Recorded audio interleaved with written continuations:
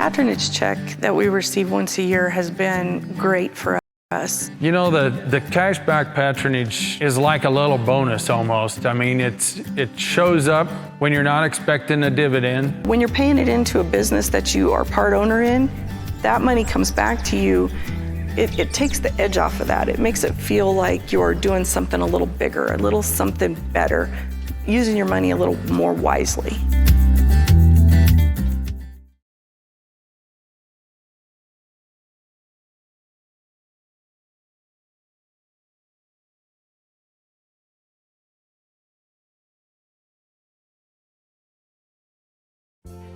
Hillcrest Care Center and the Towers are a skilled nursing facility and a top-rated assisted living community. Our skilled nursing facility offers physician and nurse practitioner visits, therapy options, and more. Our assisted living community offers individual care plans, trained team members available, routine health assessments, as well as art, music, and pet therapies. We're devoted to taking care of our residents in a secure, loving, home-like environment. Call Hillcrest Care Center and the Towers at 970-332-4856 and find out more.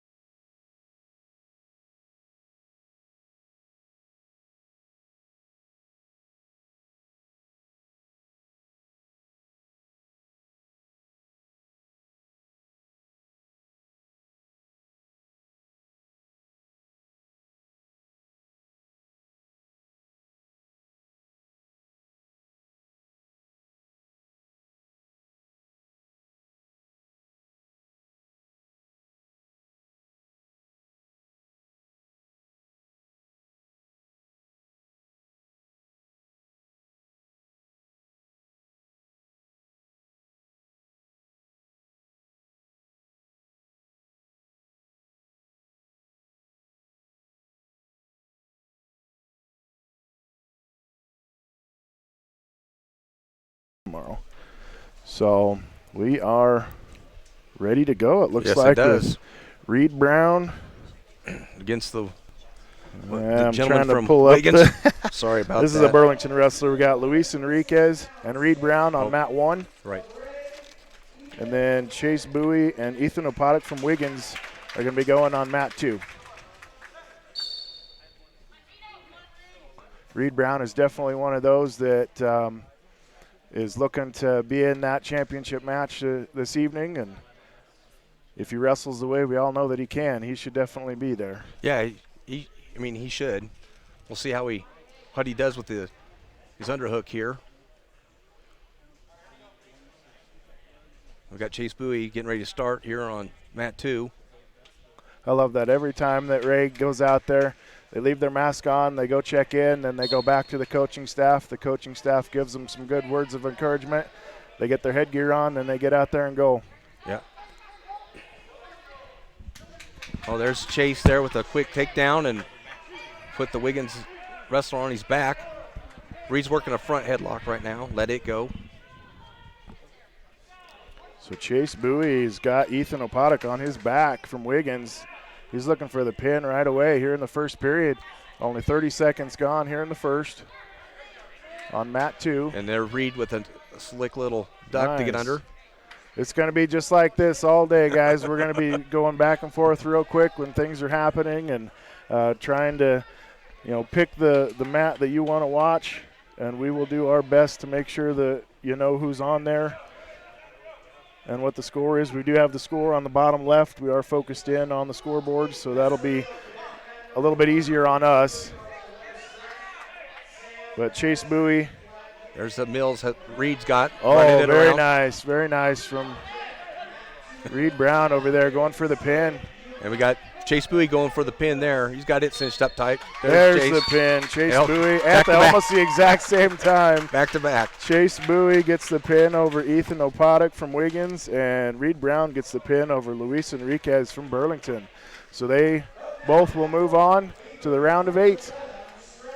That's a nice start for the defending state champions right there. Yes, Not it only is. getting wins, but getting bonus points. And that's what one of the things that Ray has done absolutely awesome over the years is get those bonus points. I think they set the record for the Yeah. most pins Yes, like 3 years ago in the state 20 tournament. In 2018, yes, Yep. that year we did. That was absolutely. It Yes. just seemed like every time I turned around, another Ray kid was boom getting another pin. I'm like, man, We this got is Braden awesome. Smith up here. All right, so if you want to go to mat 2, Braden Smith is going to be going up against the Lyman wrestler. Hasn't updated yet on track wrestling yet. There we go. Nathaniel Kuntz from freshman 5 and 14 from Lyman. And then on mat 1, we've got Avery Archuleta from Stratton, a freshman 5 and 8, going up against Sam Peterson, a freshman from Platte Canyon, who's 7 and 1 on the season. Is that 145 there? Okay. Yeah, on mat 1, it's a 145-pound bout, and then on mat 2, it's a 132-pound bout. Braden Smith did not get a lot of matches this year. He got injured on the second week of the season, but was able to work his way back, and looks like he's got a 5-1 record on the season. He did lose his first match of the year, and then ended up wrestling really well when he was able to get the chance when he came back. They got him some extra matches when they went to university. There's a Nice takedown. yeah, very nice trip on mat 1 from the Platte Platte Canyon. Canyon wrestler. Stratton got right back to his feet. No. Sorry, guys. We're learning this as we're going right now. There's the chicken wing. Oh, he's got the double wing. He's stepping over the top is Braden Smith from Yuma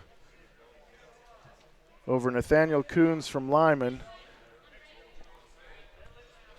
Over on mat At 1, one. we got Avery Archuleta and Sam Peterson.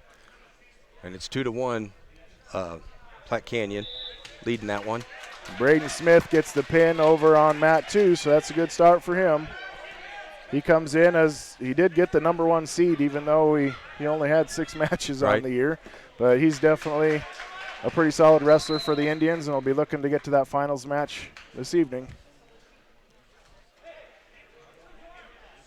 The Platte Canyon wrestler, like I said, a 7-1 freshman, Sam Peterson from Platte Canyon, over Avery Archuleta from Stratton, a 5 and 8 freshman. So both of them are freshmen. But Right. Platte Canyon, he's got a 7-1 record. Right. That's pretty darn good for a freshman. Oh, so. it sure is. Had a nice little trip to get that takedown, Yeah. too, in the first period. Uh-oh, I'm getting my commercials on track wrestling. Oh, man, you actually got to play the It'll commercial. say I'll skip. Yeah. They'll say to skip here in a little bit. I hope that is really loud. Oh, they got locked hands on the Platte Canyon wrestler. It's awarded 1, so that makes the score 4-2. Looks like that's going to be the end of round 1 once this match is done here at, what is this, 152 pounds? 145 pounds. So it looks like 145 definitely has a pretty full bracket because they have 3 matches out here. So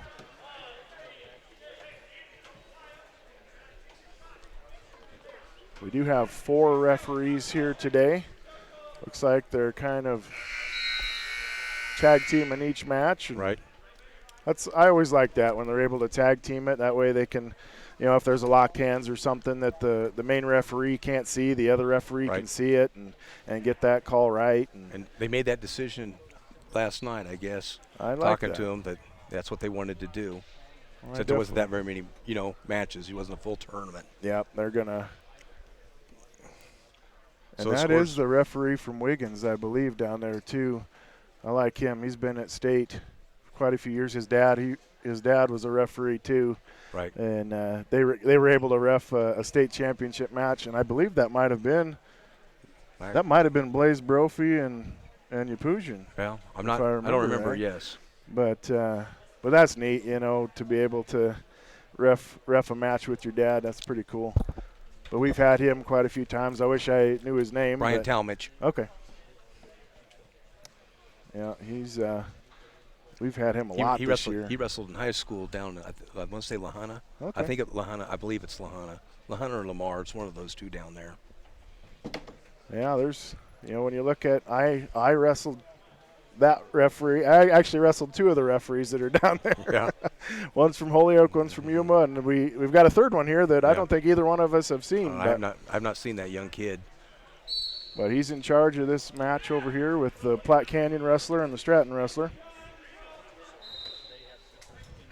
Nice return by the Platte Canyon. I always love mat returns. That means you're working hard. You Yes. pick them up and put him back down. And, yeah, there are some times when those can get a little overzealous and maybe land on their shoulder or their head. But for the most part, I think, lifting on – Got a there's cradle that there. cradle from the Platte Canyon wrestler. He's going to get – that elbow from the Stratton wrestler is helping him. There's going to be some back points for sure. He doesn't Right. have it too tight, but – Are you signing her up now? There we go. So this is Sam Peterson, a freshman from Platte Canyon. He's going for the pin against Avery Archuleta, a freshman from Stratton. All right, well, there's 3 back points, so he's going to have, looks like maybe a 7-3 lead. Right. He There's just one lets escape. him go.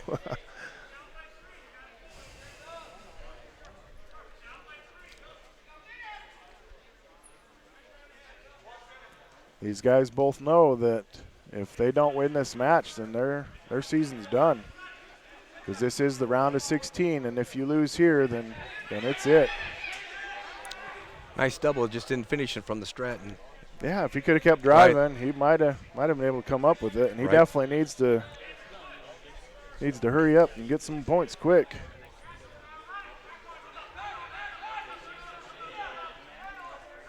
Oh, trying for the cement mixer, and that's going to backfire. Wow, the Stratton wrestler gets the takedown there. It is Yep. now 7-6, I believe. Yep. What period are we in here? Second here.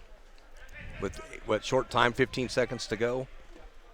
We cannot see the. I know mine's way behind. Oh, okay. It was still showing 37 seconds left. All right, so 8-6 after that escape from Sam Peterson from Platte Canyon. Oh, Going into the third period, And Sam Stratton's choice. Peterson. Oh, no, it's Platte Canyon. Peterson's Yep. choice. And he picks neutral.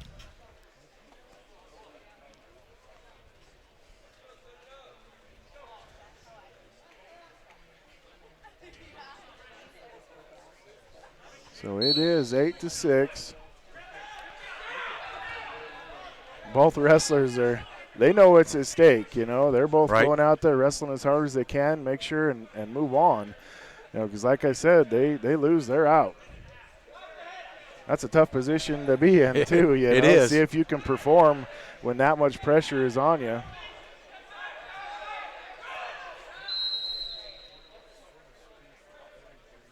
Oh. We're calling a locked hands on something. Must have With had. that. He's got some blood, too, from the Stratton wrestler, Avery Archuleta. But he's going to get a technical point, so it's going to be 8-7. Right. And the Platte Not Canyon a- coaches over there. Yeah, I One didn't really expression- see exactly what. You must not have had an arm in there with it. It's the only thing I could figure. Yeah. That's the only reason you would want to call locked hands there Yeah. at a up position. And this is, of course, the referee that neither one of us have seen either, so we're not for sure what. Every referee's a little bit different. Oh, yes. And, we have a kind of a crew of wrestlers that or refs that does the matches out here, and then it always ends up when you go to state, you get a different crew of wrestlers and or refs. And double. great double leg from Patterson, from Platte Canyon. Takes a 9-7 lead. He's running a half. He's got it deep. He's going to get some. There was one swipe for back points. There he's going to get some back points. He's looking for the pin now.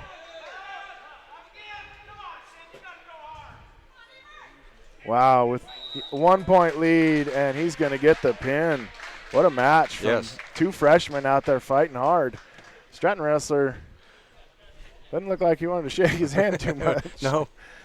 That's a good match from both of them, though. They were definitely working hard, and so Sam Patterson, the 7-1 freshman, is going to move on in the 145-pound weight bracket.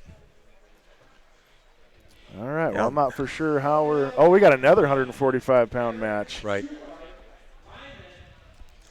Which is pretty good. Now maybe that'll keep us from not having too long of a break here. Yeah. Yep. Because we're not going to have any matches at 113 because there's only 4 wrestlers at that weight. Some of these weight brackets, when you get to regionals where some of the teams don't have full teams when you bring them here, it's just happened that 113 does not have a very full bracket at all. All of those wrestlers now move into the semifinals at 113 pounds, and so they won't wrestle till way later this evening. And Tyson Mosentine is for Holyoke, and then we got I don't even want to attempt that one. He's a freshman from Lyman. Aaron Schabarth is what it looks like, a freshman, 8-11. So both these wrestlers freshmen again, and maybe we see another good match. Yes.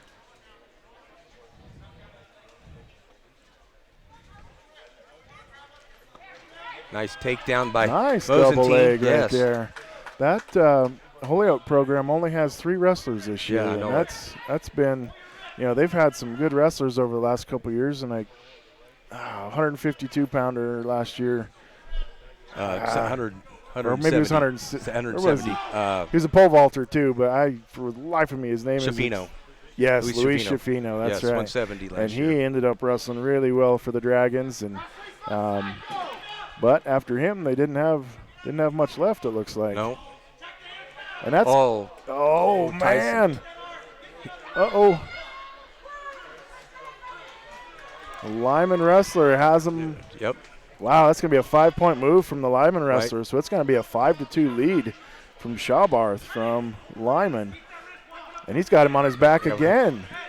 He is going for the pin. This thing's tight, it looks. He's got that arm stretched out, and he's looking for this. There it is. Wow. So Aaron Schabarth, freshman from Lyman, gets the pin over Tyson Mosentine, a freshman from Holyoke. And he's going to move on. Yes. You always feel bad when, this type of situation, it's kind of like a pigtail match. You got to win your match to get in, or a wrestle off. Right. There's so much pressure to get that spot, and so you feel bad for the Holyoke wrestler not being able to continue today, but you also at the same time feel awesome for the Lyman wrestler to go out and get himself a win and move on in that bracket.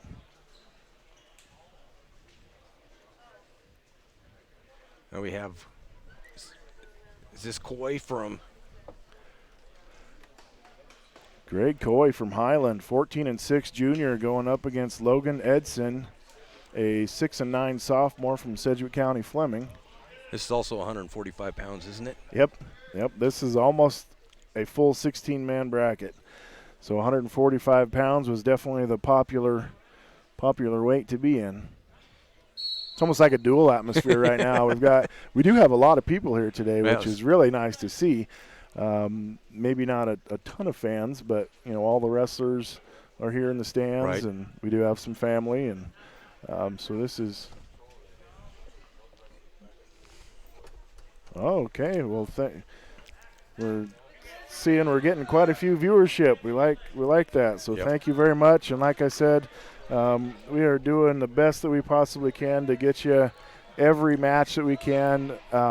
When you're on the website, you do have to. Did we switch our cameras from 1 to 2? Are we? Okay, so mat 2 is the blue mat. Mat 1 is the blue and red mat. There looks like Coy's going to be in a good position to get a win there. Yeah, he There's a got nice cradle. had a nice single leg and got the 2, and then worked for that cradle and got the pin. Very nice from Greg Coy, a junior from Highland. Gets the pin, and that's going to be, another team that's looking to push Ray for the championship here, and they start out their regional tournament with some bonus points. Yep. So that's definitely going to help them. Yep. I think pretty much everybody had bonus points that wrestled, didn't they? I think they were all pins. Yeah, I think they were, weren't they? Yes.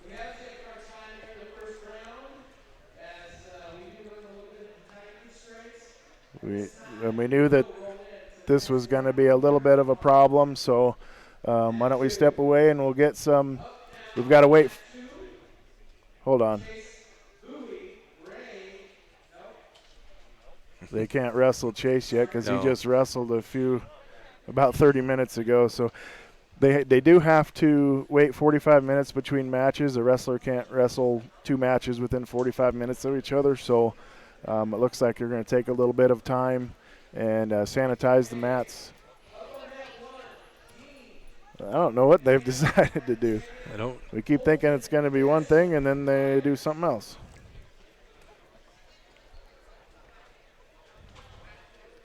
All right, well, while we're trying to figure out what we're doing, let's go ahead and thank some of our sponsors for putting this on for us this year. We do want to thank Stormy Productions and Jeremy Weathers for getting us all hooked up and doing all of our camera work and sound work for us, and getting us figured out to where we can do this today and tomorrow. So big thank you to Stormy Productions for getting this website put together for us so we can do this. But our main sponsors for this are going to be Farm Rain over there in Ray, Luke Keir. Go see him if you want to get a new planter built. And then we've got Quality Irrigation, Sukup Manufacturing. They're also going to be one of our main sponsors today. So go see Don Nolan over there, and he'll see if he can't get you a bin built. All right, who we have up here on mat? It looks mat like 2.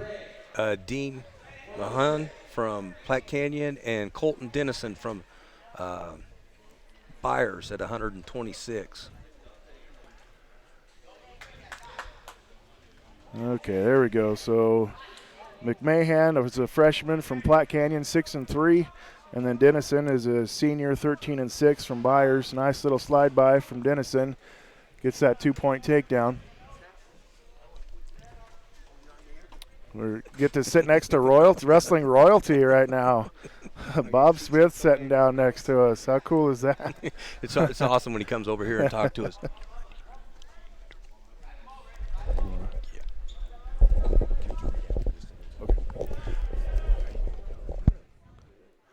All right, so Dennison has the 2-0 advantage. We got 1 minute left here in the first period. Like I said, they've had to wait a little bit, and we have a 45-minute wait time between matches. And I think the person that's supposed to be up next on mat 1 is Chase Bowie from Ray, and he just wrestled about 35 minutes ago, so they're going to have to wait another 10-15 minutes to get him his second match of this regional tournament. But we do have some other sponsors we'd like to thank. We got 28 seconds left. Dennison still having the lead over McMahon over on mat number 2. We do want to thank Eagle Oil, Twin Forks Veterinary Clinic, Godsey Ag, Ray Feed and Bean, CHS Ray,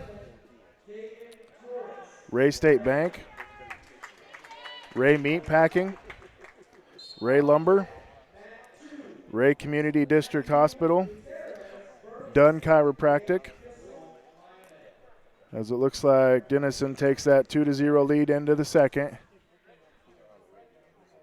We've got Tri-State Livestock Exchange, First Pioneer Bank, Lynn's Farms. Okay, it looks like we're going to move on to 106 pounds with Dakin Torrance from Ray, a freshman, 4-10. And then Elias Garcia from Highland, a senior, 14-5. Another takedown from Denison over on mat 2. Byers Wrestler has a 4-0 lead over over Dakin. Sorry, I keep looking at the wrong one. They're backwards. We got mat 1 and mat 2, and they're backwards on my screen. So Colton Denison's going to be going for, and he gets the pin over on mat 2. All right, here we go with Dakin Torrance, freshman, 4-10 record from Ray, going up against Elias Garcia, senior, 14-5 from Highland.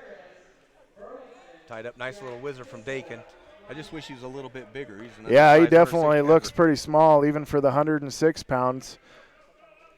I'm not exactly for sure what he weighed in at, but 94. He can't be over 100. Yeah, he's a little one. Well, it's definitely something that you can grow into the weight class a little bit. I'm sure he's going to grow and get stronger, and especially with that Ray program, they're going to get him bigger and stronger. And I hope so. They always do. Always do. That's absolutely amazing to see. And there's Garcia getting the pin over Dakin Torrance from Ray, the Highland wrestler. So now Highland's had 2 bonus points wins. That's going to help them because Ray already has a couple bonus point wins. Right. Like we said earlier, Highland's going to be one of those that's going to be chasing down that trophy. Right. All right, over on mat 2, we got Matthew Gutierrez, sophomore, 14-5 from Burlington, going up against Jack Kissel, a sophomore, 10-9 from Lyman, and Kissel gets the takedown. And on mat, this is mat 1 now. We have the Sedco. I think this is 106 pounds. That'd be the Schnelling boy against, is it Eddington from Wiggins? My stuff just doesn't update fast enough to. So there's the Burlington wrestler, got a reversal, and now he's running a chicken wing, looking for the pin over on mat number 2. Nice quick takedown by the Schnelling boy for Sedgwick County and getting back points. He's got a turkey. He did have a turkey, let it go, and working on a reverse half. Well, there's a fast pin for Schnelling. So that's Sedgwick County Fleming getting a win over there on mat 1. 7-2's the score over on mat 2 with Matthew Gutierrez from Burlington against Jack Kissel from Lyman. 40 seconds left in that first period. Yeah, and on mat 1, we're going to have Brady Collins up from Ray and Nathan Martinez. It's always fun when you get to watch a state champion wrestler. Which Brady Collins is the defending champ at 106, but he's up to 120 this year and just looks all of 120, man. He is solid at 120. Him and his brother, man, they've, over the last couple of years, just watching them, I've said it for the last couple of years, I still think Tyler Collins is pound for pound the best wrestler in the state at 2A. He was really dominant last year. I know he's lost a few matches this year, but I still think he's one of the best. Where's he going next year? Is it Nebraska Kearney? Yeah, that is correct. He's going to be a Lobo. That's great to see, local wrestlers going on to the next level. And what an ankle pick by Collins on mat 1. That is awesome. So quick. Gutierrez over on mat 2 still has the lead. He's up 10-2 over the Lyman wrestler. Brady did a nice job with forcing the stubby, then getting his leg in. Now he's just working on a Turk out of that. Well, he was. I thought he let everything go. Riding tough. I'll give him that. Oh, nice. Oh, he throws it over and nice drives him. That's a nice pin by Brady Collins. I don't think that was one of the first moves he was taught. He was told, them Collins' boys was told, this first round, just do the first thing you learned in Pee Wee. Don't get nothing crazy. He's done a pretty good job so far. So that's another bonus point win for the Ray Eagles. That's what, three pins so far? Something like that. So yes. they're going to take a nice little lead in that team score. Gutierrez has a 14-2 lead over on mat number 2 right now. 53 seconds left here in the second period. Got both double spikes in. It's always difficult to get out of that when they've got both of them in there like that. Get those hips turned, and wasn't hanging on to anything else. Nope, he sure wasn't. No, that's one of those things. You get those hips turned, everything else is going to follow. All right, we're on mat number 1 with John Smith, and he's going to be going up against the Byers wrestler. Unfortunately, I'm on another commercial on Track Wrestling again.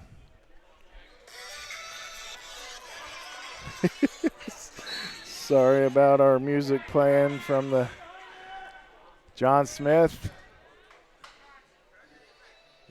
Gets a nice little throw. Gets the takedown anyways. Yeah, I'm getting some looks from my iPad playing music, but we got to get through those commercials so we can get back to what we're supposed to be looking at.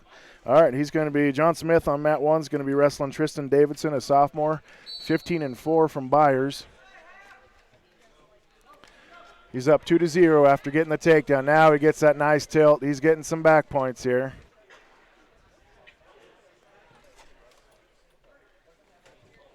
And it looks like he's only going to get 2 out of it, it looks like. Gutierrez from Burlington on mat 1, still in good position to get a tech fall with 1:30. Yeah, he's up let that go. 18-4, had the wrist control and just decided he was done with it. Now he's got the arm behind the back and maybe looking for a chicken wing or something. John Smith over on mat 1 gets the half and gets the turn. He's going to get 3 more back points out of that. Well, he's holding it. The referee's holding it. Smith still has the same move that he had to get the original back points, so you don't award points until the move's over.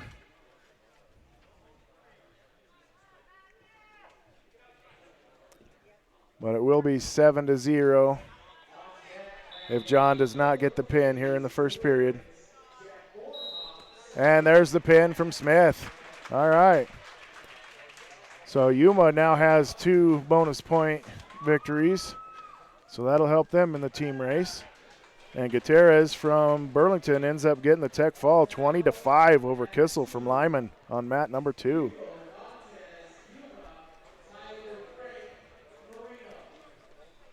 All right, so Hugo Montez is going to get Tyler Frank from Marino. Frank is a very solid wrestler. I think he's 17-1 on the season, if I remember seeing that on the bracket. Didn't give it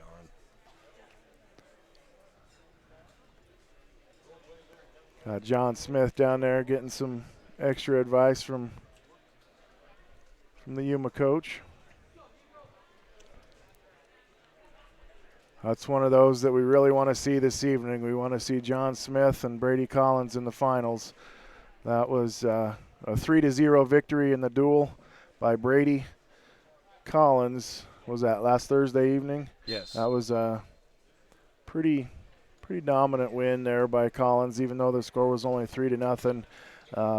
John really didn't have much that entire time, but kept the score close. And if you do that, you never know what can happen right in the end of the match. But Brady definitely had control. And at one point, I think I even called it on air. I thought John could have gotten called for stalling in the second period. He wasn't doing much down there. He was just doing everything he could to make sure and not give up any back points, because Brady is so good at turning people that that's all that was on John's mind, was to not give up any backies. But Hugo Montez over there on mat number 2, he's getting turned by Tyler Frank of Marino.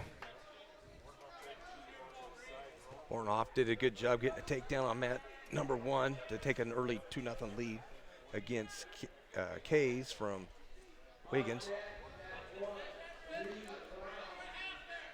Yeah, Jack Bornhoff's one of those kids that he's also a golfer, and he golfs for the Sterling program, so we get to see him quite a bit during the golf season as well. But he was a state qualifier last year, and I think he did win a few matches at state. Looking pretty solid in his match here against the Wiggins wrestler. He hasn't won yet. As long as he doesn't figure for the head, he'll be okay. On mat number 2, Hugo Montez is still fighting off his back against Tyler Frank from Marino. Oh, another bull drive from Bornhoff. And there's the pin by Tyler Frank of Marino against Hugo Montez from Yuma. And there's Bornhoff gets the pin over on mat 1. Right.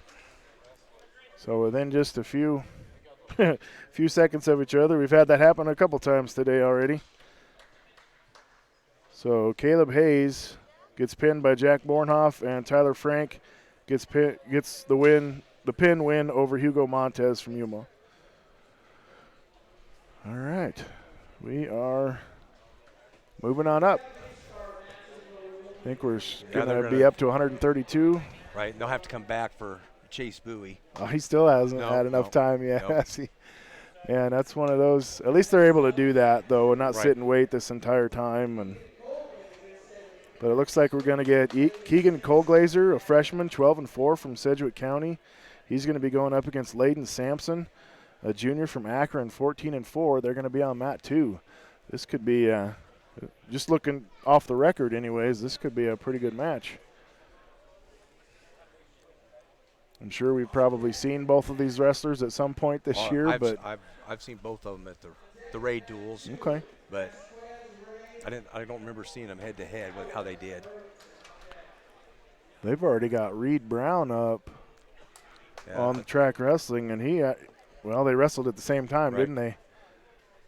Because Reed Brown won his first match, and Chase Bowie won his first match almost at the exact same time. So they're going to have to wait a little bit over there on mat 1. So let's call Keegan Colglazer from Sedgwick County and Layden Sampson from Akron. Both very good records, 12-4 for Colglazer and 14-4 from Sampson.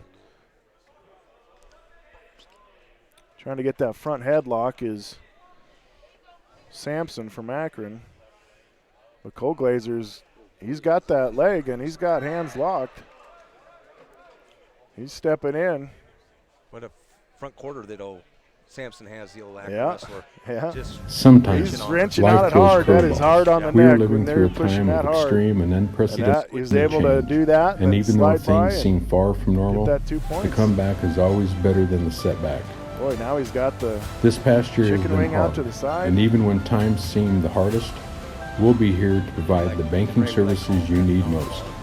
Together, let's come out of this with the biggest comeback story yet. Ooh, kind of a three-quarter Nelson there a little bit. He's going to get the pin. Oh, man. Sampson from Akron gets the pin over Colglazer from Sedgwick County Fleming in a makeshift Something big is here from Valley. Valley 365. The best Valley remote management tools are now combined into this single source, cloud-based platform. With all of your Valley irrigation solutions in one secure, easy-to-access platform, you can streamline your operation and harness the power of your data for greater profitability and a better tomorrow. The time is now to own your tomorrow. Looks like Kevin Vasquez from Ray is going to be up. And Burlington wrestler. I still haven't updated on track wrestling, but Kevin's been wearing that knee brace this whole time? Is that why you didn't wrestle?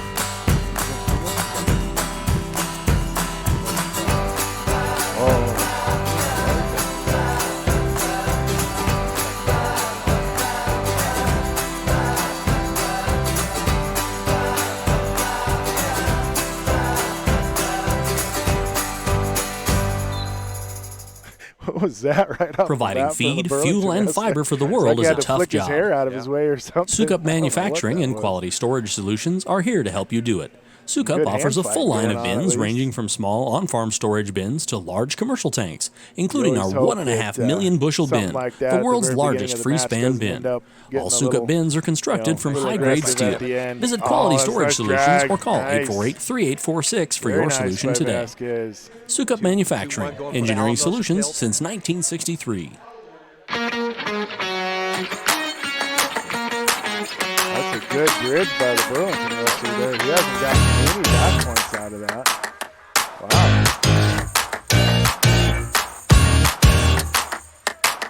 Joseph Gower, a freshman from Burlington, 13 and 6, is able to bridge through and not give up any back points on that bridge.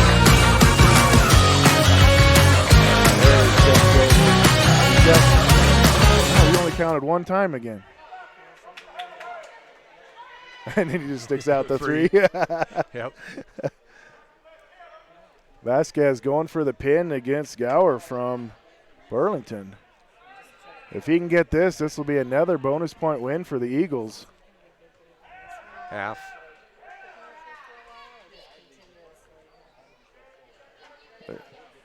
Everybody's yelling the half, and there's nothing to half on because he's got the arm already He's back a behind. he's a scoop back Get and shoulder pop to that shoulder. out. Yep, There you get go. Now shoulder hit to it. shoulder. There it is. There's a 3-point back point, so it's going to be a 5-0 lead for Vasquez with 14 seconds left here in the first period here at 132 Hillcrest Care pounds. Center and the Towers are a skilled nursing facility and a top-rated He's assisted definitely living been in community. complete control Our of skilled this nursing match facility from offers the physician get-go. and That nurse little slide practitioner by, visits, a therapy 2-on-1 he options, had and with the more. slide by, and that Our was assisted nice. living community Got offers that individual first care plans, takedown. trained team members available, routine health assessments, as well as art, music, and pet therapies.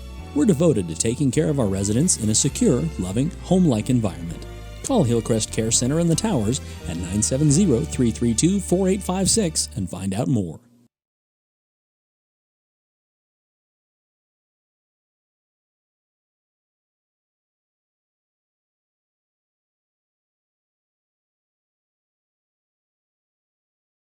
Course, Okay. yes. Getting that varsity spot is huge, and it's always, in that wrestling room, you're always fighting, like we were talking about earlier, Yep. It doesn't matter if you've been the guy that's had that position the whole time, if you still have to challenge off and prove that spot before you Right. even come here to regionals. And Kevin did a nice job of getting a switch there for 2 reversal. that was really and nice. now he's controlling the wrist and a lot of forward pressure. 7-0 lead, too, with 1:30 left here in the second period. See if he can get one of those tilts again like he had early on. Get that Another wrist Alamos. control. There it is. Got a 2 count. There we go again. Boy, Gower's definitely done a good job of Right. being able to bridge out of those tilts. Right now it's looking like it's at least 2. And again. Okay, there's going to be a 3-point. They're going to roll out of bounds, and Vasquez is going to take a 10-0 lead with 59 seconds left here in the second period. That was a great tilt. I love that, the Alamosa tilt. I've called it a suicide tilt, just a tilt, whatever. But, man, a lot of the guys, you see it a lot, and they do it really good. You even see that move in college a lot, and it's a fun move if done right. Right. Is a nice little. And if you ever think you're in trouble, just don't let go of the wrist. Yep, that's the whole thing. If you have the wrist and that elbow, you can control that whole situation, and you got to pick your leg up too on the backside to help them so they don't. Steps over the top, and Vasquez getting some more back points. But yeah, you keep your leg up on the backside, and that helps as well, not letting them turn into you. There's 3 more. That's a 13-0 lead for Vasquez here on mat number 2. We are having to wait on the other mat, mat 1. We have a 45-minute match limit. He's trying for that again. Hey, if it's worked 3 times before, try again. But Gower is able to escape and get a point at least, so now it's 13-1, and he gets the choice. Are they only okay. For a second it said 1.5 minutes up there on the scoreboard. Oh, there. That's going to be one. Did we get poked in the eye? No, I think he went too hard to the face. Or did he warn him? Oh, that's good for Talmadge. I'm glad he did that. He warned them both. That was one of the things we were talking about early on. You know, hopefully that hard hand fighting at the beginning doesn't turn into anything at the end of the match. And you never know when a wrestler's down 13-1 and it's not looking like they got a chance to win it. You don't want something like that to turn into an injury or anything like that. Right. But Gower goes in on a shot, and Vasquez is able to get complete head control. Now he drops in and gets that single leg. He just needs to finish it here. Needs to shelf it. There he goes. There he goes. He got it up. Right that was back. Perfect. Yep. When you shelf that leg, you get it up above your knee. He goes right to his back, and that's going to end it 17-1. He's going to be the final score for Kevin Vasquez over Gower from Burlington.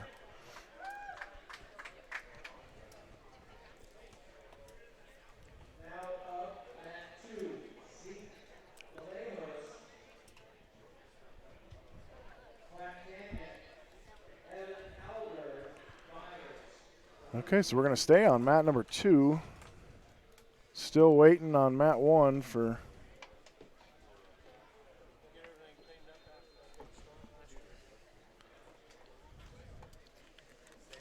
At 138. We'll have on mat number 2. We're going to have Lena Pujan against. No, that can't be right. That's not. They got the wrong match up there. 132, sorry. Is that Colton Dennison? Yeah.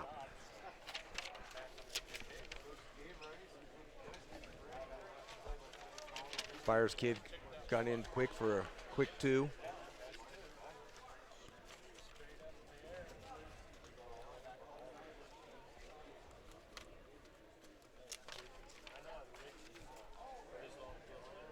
Oh, Platte Canyon wrestler tried to do a.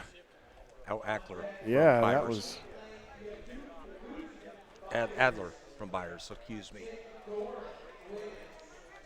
Byers wrestler throws in the leg, and now he steps over with a reverse half. Byers may not have a lot of wrestlers here, but the ones that they do have here are pretty solid, so we could actually see Byers is a team that you could actually see them contend for the title as well. Maybe not for the title, but maybe runner-up or something like that, because they do have guys that could get into that finals match, and that gets you a lot of team points if you can do that, and especially if you can get in with the bonus points. But he's got a 6-0 lead. It's Evan Adler, a junior from Byers, with a 5-0 record, going up against Zeke Vallejos, a freshman from Platte Canyon, with a 2-5 record. They're at 132 pounds, it looks like. And Alder's in again with a reverse half, and he's getting some more back points.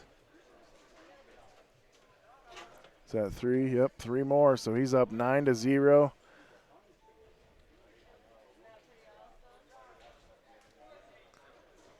Looks like Adler can kind of do whatever he wants to down. Alder, sorry. Looks like he can do whatever he wants.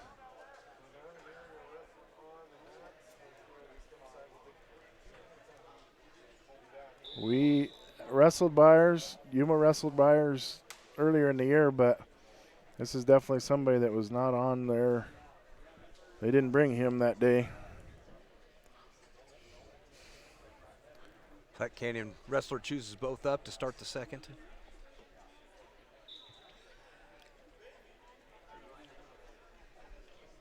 Yeah, that duel against Yuma. Byers had 5 wrestlers. That was it. Double leg takedown there by Alder. That was nice. He got in deep and made it real easy.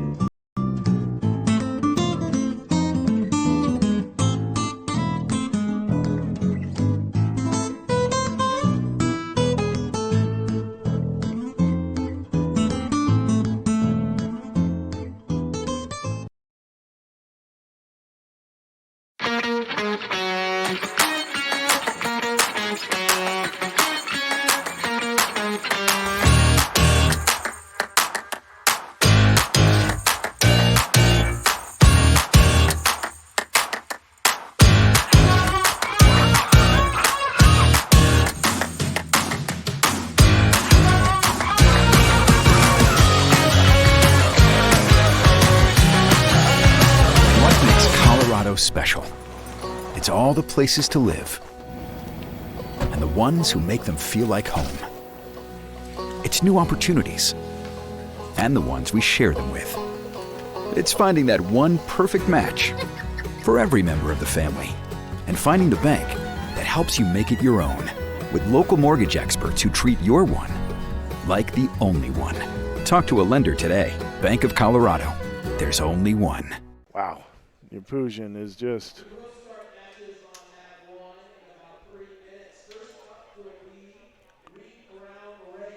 This is a returning state champ. He's sophomore. We've got a couple guys here that are definitely looking to try and be multiple Right. state champions. I don't want to say the word, but don't want to jinx it for anybody. But there's definitely a couple guys here that look like they could get that done and getting the little slideshow that Yep. they show every Yep. year. It is. Um, and you know and- what's cool is he was Byers' first state champion. Yep. And then his brother did it right after. That was so awesome. I wish that, he wrestled Blaze Brophy from Yuma last year. Lane did, and ended up, it was the match score was close, but Yapusian was in control of that Right. match the entire time, and loved having Blaze in the finals, and it would have been awesome. They've had two really good matchups last year, and the matchup this year didn't go so well for Blaze, but we'll see if we can't get him a matchup again later today. Yeah, I remember at state last year, they were I've always heard them say Yapusian, Right. but at state, the announcer, when they announced before the state championship match on Saturday night, they called him Yapujian. Yeah. And I didn't know if that was correct or Yeah. what, but he didn't make any weird motions like that was wrong or anything. But I think when you have a name like that, you just get used to it being Right. called a little different every now and then. And There so are go. we getting Bowie up finally? Yep, we're finally getting Bowie All up right. and waiting on Reed. So Reed Brown's still waiting on mat 1, but we are going to get Chase Bowie up on mat number 2.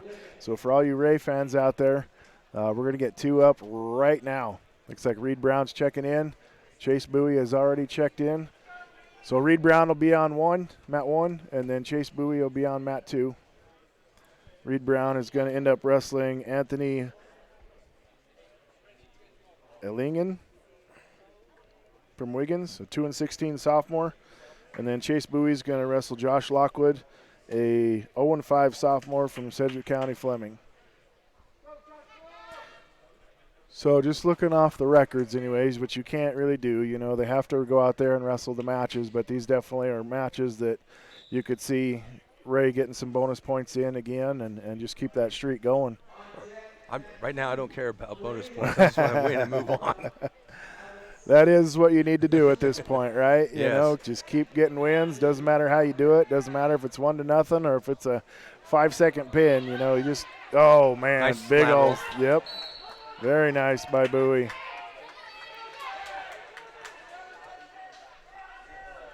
Got Reed Brown starting over there on mat 1. Oh, nice ankle pick and didn't Oh. finish it. Oh, What did he spin do? around. Learn that from Brady? What was that?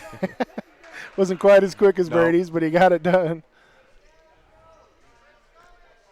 So Reed Brown's trying to hook up a cradle over there, it looks like. Yeah, I don't think they ever gave the back points. No, they didn't. So, They'll need to go check. yeah, the score should be 5-1 over there with Bowie in on another shot, deep double leg. Nice cradle by Reed Brown.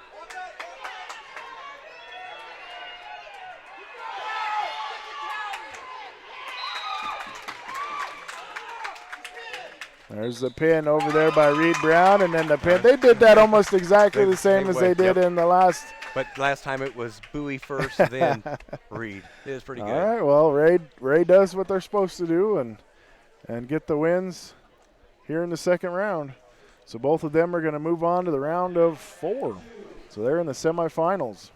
Do they get to share the hat? They cut the hat in half? No, just joking. All right, so we've got Braden Smith. Looks like he's going to be up on mat 2 from Yuma. He was able to get a pin in his first matchup today, and looks like they've waited long enough for him to be able to go ahead and get his next match in. He's going to be wrestling a Wiggins wrestler. I don't believe we're able to wrestle this year because I think Braden was still out when we had the duel against Wiggins, but we're trying to. Hermashia from Wiggins, is that what we're going to go with? That sounds good to me. And then we'll have Hishinuma, I think. Okay. Maybe. All right, we'll go with that. And my dang track wrestling just goes to commercial every time, so I'm just winging it up here, folks. We're doing the best we can for you. We got the cameras out there so you can see the wrestling, and then we're just trying to bounce back and forth and get as much info to you as we can on who the wrestlers are that are out there. And then on mat 1, we're going to have Andrew Koss from Marino and Sam Patterson from Platte Canyon. I think we're going to have to wait. I think they still got some time constraints. Yes. Braden Smith went in on a single leg but wasn't able to quite get it finished. They go out of bounds and head back to center. The Wiggins wrestler goes in on a single leg, but Smith is able to get the 2-point takedown. It's a little scramble, and Smith was able to end up getting the 2 points.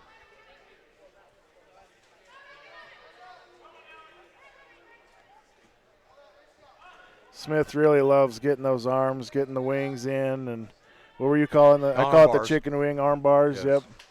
He loves doing that, grabbing the far wrist. He likes doing those tilts.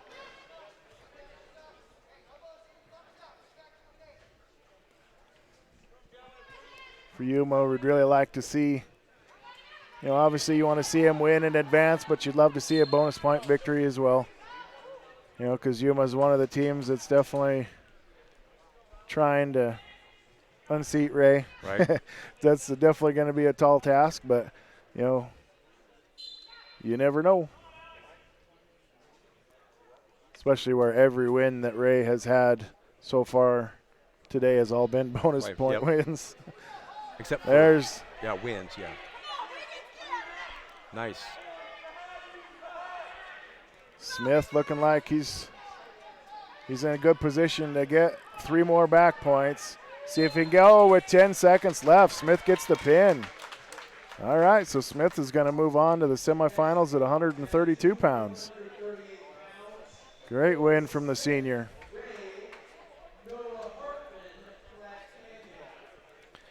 It's one of those years for Smith,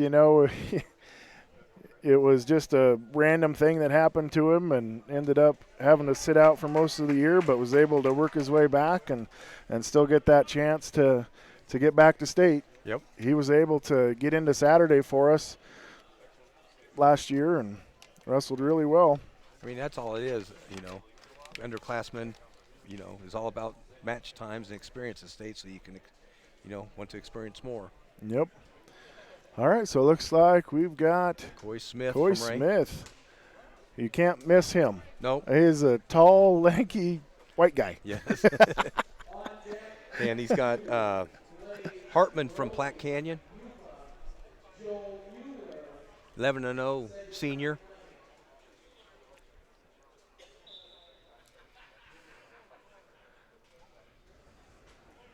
My track wrestling still hasn't. There we go. Nice double leg by Hartman from Platte Canyon. Coy trying to switch at the edge of the mat. That's one thing that we've seen from Coy Smith throughout the years is he can definitely get that switch. I think those longer limbs of his is able to you know, he gets the pressure points, Right. and he knows how to get those switches. He's done a really good job with it. And you could see it right there at the edge of the mat. You know, that's the perfect time to do it, too. Right. Because if he's not able to get the switch, then he can just roll out of bounds and start back at center, which is what happened.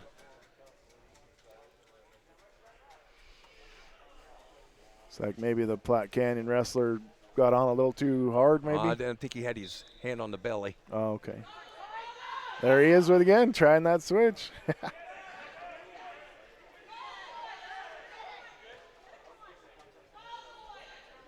There's the elevator. Oh, there.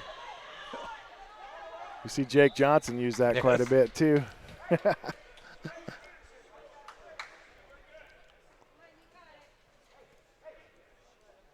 Still 2-0. Minute 18 left in the first period.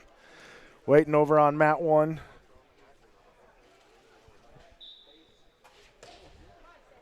Good mat return there.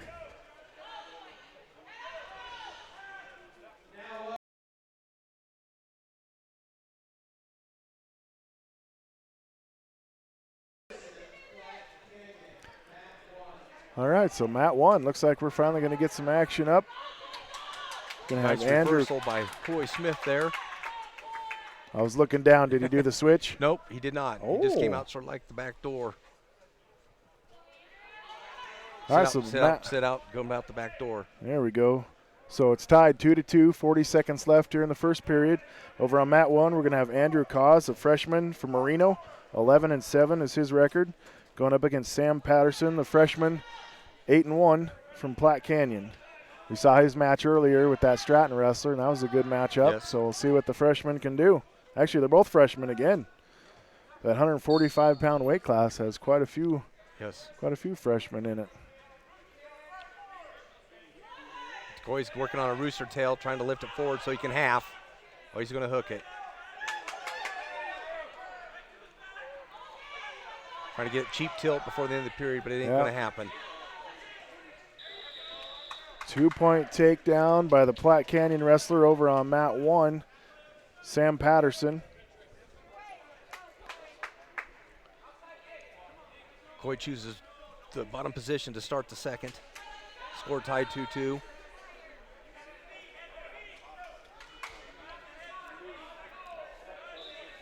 Coy with a nice stand up.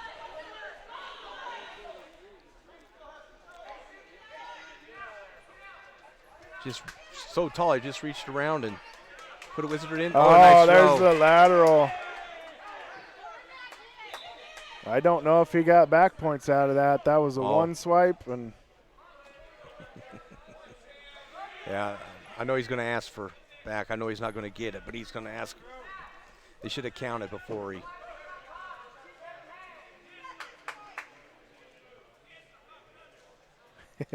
we saw last week at the duel this ref and coach. Oh shoot.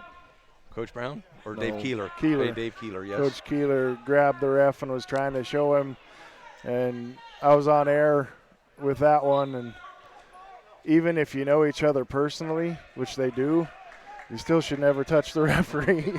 And the ref let it go. I wish Yeah. he would have, wish he would have dinged him, but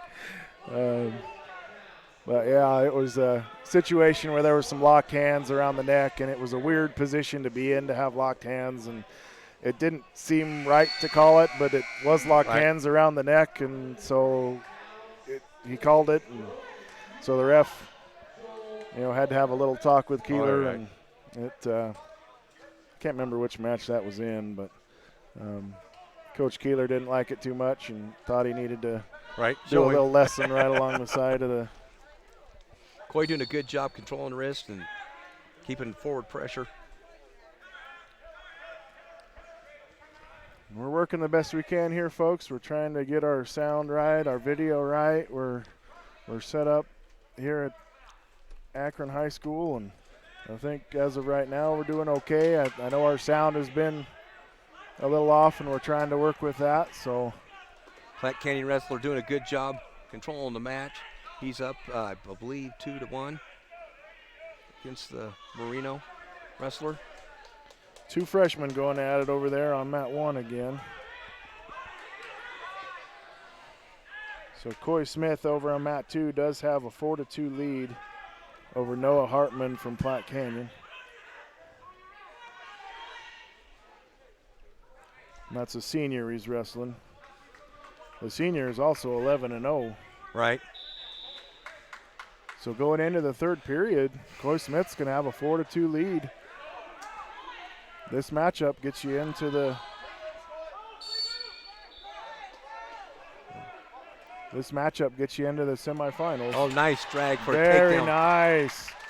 6-2 for Smith.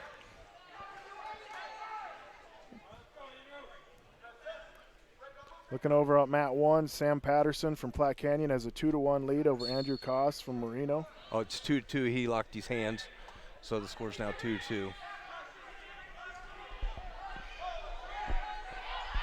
Sorry about that. Yeah, like Now I said, that's we're not 3-2. professional. Oh, boy, a little headbutt there. Platte Canyon wrestler is getting pretty excited. Yeah, he's down. The Platte Canyon wrestler is down now 3-2. Coy's going for the pin here with 1:17. All right, looks like Smith might get it. That's tight over there on mat 2. And he gets the pin. There's another bonus point win for the Eagles. So looking over at mat number 1, Andrew Koss from Marino has a 3-2 lead, and he's looking like he might get reversed by the Platte Canyon wrestler, Sam Patterson. He just picked him up and set him down, didn't he? And he worked out of there. Nice job by the Marino All right. wrestler. So nothing 10 doing. 10 seconds to go with 3-2. Marino leading. Second period over there on mat 1. Second period. Sorry, I thought it was third. Oh, right at the end. Platte Canyon. Wow, the Platte Canyon wrestler's definitely been a little Emotional. pushy and shovey and getting pretty crazy out there a little bit. He is a freshman, and he has a pretty good record going into this matchup with 8-1. All right, over there on mat number 2, we got Blaze Brophy from Yuma going up against Joel Mueller, an 11-7 junior from Sedgwick County, Fleming. Good mat return by the Marino wrestler over there on mat 1. Nice takedown by Brophy with a little slide by. So Brophy takes the lead 2-0 with 1:40 left in the first period. Over on mat 1. What was that, a slam or what No, was that? they called it stalling because he's taking so long to get to the middle. He's going to get another one if he doesn't. So he's down 4-2 now? Yes, that is correct. Wow, the Marino wrestler has a 4-2 lead over the Platte Canyon wrestler, Sam Patterson. Andrew Koss from Marino is holding on for dear life. Patterson has tried several rolls, but Koss has been able to stay with him. And checking back on mat number 1, Blaze Brophy still has a 2-0 lead with 1:04 left in the first. He's going to go ahead and let Joel Mueller up to make it 2-1 and go takedowns again. Nice. He's going to get at least 2 back points. He's going for more on Right. mat 1. That could be a pin right Right, there. it could be. There's There it the is. pin for the Marino wrestler, Andrew Koss. There's a nice throw by Brophy on mat 2. He's going for the pin. That's a great bridge by the Sedgwick County Fleming wrestler.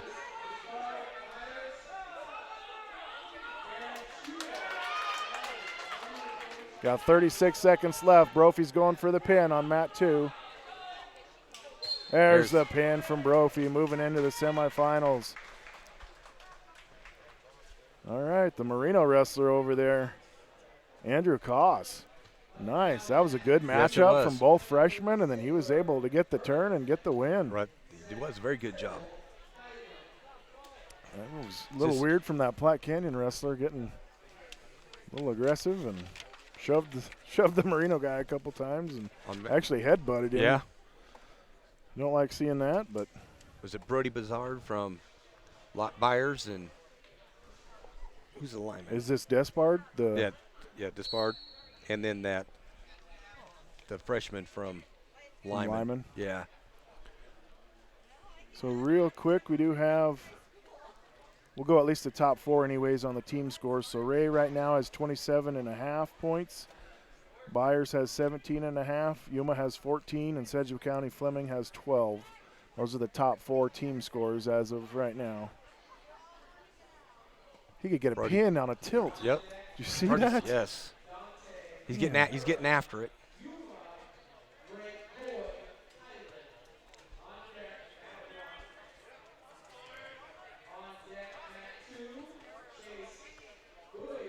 Okay, mat 2, we got Tyler Ziegler from Burlington, a freshman, 3-2, going up against Zach Tittle, junior from Highland, 18-2. Ranked number 2 in the state, I believe.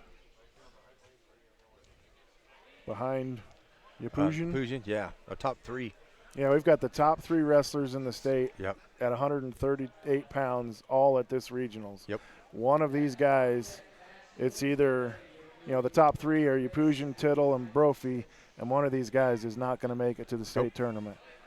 And that's just crazy to think that could possibly happen. Despard going for the pin on mat 1, and he gets it. So Brody Despard, the 17-2 senior from Byers, gets the pin over Aaron Schabarth from Lyman. And got Zach Tittle with a 5-0 lead on Tyler Ziegler, the freshman from Burlington. Tittle goes for that tilt. Wow. He had that pretty tight. Yes, Looked he like did. He had both shoulders down for a count. There's going to be 3 more from Tittle, and he's locking up a cradle. Wow. Suicide cradle, goes up and over. He's going to get 3 more out of that. Wow. That's going to be 11-0 with 24 seconds left here in the first period.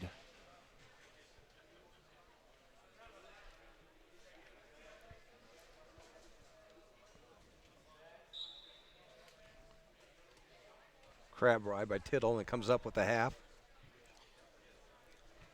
Got a 1 count out of it.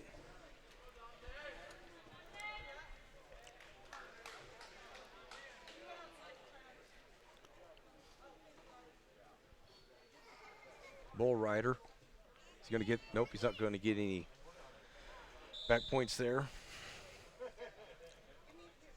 So Dante Peguera from Yuma, an 0-5 sophomore, is going to go up against Greg Coy, a 15-6 junior from Highland, over on mat number 1. Peguera, all of his matches have been on the JV side of things. We've had, unfortunately, our normal 145-pounder had to sit due to COVID protocols for the regional tournament, so he's gonna miss out. So our JV wrestler stepped up, and now he's in here going up against the number 1 ranked wrestler, the number 1 seeded, number 2, isn't he? Right, Because number 2, Reed's yeah, number 1. right. He wrestled Coy wrestled from Highland. He wrestled 160 last year for him. They were pretty stacked down there in the lower weight. Yes, they were. Highland's been a team over the years that has maybe never really had a full team, but always the guys that they have are really good. solid. Yep. So there's the pin for Greg Coy from Highland over Dante Bakira from Yuma. And Tittle just got the pin There over. it is over there on mat 2. He has got 1 set of hair on. Oh, he does. Look at that fro. We had a guy that's got hair like that on our team, and they said that they needed to put it into corn rolls or tighten it down a little bit. So I'm surprised they're letting him have his hair like that. That is a monster fro. Yeah. All curly. And then the guy, his coach, has got nothing. I can't say anything. Mr. Lewis. Yeah. He's been there for a while now, hasn't he? Yes. I figured he would, after Logan graduated last year, I figured he'd be done. Yeah. That was. Well, it looks like we're going to be taking a little break, according to Track Wrestling. All right, so why don't we go ahead and we'll send it to commercial for a while, and then we'll come back and get everybody set up. I think we're at 150. No, we're starting back at the beginning, right? Yep, that's correct. I forget we're only going to 140.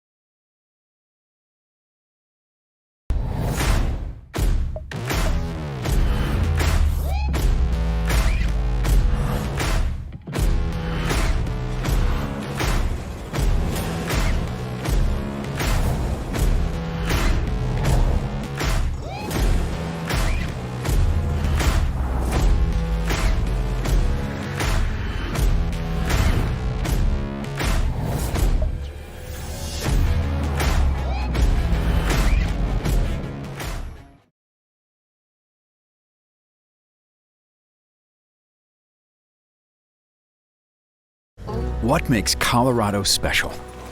It's all the places to live and the ones who make them feel like home.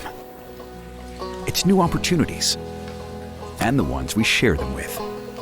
It's finding that one perfect match for every member of the family and finding the bank that helps you make it your own with local mortgage experts who treat your one like the only one. Talk to a lender today. Bank of Colorado. There's only one. Something big is here from Valley. Valley 365, the best Valley remote management tools are now combined into this single source, cloud-based platform.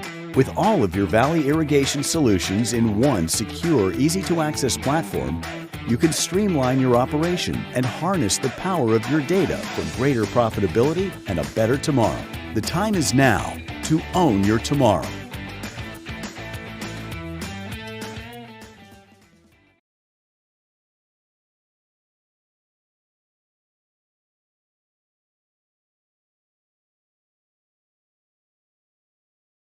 Sometimes life throws curveballs. We are living through a time of extreme and unprecedented change, and even though things seem far from normal, the comeback is always better than the setback. This past year has been hard, and even when times seem the hardest, we'll be here to provide the banking services you need most. Together, let's come out of this with the biggest comeback story yet.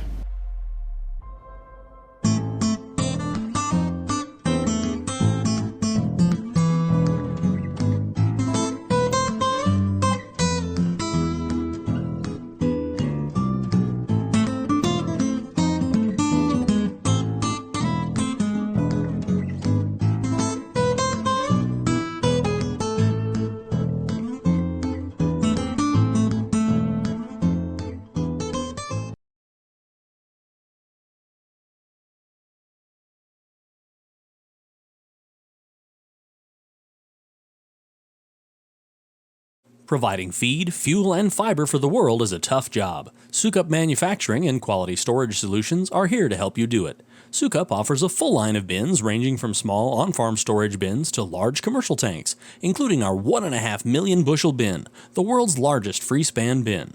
All Sukup bins are constructed from high-grade steel. Visit Quality Storage Solutions or call 848-3846 for your solution today. Sukup Manufacturing, engineering solutions since 1963.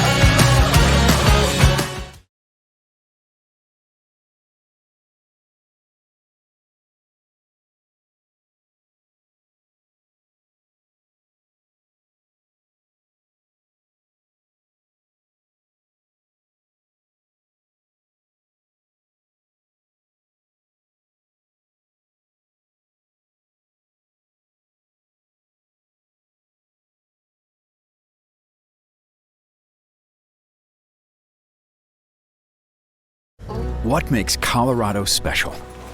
It's all the places to live and the ones who make them feel like home. It's new opportunities and the ones we share them with.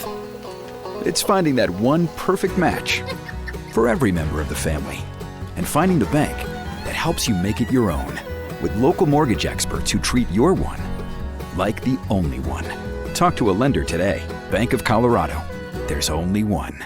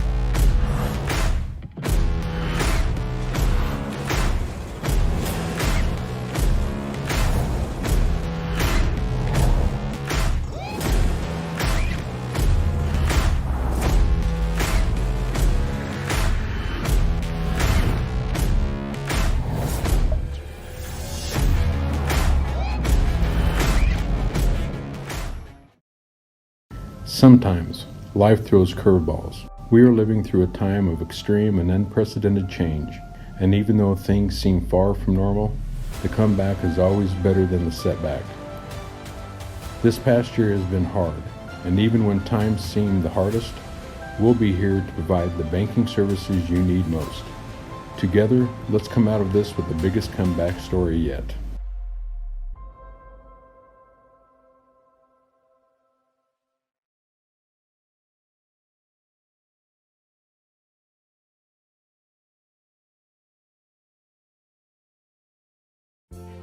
Hillcrest Care Center and the Towers are a skilled nursing facility and a top-rated assisted living community. Our skilled nursing facility offers physician and nurse practitioner visits, therapy options, and more. Our assisted living community offers individual care plans, trained team members available, routine health assessments, as well as art, music, and pet therapies. We're devoted to taking care of our residents in a secure, loving, home-like environment. Call Hillcrest Care Center and the Towers at 970-332-4856 and find out more.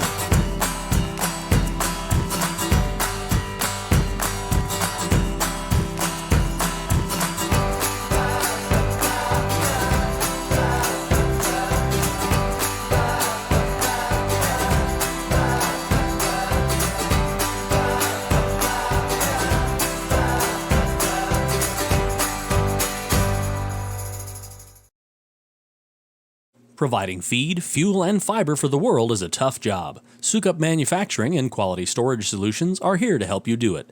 Sukup offers a full line of bins ranging from small on-farm storage bins to large commercial tanks, including our 1.5 million bushel bin, the world's largest free-span bin.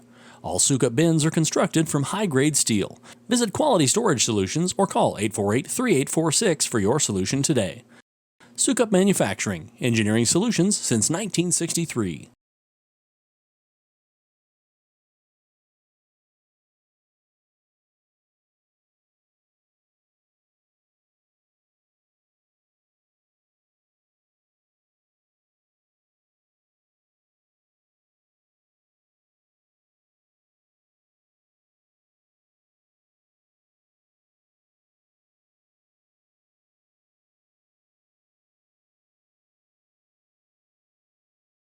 Something big is here from Valley. Valley 365. The best Valley remote management tools are now combined into this single source, cloud-based platform. With all of your Valley irrigation solutions in one secure, easy-to-access platform, you can streamline your operation and harness the power of your data for greater profitability and a better tomorrow. The time is now to own your tomorrow.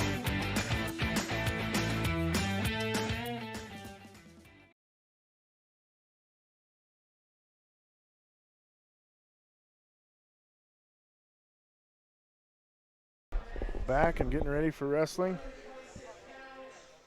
we'll see where they're gonna. I'm not exactly for sure if they're going into the semifinals, if we're on the consolation side, or if they're doing both at the same time. But we'll get it all to you as they come. Trying to pull track wrestling back up again. It wasn't, for me anyways, it wasn't working at all. Looks like we got a Burlington wrestler and a Lyman wrestler going to go at it on mat 1.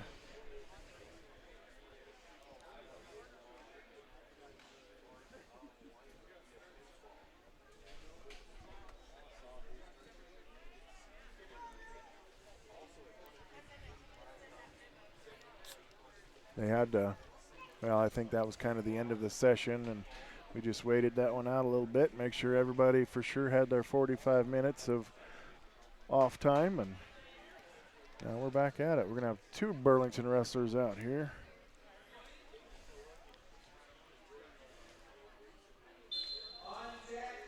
See if I can get my phone to It looks like it's Matthew Gutierrez and Tyler Frank from Marino. They're jumping up to 126.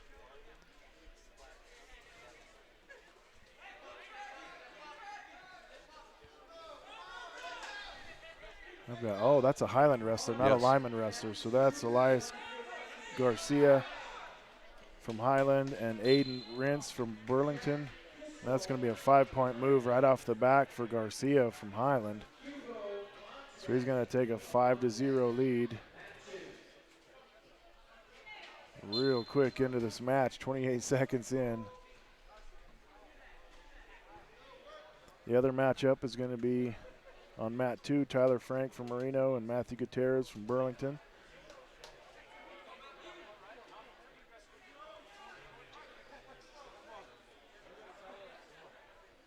That's at 126 pounds. Mat 1 is at 106 pounds. Again, we're trying to get as much info to you as we can.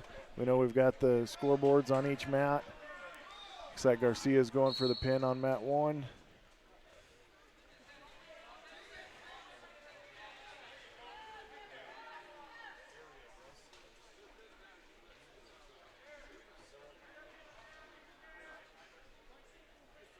Got quite a bit of time left to try and get that pin, and there it is. So Garcia is going to beat Rentz from Burlington, and that is going to move him into the finals at 106 pounds. Nice single leg by Gutierrez from Burlington to get his 2 points for a takedown.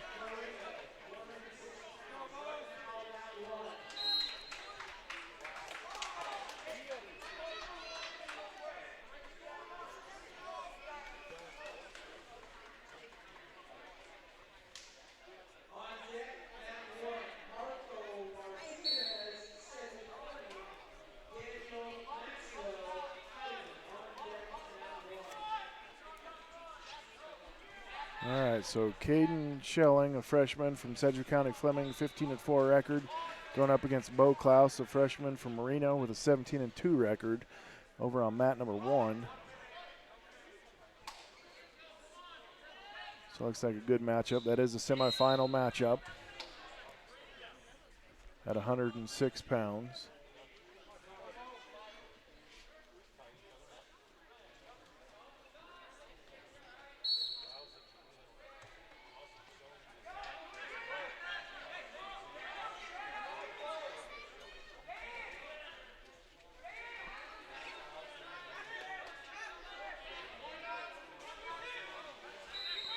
Nothing doing over on mat 1 yet. There's been a couple scrambles, but no points given.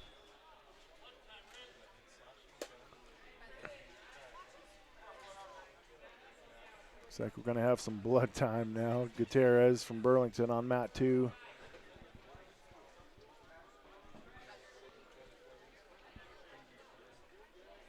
All right, so on mat 1, Caden Schelling, Sedgwick County Fleming, and Bo Klaus Marino. Still no score. Front headlock by Frank. Got 53 as they go way out of bounds. I was wondering if the ref was going to call him. It's like, hey, you got Matt right there. You can keep wrestling, right?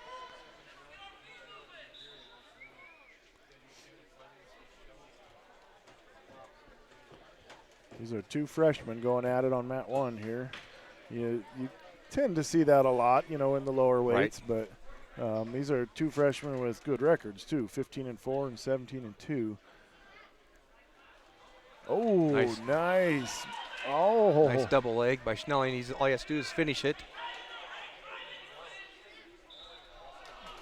That was a good little scramble. Schelling got down there deep in that double leg, but was not able to get any points out of it. Nice job by Klaus. He got his hip separating, got a little cross-face action going. Frank did a good job there. Yeah, that was a good scramble, too. That was nice to see. You hadn't seen much in that matchup yet, so. But now Schelling knows that he can get in there, too. Right. That should give him a little bit of confidence. Now you get a short little fireman's carry from Klaus, and he gets the 2-point takedown with about 10 seconds left here in the first period. Now it looked like Schelling was going to get the takedown, and then Klaus ends up getting it and taking the 2-0 lead into the second period.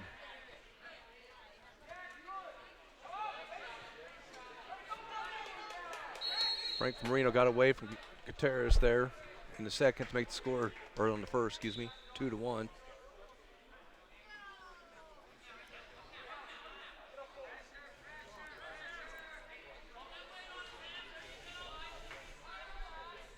Mat 1, we got Caden Schelling from Sedgwick County Fleming going up against Bo Klaus from Marino.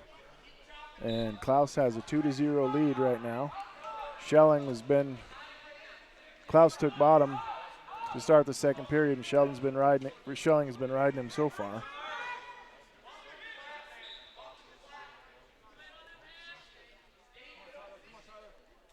Mat 2. Terrace is still doing a pretty good job riding Frank. Got the spiral in. Spiral ride.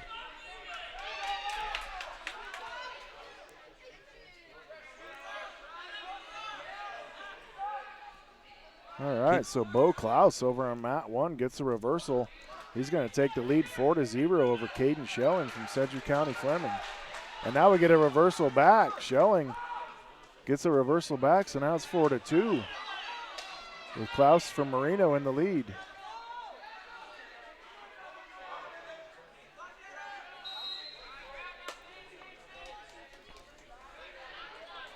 One point escaped from Schelling. From Klaus, so that makes it 5-2 with Klaus having a 3-point lead over Schelling.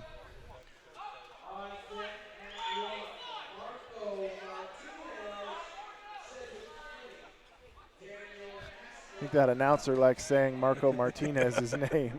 Yeah, like he's coming here. Whoa, legs put in. Throws in the legs. Oh. Looks like he's trying to do the guillotine. Oh, there he goes. A takedown and some back points given for Klaus from Marino. He's going to now have a 7-2 lead. In fact, that might be 9-2. That's 9-2.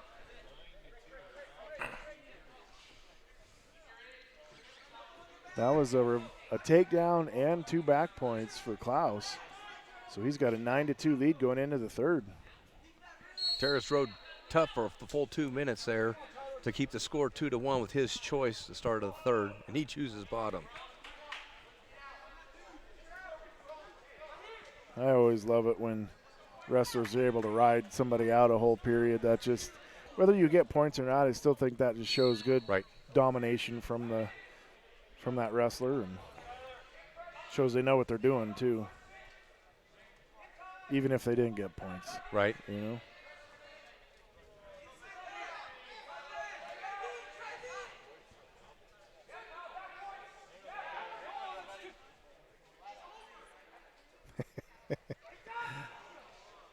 Oh. Good recovery by the Marino wrestler.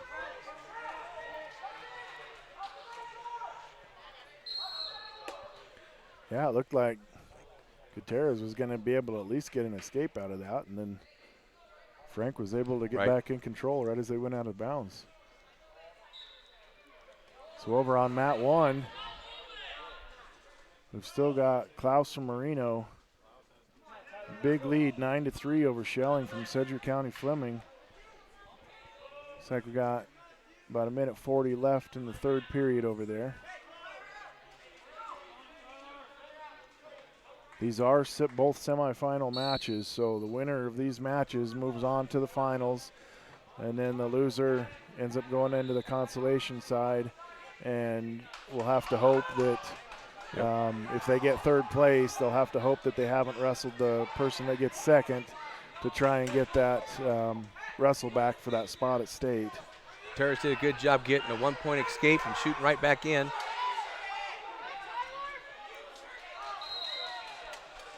That's some good scrambles over there on mat 2. So 3-1 with 58 seconds left with Gutierrez leading.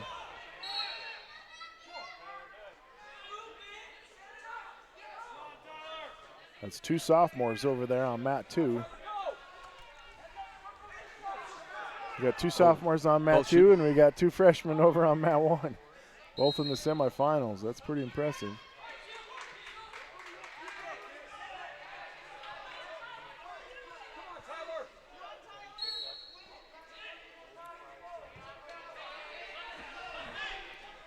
On mat 1, we're 9-4 with 40 seconds left with Bo Klaus from Marino leading Caden Schelling 9-3 from Sedgwick County Fleming. That should be 2 right there. He hooked the leg. Kid. Yeah, he hooked the leg. That should be 2.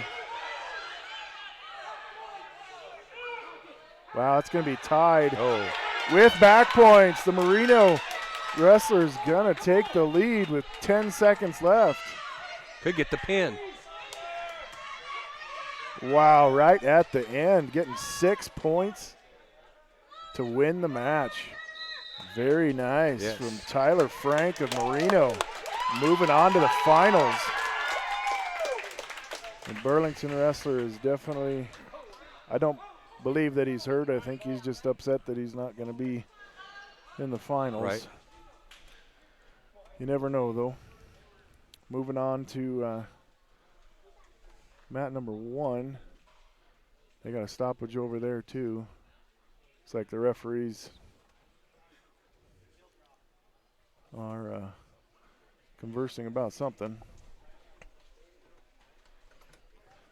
But we do have a 9-4 lead for Bo Klaus of Marino over Caden Schelling of Sedgwick County Fleming.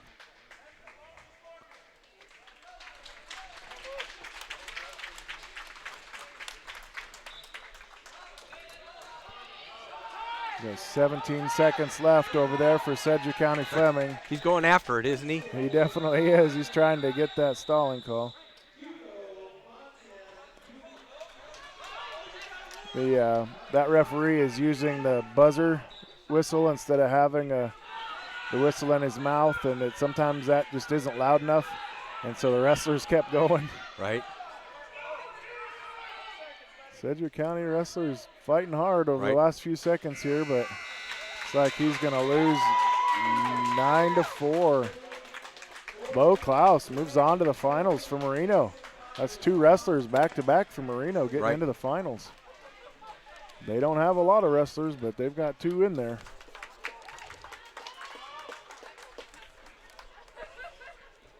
Sort of a little upset there for the semifinals. All right, mat 2, we've got, I think that's a Lyman Badger wrestler and a Yuma wrestler out there. Hugo Montez and Jack Kissel. Lyman wrestlers 10-10 sophomore, and the Yuma wrestlers 3-11 freshman.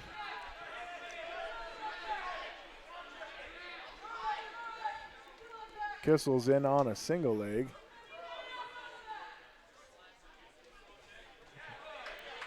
He's able to end up getting the takedown there.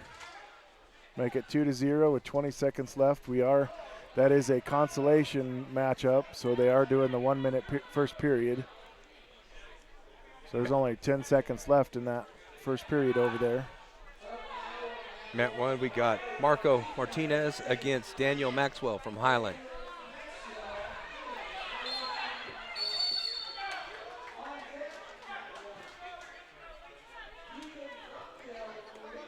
So Montez was able to get the escape, so it's 2-1. Moving into the second period over on mat 2. With Jack Kissel leading Montez. Oh. Nice fireman there by Marco Martinez to take an early 2-0 lead over Maxwell of Highland.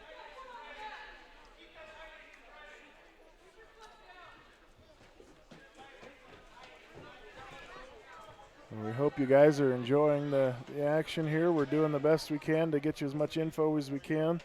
We've at least got the scoreboard and the wrestling going, and then we'll try and get you who exactly is out there. And sometimes it's kind of hard to tell between the Spladle over there by Martinez. Let it go. Sometimes it's kind of hard to tell on the camera if it's Lyman or if it's Highland. Right. They have very similar singlets. Oh, we got locked hands over on mat 2. Montez is going to get a second point. He's going to tie it up 2-2. Minute 10 left here in the second period.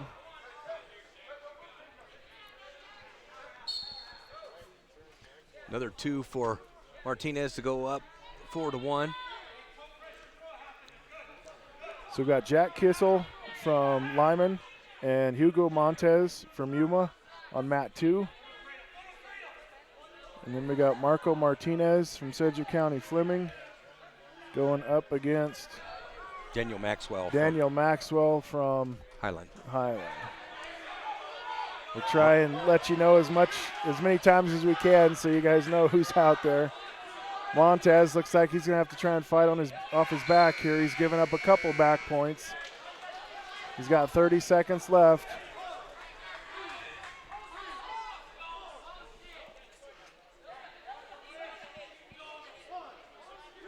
Marco chooses bottom to start the second.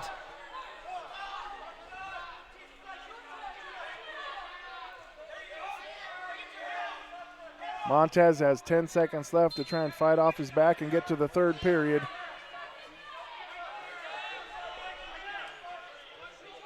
Nice switch by Martinez to get And reversal. Sorry. Yeah, fine. Montez is going to be able to move on to the third period. He's down 5-2, but was able to fight off his back there at the very end of the second period.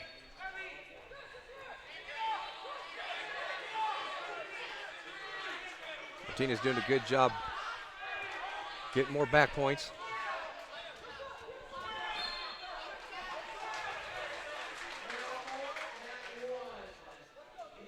Martinez with the pin over there. So Marco Martinez doing what he needed to get into the finals. Yeah, I keep forgetting he's at 113 pounds. He dropped. Right. He'd been at 120 all year and then drops right at the end. So Hugo Montez did end up getting pinned over here on mat number 2. Halfway through the third period. The Lyman Badger wrestler ends up getting that win.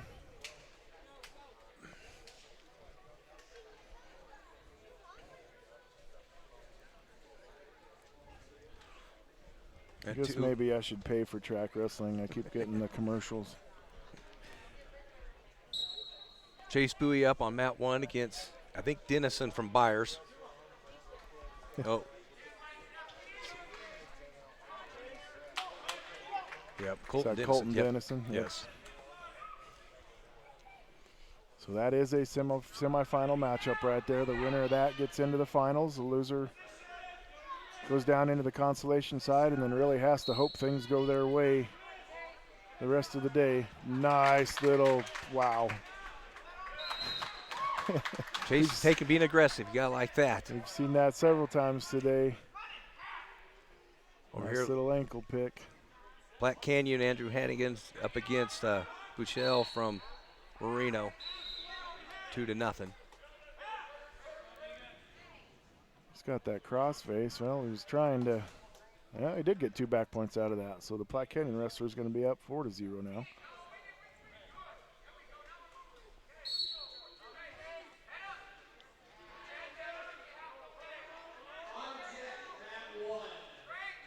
Chase got the leg in, working for a grapevine.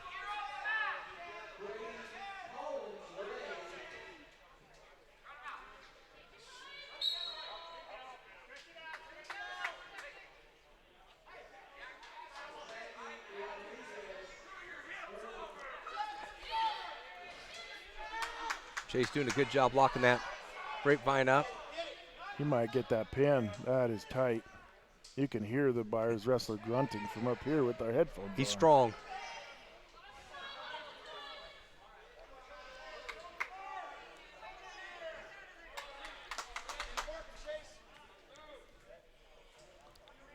Hey, their track wrestling's back up for me.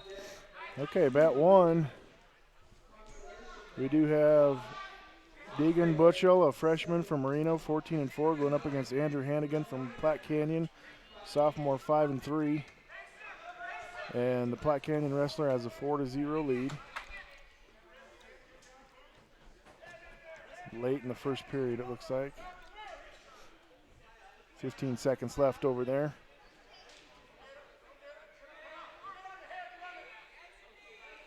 Chase working on a crossface cradle. Oh, he just throws him back. Nice. There's that pin from, wow.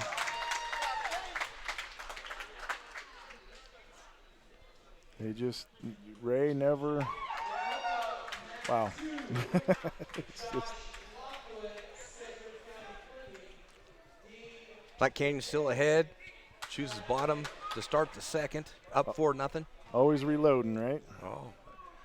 I don't know if it's called reloading. Next guy up and Yeah. get it done. Weren't for sure about that one, but man, he absolutely dominated, and he's in the finals. Right. So that is a great, great tournament so far from Chase Bowie, because he's had to wrestle 3 times today. Yep. And will get his 4th in the finals. So great job from him. Platte Canyon wrestler going for the corkscrew. Gets 2 more back points. He's Man. pretty tough on top. Is that Platte 8-0? 9-0. Wow. Up So here is this the other? Is this no? this consolation on Matt 2. Another Platte Canyon wrestler. Yeah, they're doing both at the same time. So we've got some consolation going and some semifinals. So we're trying to get that all figured out for you guys as well. So Mat 1 is a semifinal at 113 pounds with the Platte Canyon wrestler leading 9-0 over Deacon Butchell from Marino in the second period. And he's got that again. That's tight. He's got the chin and everything. I thought the whistle blew. It's Condi. He's going to make sure they're down there for a while. Oh, it ain't Condi. It's Tad Day, isn't it? Yeah, Condi's over Yep. here.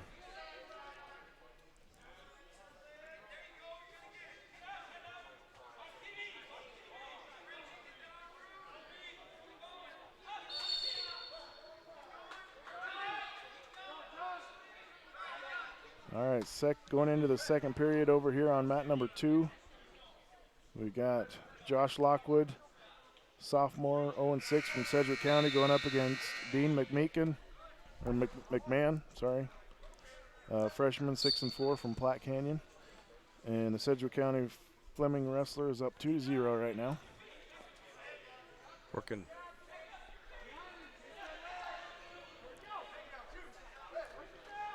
Another takedown from Sedco County there on mat 2 to go up 4-0. Got blood time over on mat 1. Looks like they got it squared away pretty quickly.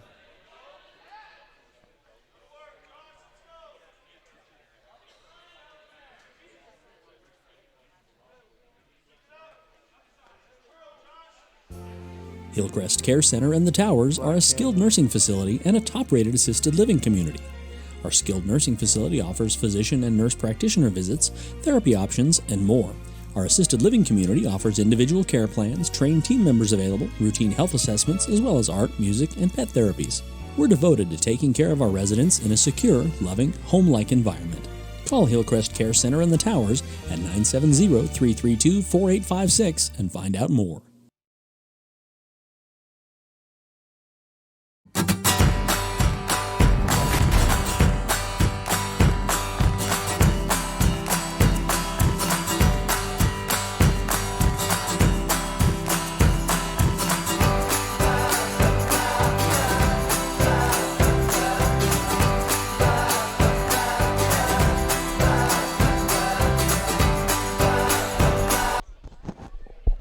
Okay, we're back over here on mat 1 with Andrew Hannigan having a 12-0 lead from Platte Canyon over Deegan Butchell from Marino, 14-4 freshman.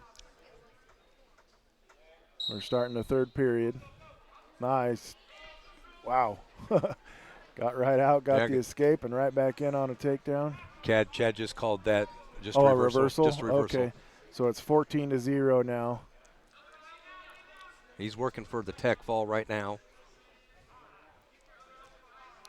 Yeah, any more points from Hannigan, and that will be a tech fall. But he can still get a pin, too. Right.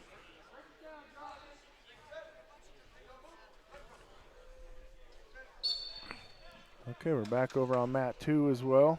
Josh Lockwood from Sedgwick County Fleming, a sophomore with an 0-6 record, has the lead 4-0 over Dean McMahon, a freshman with a 6-4 record from Platte Canyon.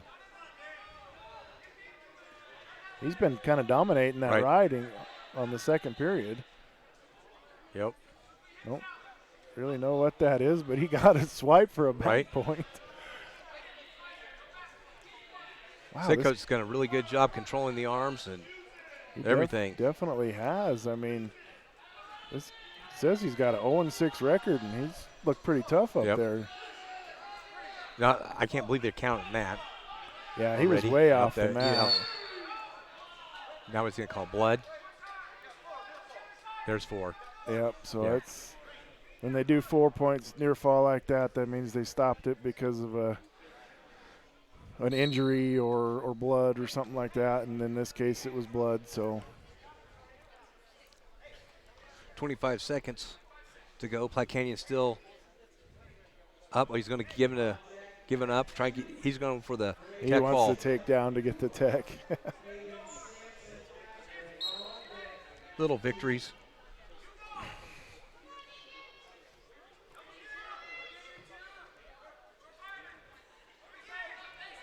And there's the 2. That's going to be a tech fall from Andrew Hannigan from Platte Canyon. He's going to move on to the finals. That's at 113 pounds, so he's going to wrestle Marco Martinez from Sedgwick County Fleming later this evening.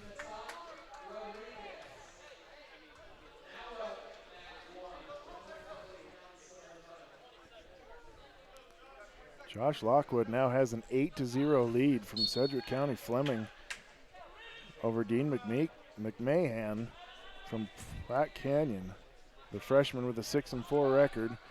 Got 12 seconds left, and Lockwood's trying to, he's going to end up riding this entire second period.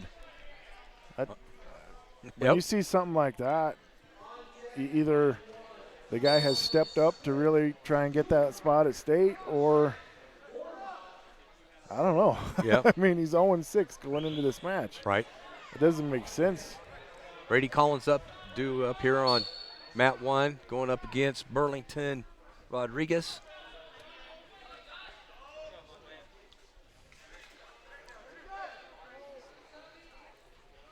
Chad has to wipe up a little blood, it looks like.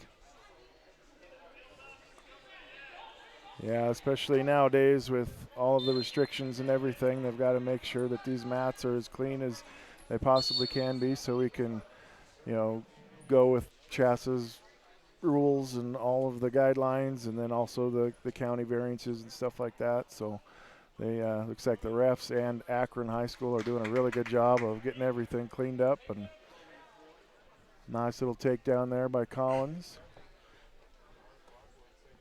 Little snap down throw by, or wrap around, whatever you want to call it.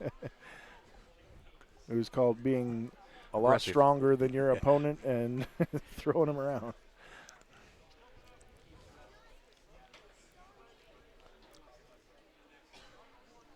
Man, these last two matches we've had have had a lot of blood.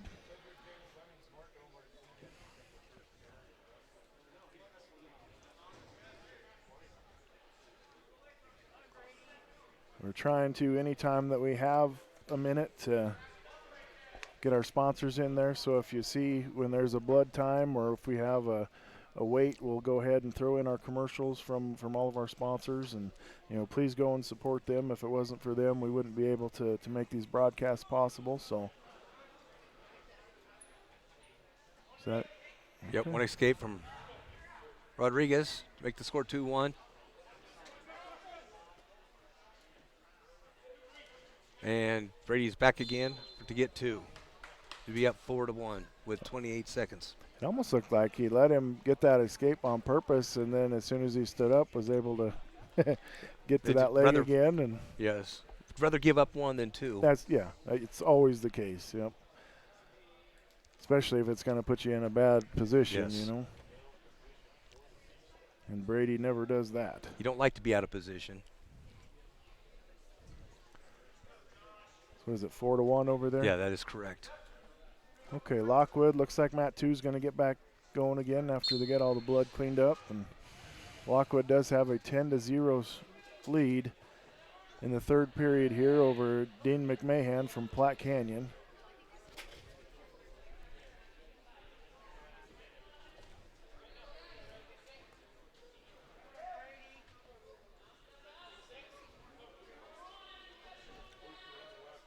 Oh, they're going to give Brady for caution. Coming on too hard. This is the first time I believe we've seen Talmadge this year. So it'll take a while for the Ray wrestlers to get used to that. Yeah, every ref is a little bit different. They always try to give you, they talk to you a little bit before the tournament and maybe even before the matches just to let them know what they do. But sometimes not everybody gets the info on that. But that was a nice little suck back. Yes. That's wow, that should have been. Wow, what is he doing? What? There it is. So Brady does what he should do right there. And so Collins is going to move on to the finals at 120 pounds. Lockwood's match again has blood, and it's not Lockwood, it's the McMahon wrestler from Platte Canyon that's had blood this entire time, and he might get close to reaching his limit. It's weird, in high school they still have the 5-minute limit for blood, but you get into college and you don't have any time limit.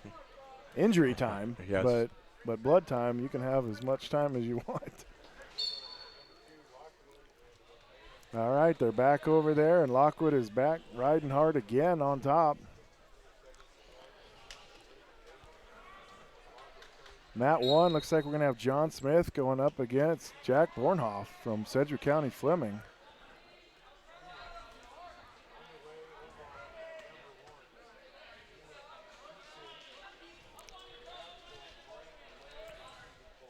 Oh, Smith locks up the cradle. That should be 2.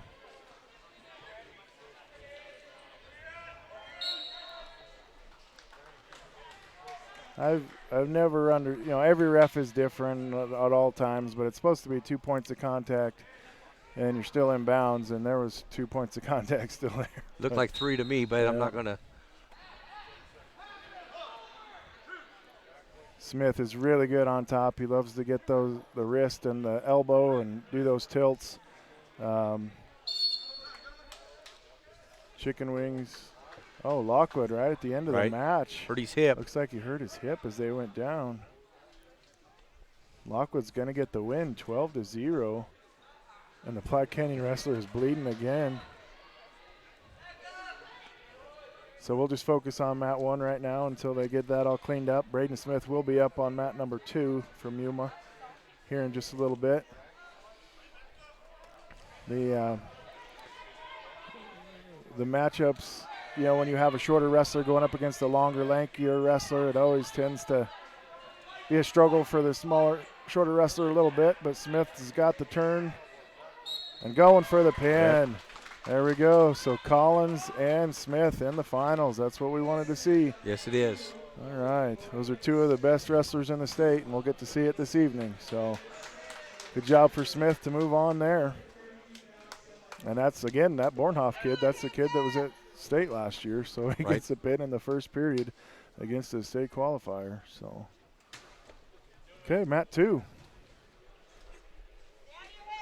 Mat 2, we move on to Braden Smith going up against Akron, I believe. It is Sampson? an Akron wrestler, but It's Sampson, I Is it believe. Sampson? Okay. Yes. There it is. Landon Sampson, or Sampson? Simpson? Sampson, it is Sampson. Sampson, okay. All right. Let's see what the senior from Yuma can do against Junior, I believe. Yep, Sampson is a junior. 15-4 record this year. Had a very good season.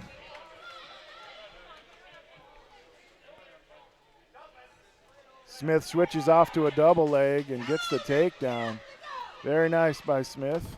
These two have not matched up at all this year because Smith missed the duel against Akron this year, so this will be the first time they're wrestling this season anyways. Right. They may have wrestled in the past, but there's that chicken wing he likes to do.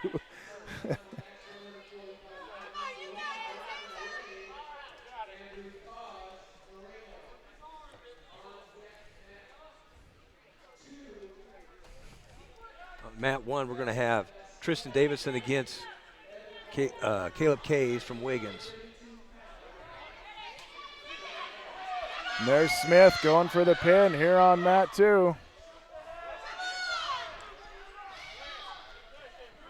Got 50 seconds to see if he can get it, and he does. The senior's going to move on to the finals.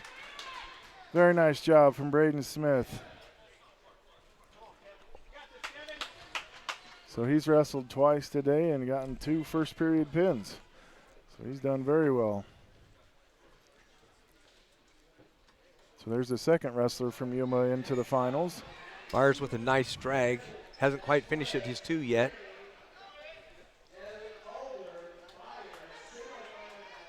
There he does go up 2-0 against the Wiggum wrestler.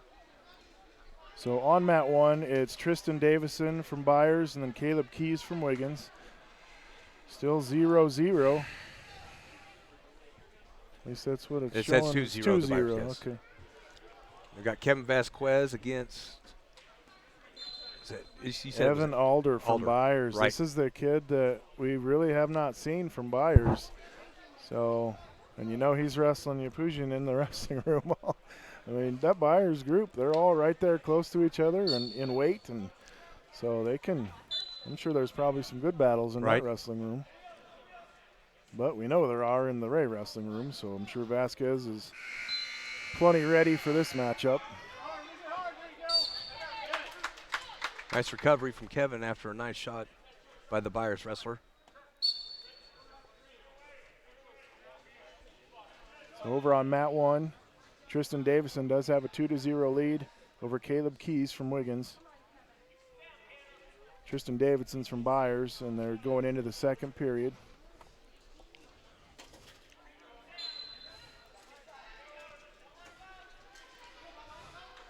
This is that point of the tournament when we really should start seeing some Separation. really good matchups. And I think this is definitely going to be one of those matches on mat 2 with Vasquez and Alder. Right.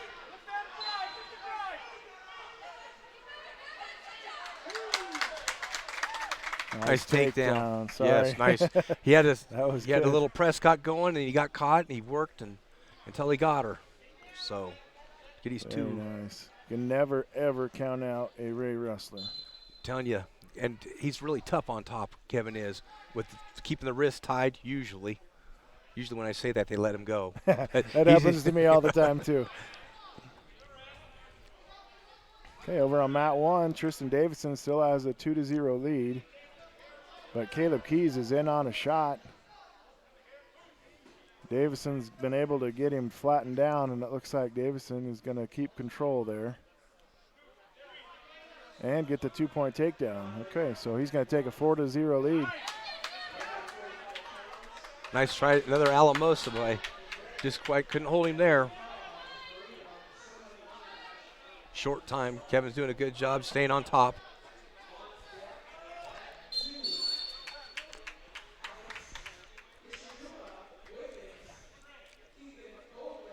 Looks like we're going to have a technical violation over on mat 1.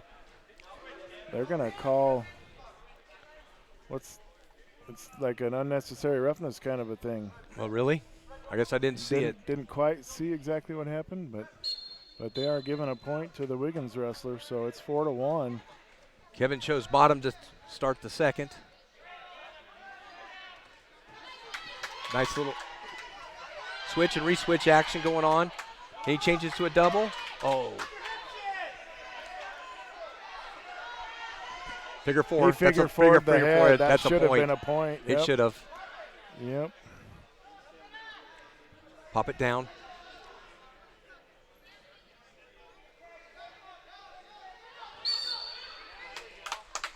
He's going to. Yes. So he did it again? Yeah, no, yes, he gave it to him. All we want to do is see some movement on the bottom, on the whistle. Can't sit there. Yeah, as soon as that whistle blows, you got to be going as quick as you can, as fast as you can, do everything you possibly can to get out. Right.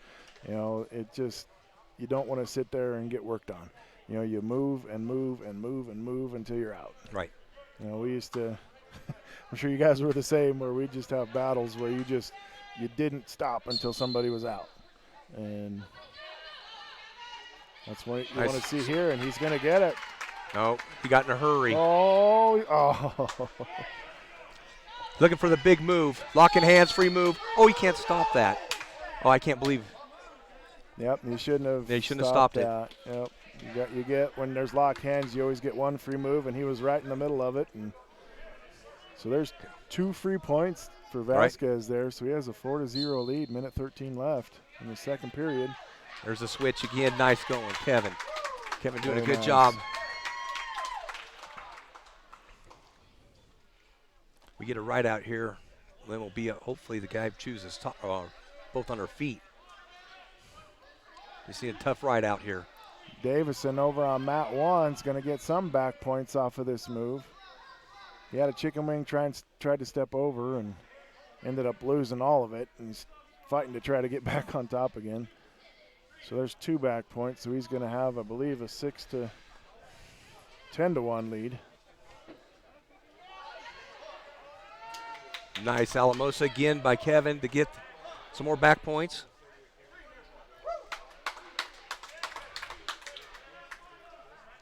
Davison's looking for the pin over on mat 1. He's got K's on his back, and he's going to get the pin.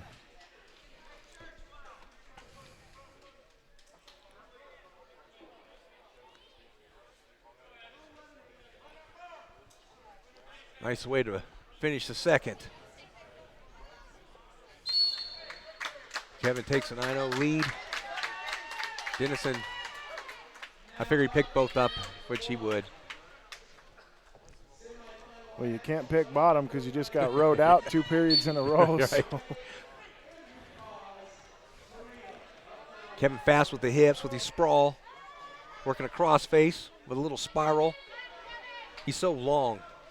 He get behind there, gets his 2. That's very nice. This is. And he's going for more. He's a little. Every weight class right now for Ray High School is just absolutely dominating. This could end up being, at least for today anyways, Right. this lower weight class is doing really well for the Eagles. We'll see what happens tomorrow, but it's going to be a big lead going into tomorrow. We got Reed Brown. Nice little duck to Sweet duck under right off the bat. Wow, and he's going right into a pinning combination. Not going to be able to get much out of it, but. So we got Vasquez in his semifinal on mat 2, and we got Reed Brown in his semifinal over on mat 1. Kevin is still in good control, 11-0. Vasquez is going up against Evan Adler from Byers, and Reed Brown is going up against Andrew Cause from Marino. A 12-7 freshman.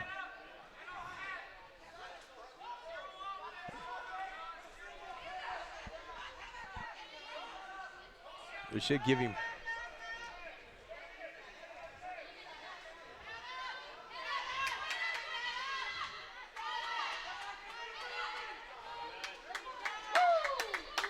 Kevin doing a good job recovering there. Reed Brown on mat 1. Has had a couple chances to maybe get some cheap back points, but wasn't quite able to do it, so he has his 2-0 lead with 40 seconds left here in the first period.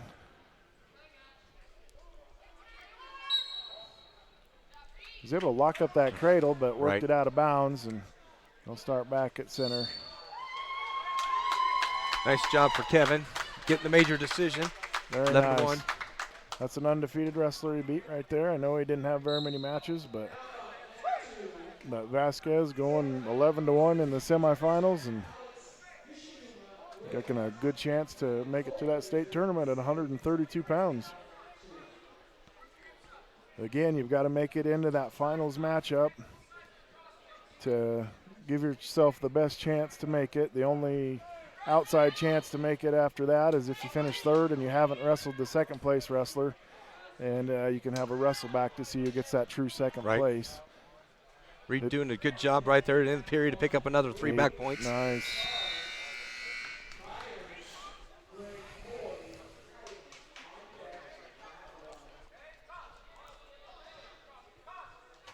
Okay, so mat 2, we got Alex Hishinuma against Keegan Colglazer. Hishinuma's from Wiggins and Colglazer's from Sedgwick County Fleming. That's a consolation match at 132 pounds. Reed choose bottom to start the second. Up 5-0.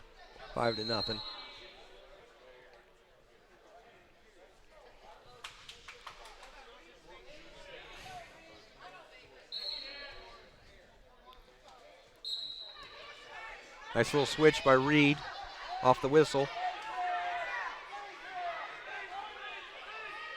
Looking for reversal and back points.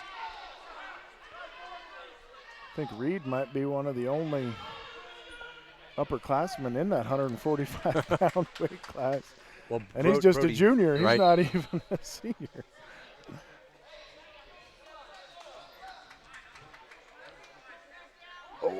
Oh, that is so tight on the neck. Wow. There you go. He's going to get 3 more back points out of that, though. 10-0.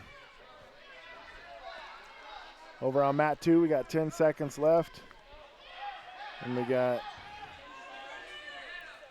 Hishinuma has a 2-0 lead. There's over crossface cradle. Colglazer.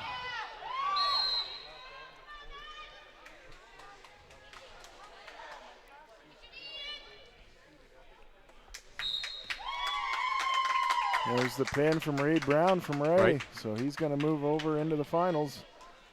Has the best chance right now to make it to the state tournament. Usually you always say when you make the finals that you're in. Right. But this year it's so different where you only get the 2 that you have got to win that match to guarantee it. Yeah. So it's not over until the finals. No. I have a feeling there's going to be a lot of challenge backs. I do too. I think statistically it could happen more this year than it has in any time in years past. I'm not a huge math guy, but I do think that that is the case. Somebody said, I think Chassa said it or something, but Hishinuma from Wiggins did get a couple back points, and so he's going to be leading 4-0 over Colglazer from Sedgwick County Fleming over on mat 2. Mat 1, we got Brody Dispar from Byers against Greg Coy from Highland.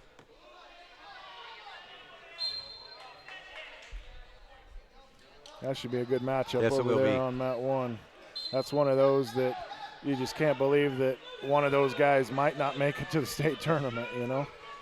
Well, I guarantee you that whoever whoever loses this is going to get third. I shouldn't say that. But Yeah, I'm pretty sure. it's a good bet because these are all the only upperclassmen that Right. are in the. You got Reed Brown in there as a junior, Despard's a senior, and Coy's a junior, and then everybody else in that. And that's not to say that a freshman can't come up and, Right. get a win, but Just what we've seen so all far. of them wrestle so far, Right. and these are definitely the three that are the best at Right. 145 pounds. So over on mat 2, 30 seconds left, and going to get a reversal right there at the edge. And Cole Glazer's going to get 2 points, make it 4-2. 25 seconds left in the second period.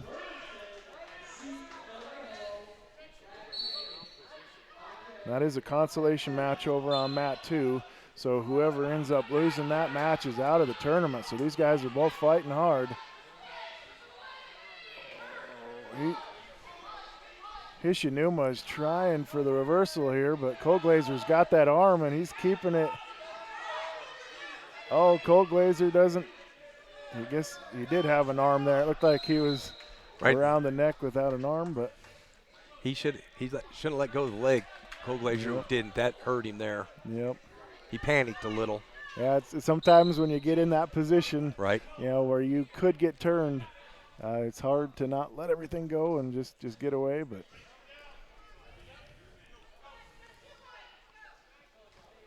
so Cole Glazer from Sedgwick County Fleming is down 8-2 to Alex Hishinuma from Wiggins. And again, that's the start of the third period, and that is a consolation match. So the winner moves on, and will take on the loser of the semifinal matchup in the consolation semifinals, and then the winner of that will move on to the third place match. Brody doing a good job after getting the takedown to ride out Coy from Highland. Scores 2-0.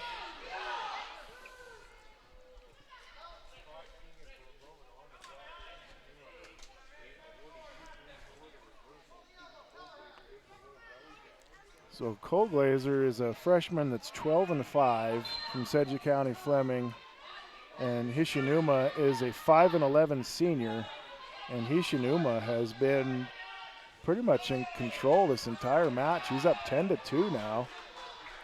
Cole Glazer's trying to scoot to maybe get that reversal, but Cole Glazer puts him right to his back. Cole Glazer's looking for Hishinuma's looking for the pin now from Wiggins. Brody Despard got another takedown to go up 4-0. And there it is. On mat 2, Hishinuma from Wiggins gets the pin over the freshman Keegan Cole Glazer from Sedgwick County Fleming.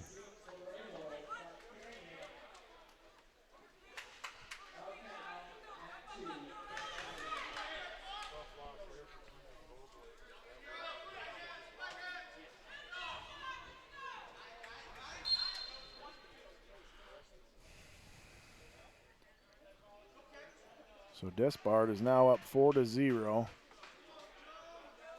Byers wrestler over Craig Coy from Highland. He's got a technical violation over there on the Highland wrestle Coy to make it No, so it's going to be 5-1. 4 or 5. 5-1. Or 5-1 Well, it's now. 5-1 now after that escape from Greg Coy.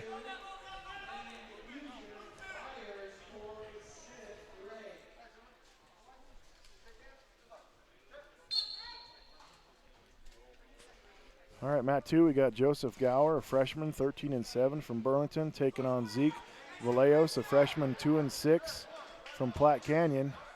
And the Burlington wrestler is going to get a takedown, and I don't believe he got back points. And there's going to be a reversal, so it's going to be 2-2. The Platte Canyon wrestler is now in control.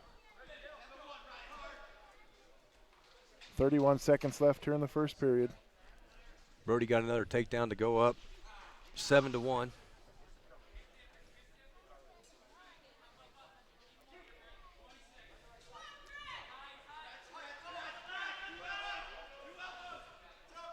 So the winner there on mat 1 is going to get Reed Brown in the 145-pound championship. And pretty good bet that the loser of this match here gets third place, like you said, and then the only way there could be a wrestle back is if Reed Brown were to Lost. lose Yep. in the championship, and then Coy got third, and then they would have a wrestle off Right. for that true second place. But that's so far. Well, we've got a long ways so to go for then. far out. But Reed has wrestled really well today. Right. That's what you wanted to see from Right. him, too. We've seen so many. Oh, little lateral there from the Burlington wrestler on mat 2. Oh, then he gets reversed. Oh, wow, what a scramble. 10 seconds left. 7-2 is going to be the score for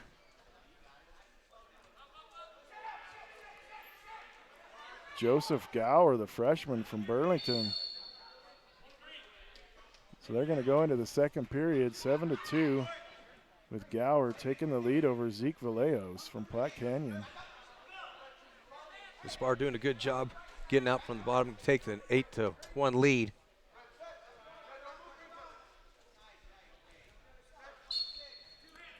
I was expecting that matchup to be a little bit better, but Despard has definitely been in complete Right. control of that matchup from the get-go.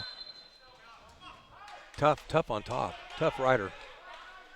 And that's kind of like a trend with those Byers wrestlers. They all seem to be very good. They can put the legs in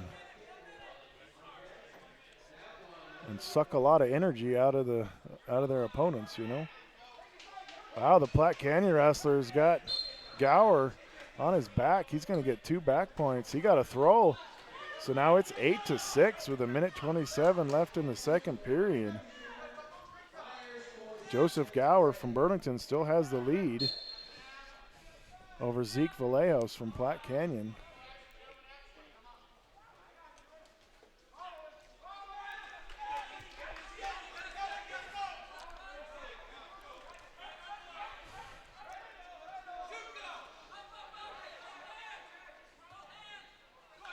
There's going to be a reversal.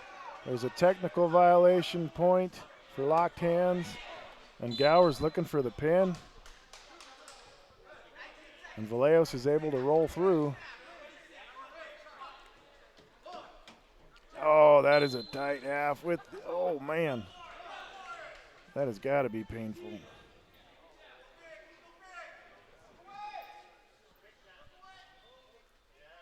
Nice little takedown. Well, you didn't get it yet. There we are right there at the end of the third period to go up 10-1 and win the match for Brody Despar. Be him and Reed Brown in the finals. All right, over on mat 2. Gower, freshman from Burlington, is up 17-6 now after a couple crazy roll-through situations. He was able to catch the Platte Canyon wrestler and get quite a few back points. So he's going to take a 17-6 lead into the third period. Oh, the ref's actually holding 2 more back points. So it's going to be 19-6 going into the third period.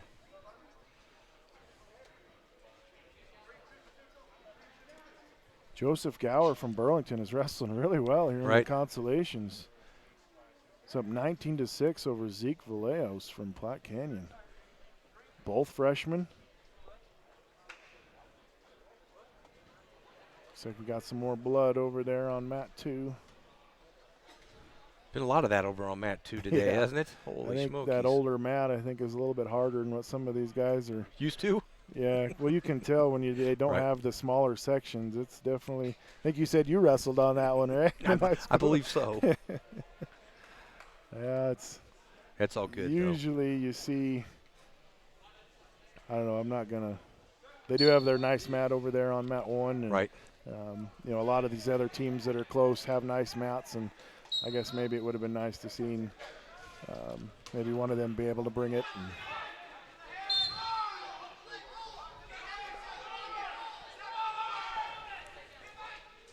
mat 1, we had the Wiggins wrestler and Patterson from Platte Canyon. That's the 145 consolation round. So Gower gets the tech fall. It shows 11-6, but it was actually 21-6. And Gower gets the tech fall over Vallejos from Platte Canyon. So now we get Lane Yapusian against Coy Smith. I tell you what, guys, it is extremely noticeable when Yapusian walks out onto the mat that is a state champion. I mean, it's like Brady and it's like Tyler, you know, they just ooze state champion, man. It's But Coy is all taller than I believe Lane. Yeah. Maybe the height will be an well, advantage. We've talked about it before. He does that switch really well. Right. And, you know, he is able to use that to his advantage. You know, that's what he's used to, right? He's had that, and, you know, he knows how to make it work. So we'll see what happens. And we've always seen, you know, smaller wrestlers have a harder time with those taller wrestlers. And he's already trying to get that switch. You can see him working his hips. And he's just a whole different animal from last year, Lane is. Oh, big time. I mean, we've seen him a He's going couple for the times grandma. this year. Oh, you just said, just going to horse him. Oh, nice one. Wow.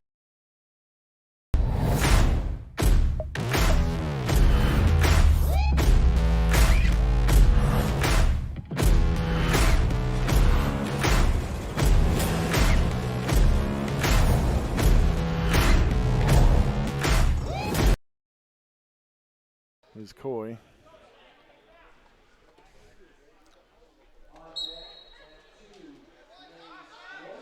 He's over there on mat 1. Oh, the Wiggins wrestler in Platte Canyon. Give me 1 second.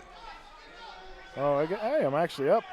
Anthony Elingen from Wiggins and Sam Patterson from Platte Canyon. So we're 6-2 going into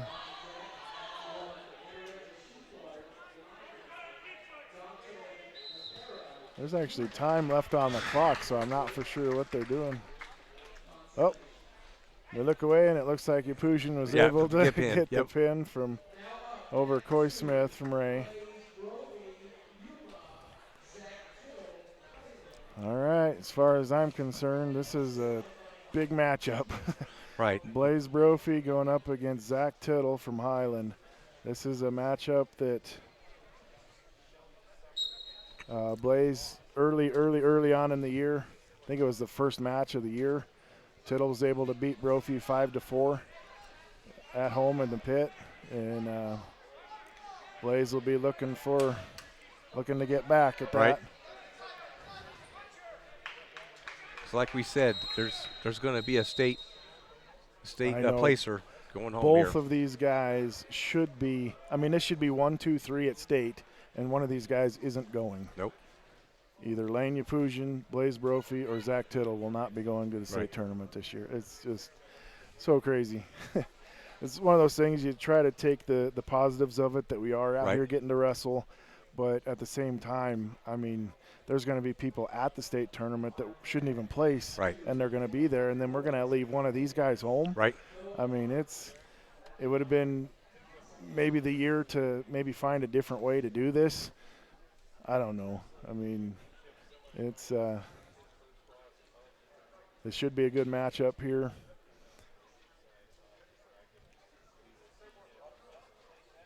Now, and the duel, Tittle was able to take maybe not a commanding lead, but he was up, you know, quite a bit, and then Brophy was able to work his way back and make it 5-4. 2 takedowns and an escape for Tittle, and I believe Blaze's was 2 escapes and a reversal. Yep.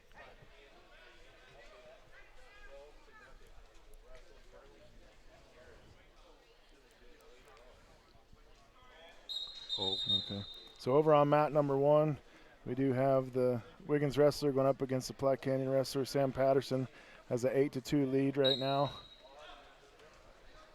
Oh, it's going to be 8-3 with the Wiggins wrestler getting the escape. Anthony Elingen. I sure hope that we are pronouncing these names correctly. I'm trying the best that I can here. We just some of these names we haven't heard before either, and so I think since they're the 2 senior officials, I think they want to do this match. since there's a lot of implications to it. So Oh, Chad Day and okay. you know what I'm saying.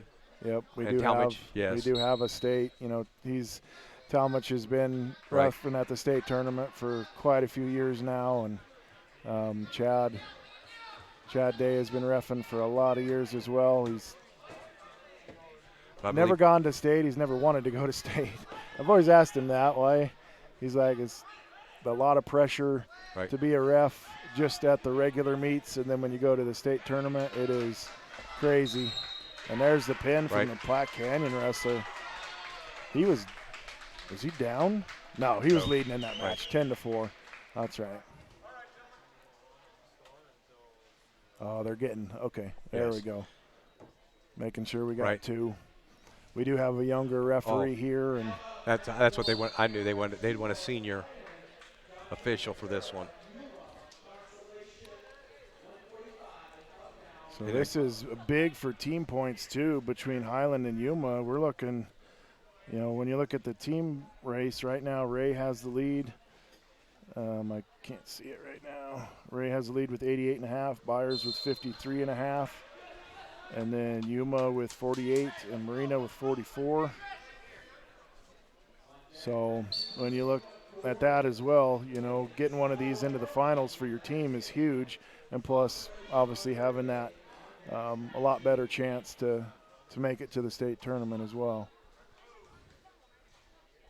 We have a consolation match over on mat 1. That's going to be Dante Bakira, an 0-6 sophomore from Yuma, going up against Aiden Schabarth from Lyman, a 9-12. Oh, they called him out. That was a fake and then a reshot.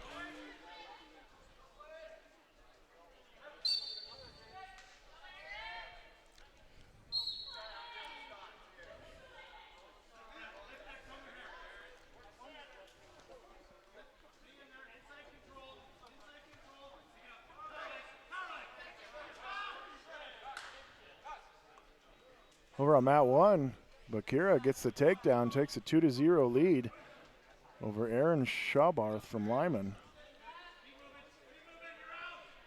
That one's a consolation match at 145 pounds.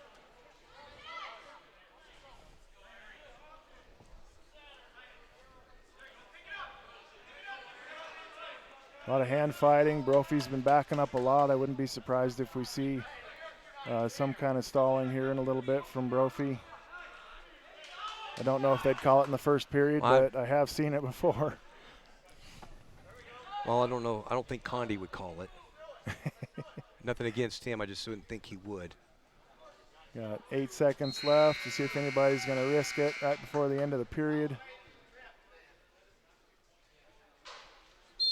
All right. Got a couple good scrambles there, but no points awarded in that first period. And over on the first mat, Dante Bakira has a 4-1 lead over Aaron Schabarth from Lyman.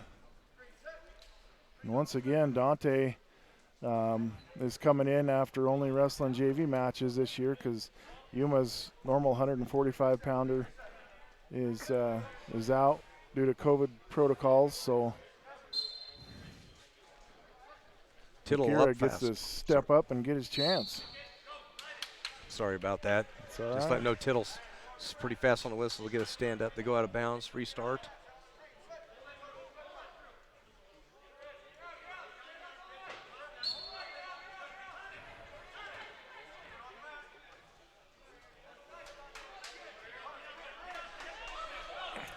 There's the escape from Tittle. That was pretty quick. Took him only about 16 seconds to get that escape. Now over on mat 1, Bakira's on his back, fighting to stay alive in this tournament.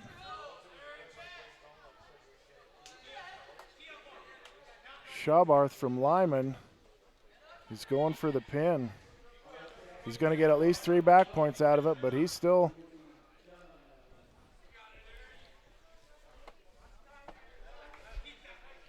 All right, looks like Bakira's able to fight off his back. He gives up 3 back points. So now he's down, I believe, 5-4.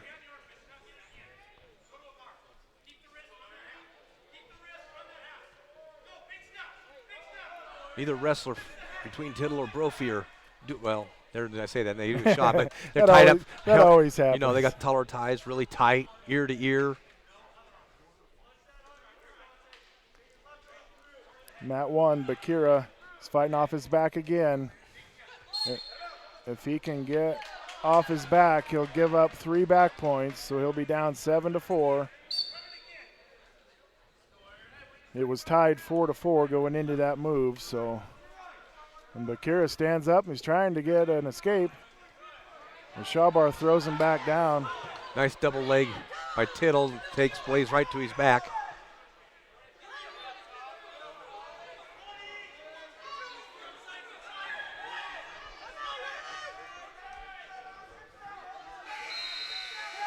Got 12 seconds left for Tittle and Brophy in the second period. Brophy's fighting off his back. He's going to give up at least 3 back points. He's got 2 seconds.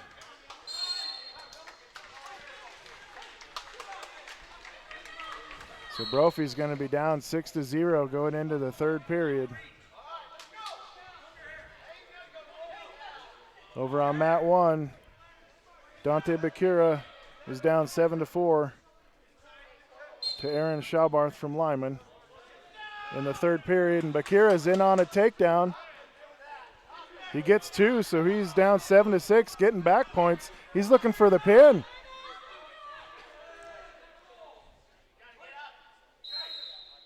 The referee was never even, you can pin now out of bounds, and he never looked for it.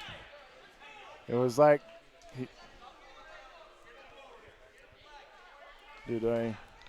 What's that? My headphones just got a lot clearer. That was weird. I thought maybe we lost sound. All right. Bakira over on mat 1 is up 9-7 now after those back points were awarded. Brophy chose bottom over on mat 2. He's down 6-0 with 1:05 left. Which that was a good call there at the edge of the mat like that, so I can get a fresh start. Yeah, And I wish they'd call that a lot faster in yes. high school. I know. Especially when they're too talented, you know what I'm saying, wrestlers. Yep. Both whistles blew at the exact same time there, so there's no caution from either side.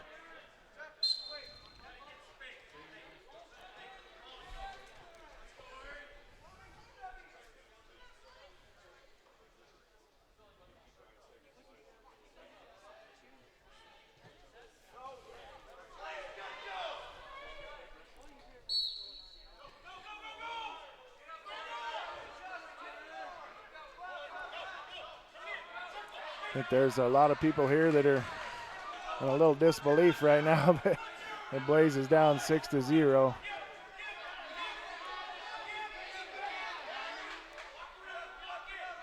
They're both working hard. I mean, they're not Right. sitting Oh, there yes, they doing are. nothing, but there's 20 seconds left. Blaze is going to have to do something crazy here to try and get back into this match and maybe get a pin.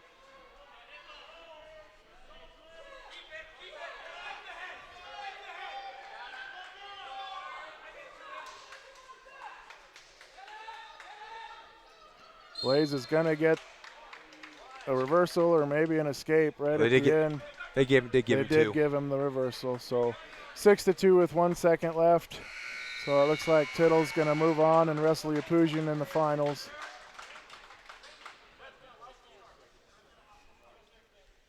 And over on mat 1, Dante Bakira is going to get a few matches in today, and Schaubarth from Lyman's going to get the win.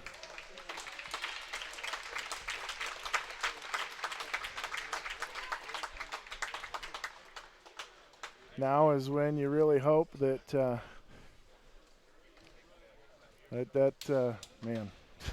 Right. That's I a tough feel one. so bad for Brophy because when you look at it, the top 3 wrestlers in the state, and now Tittle has to beat Yapujian Right. for Blaze to get a challenge match. So you get second in the state last year, and now you're fighting your way back. I mean, he got third at regionals last year, Right. and was able to make it all the way to the state championship match. And you just hope that Blaze can shake that Right. off and get back into it and make sure that he gets that third place Right. finish. That's be the So hardest whatever happens.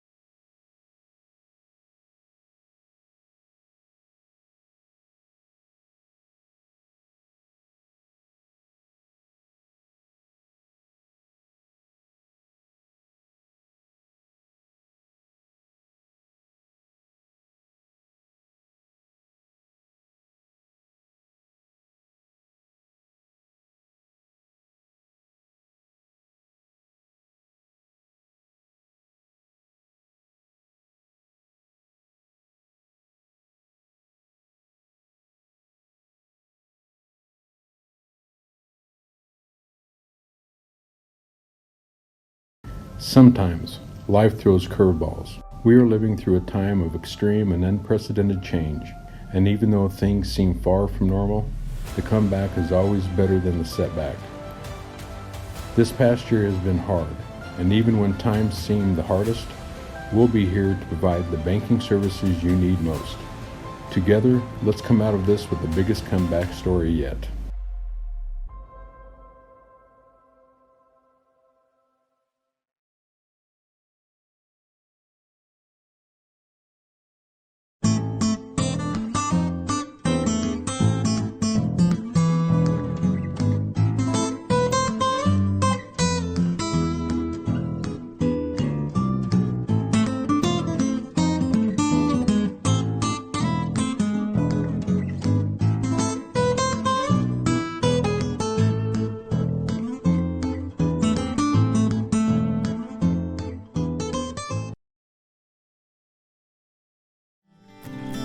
The patronage check that we receive once a year has been great for us. You know, the cashback patronage is like a little bonus almost. I mean, it shows up when you're not expecting a dividend. When you're paying it into a business that you are part owner in, that money comes back to you. It takes the edge off of that. It makes it feel like you're doing something a little bigger, a little something better, using your money a little more wisely. Something big is here from Valley. Valley 365. The best Valley remote management tools are now combined into this single source, cloud-based platform. With all of your Valley irrigation solutions in one secure, easy-to-access platform, you can streamline your operation and harness the power of your data for greater profitability and a better tomorrow. The time is now to own your tomorrow.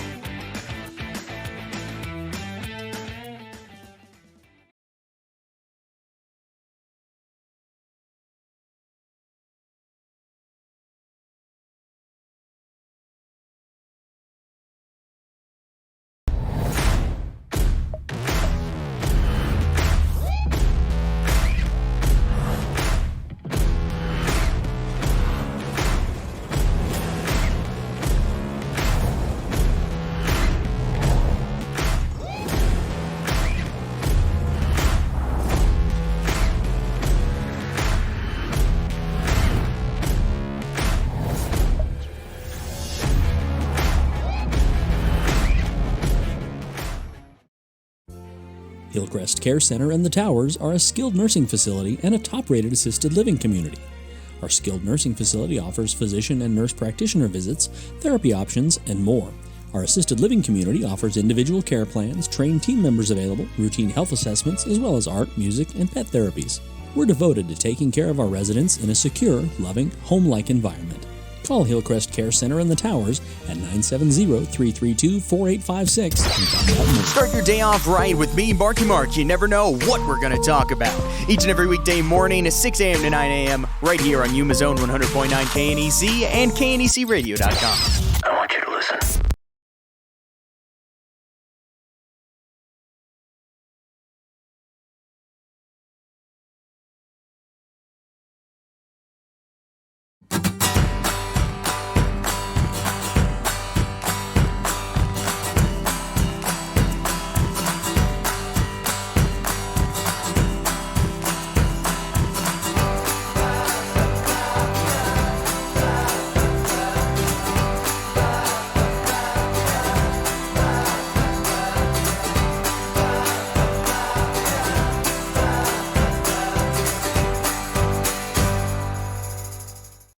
What makes Colorado special? It's all the places to live and the ones who make them feel like home. It's new opportunities and the ones we share them with. It's finding that one perfect match for every member of the family and finding the bank that helps you make it your own with local mortgage experts who treat your one like the only one. Talk to a lender today. Bank of Colorado. There's only one. Something big is here from Valley. Valley 365. The best Valley remote management tools are now combined into this single source, cloud-based platform. With all of your Valley irrigation solutions in one secure, easy-to-access platform, you can streamline your operation and harness the power of your data for greater profitability and a better tomorrow. The time is now to own your tomorrow.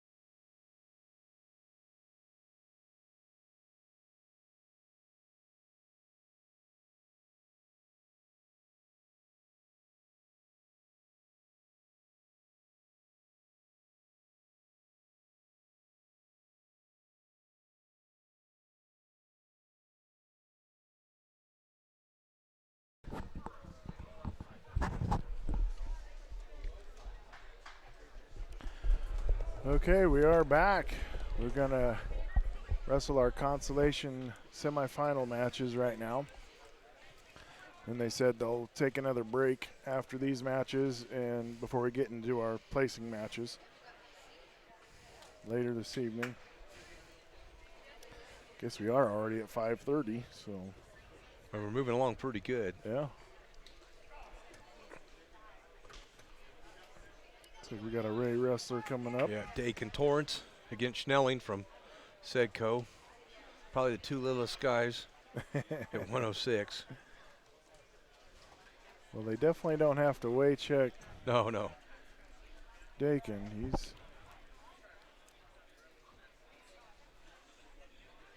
but just because he's little doesn't mean he can't get out there and get it done. So let's hope he just improves. Last time he wrestled him.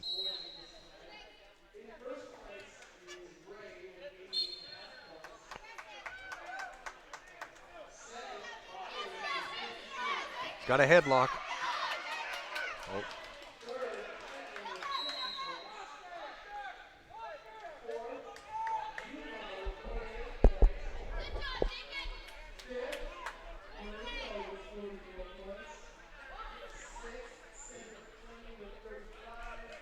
I have completely lost track wrestling right now, so on mat 2, we do have a Burlington wrestler against a Sedgwick County Fleming wrestler at 126 pounds.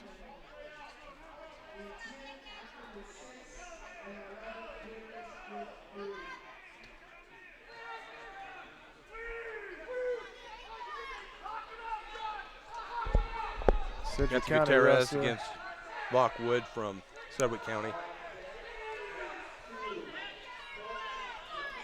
I'm slowly getting track back. I had to completely shut it off. And Lockwood who had the headlock, was going for the pin, but those short periods in that first round, you only have 1 minute in the consolation side.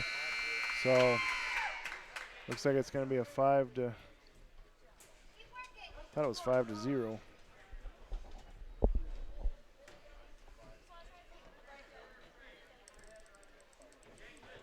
Dakin chooses top to, or not top, both on their feet. Start of the second, down 2-0.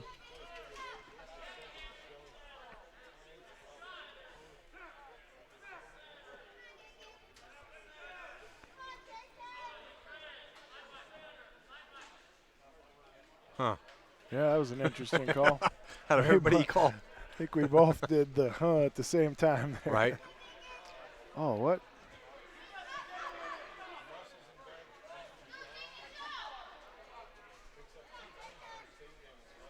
This is our younger referee out there. Neither one of us, we've watched a lot of wrestling this year, and neither one of us have seen him, so don't know exactly where he's from, but had a couple interesting calls there. Right. Schnelling doing a good job with his cradle, get some back points.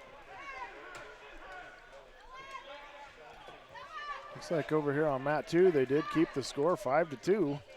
Matthew Gutierrez from Burlington and Josh Lockwood from Sedgwick County Fleming. Right. Lockwood came into this tournament with a 0-5 record.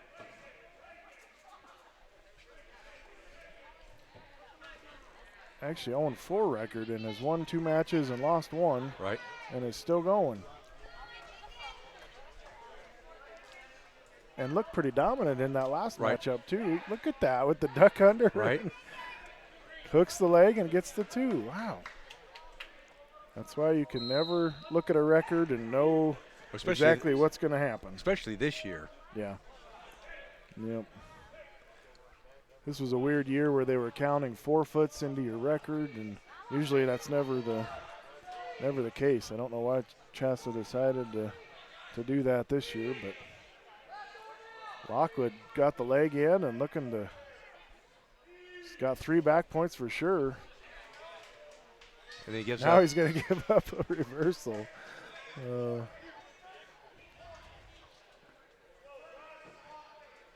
With 24 seconds left in the second period, and Lockwood's got a 10-5 lead.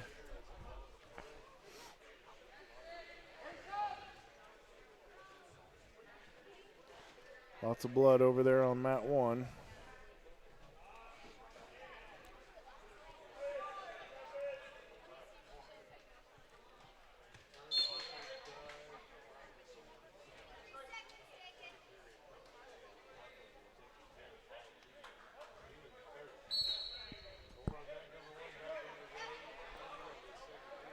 So Lockwood going into the third period with 10-5 lead over Gutierrez from Burlington over on mat 2. And on mat 1, Dakin Torrance and Schnelling. Schnelling going back now for more back points to go up 13-0. Oh, short timer he gets. They didn't give him any, huh? there should be at least 3 back points. They didn't show any. Condi's going over to. They still didn't put any up they there. didn't put any up. Torrance just trying to keep a base and get out of there.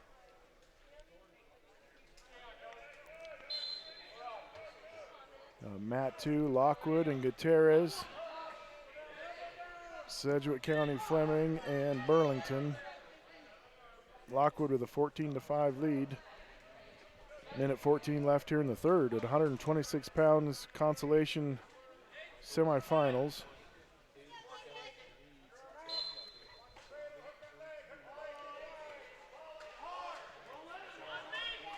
Dakin just got put to his back with the cradle. Nice job by Schnelling.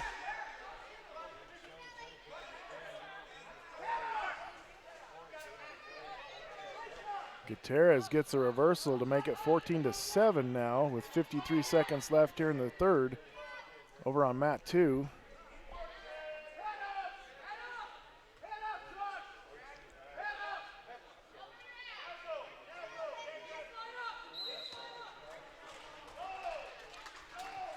Schnelling getting the pin over Dakin Torrance.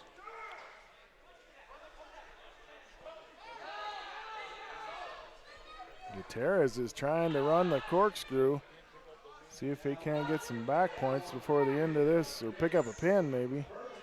It's kind of what he's got to do at this point, right, with 15 seconds left here in the third. Down 14-7. He's been working hard over this third period. He just hasn't been able to get any back points off of Lockwood. Wow, 14-7. Looks like Lockwood's going to take that win into the third place match. Came in with 0 wins on the season, is going to wrestle for third. And then who knows at that point, if he wins that match, he could get a challenge match. Very good. Then we got here. Oh, he just went really crazy on me.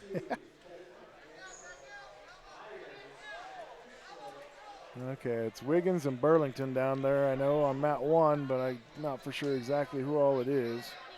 Okay, we got Aiden Reentz from Burlington and Edward Illingen. And the Burlington wrestler gets the pin real quick. He didn't waste no time, did he? Nope. When you're wrestling for your life at this point, you might as well get it done as fast as you can and not risk something crazy happening, you know. That was at 113 pounds, I think. That was 106 pounds. Yes. Okay. Yeah, there's only 4 wrestlers at 113.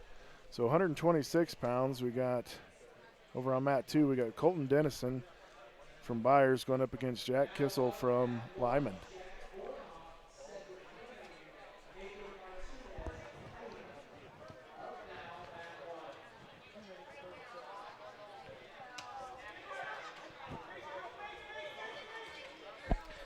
Lockwood won, didn't he? Yeah.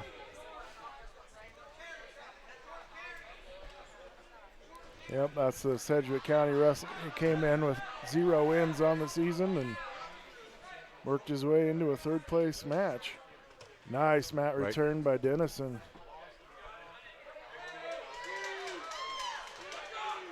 Oh, he's going for, and he gets the pin. Wow. With that win there, and then if I am right, Chase Bowie will not have.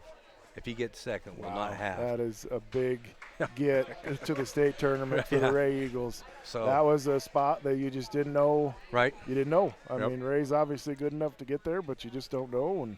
And Chase ended up getting that varsity spot this week, and he's going to take advantage of it. You know, he beat Lockwood, you know, into the second round, then had Davison last round. So he's good. Yep. So he's in. Whew. That is awesome. That's wow. Ray keeps rolling. And I hope it continues into the state tournament as well, because we love seeing that trophy coming this direction instead of going the other direction. Over the mountain or down south.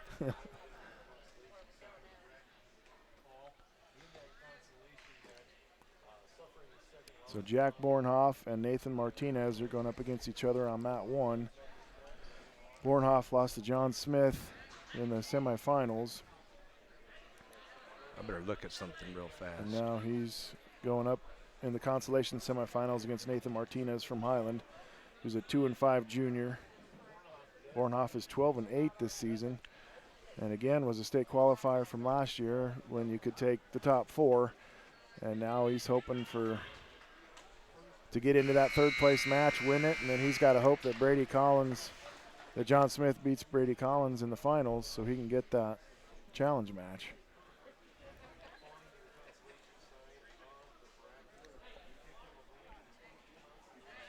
That just seems so different, doesn't it? Having all the weights here. I know. It's like, are you I keep kidding waiting and looking, Right. yeah. So again, we do have the 106 pound to 145 pounds. They are wrestling their entire regional tournament today. So we will know from those weight classes from every team who made the state tournament.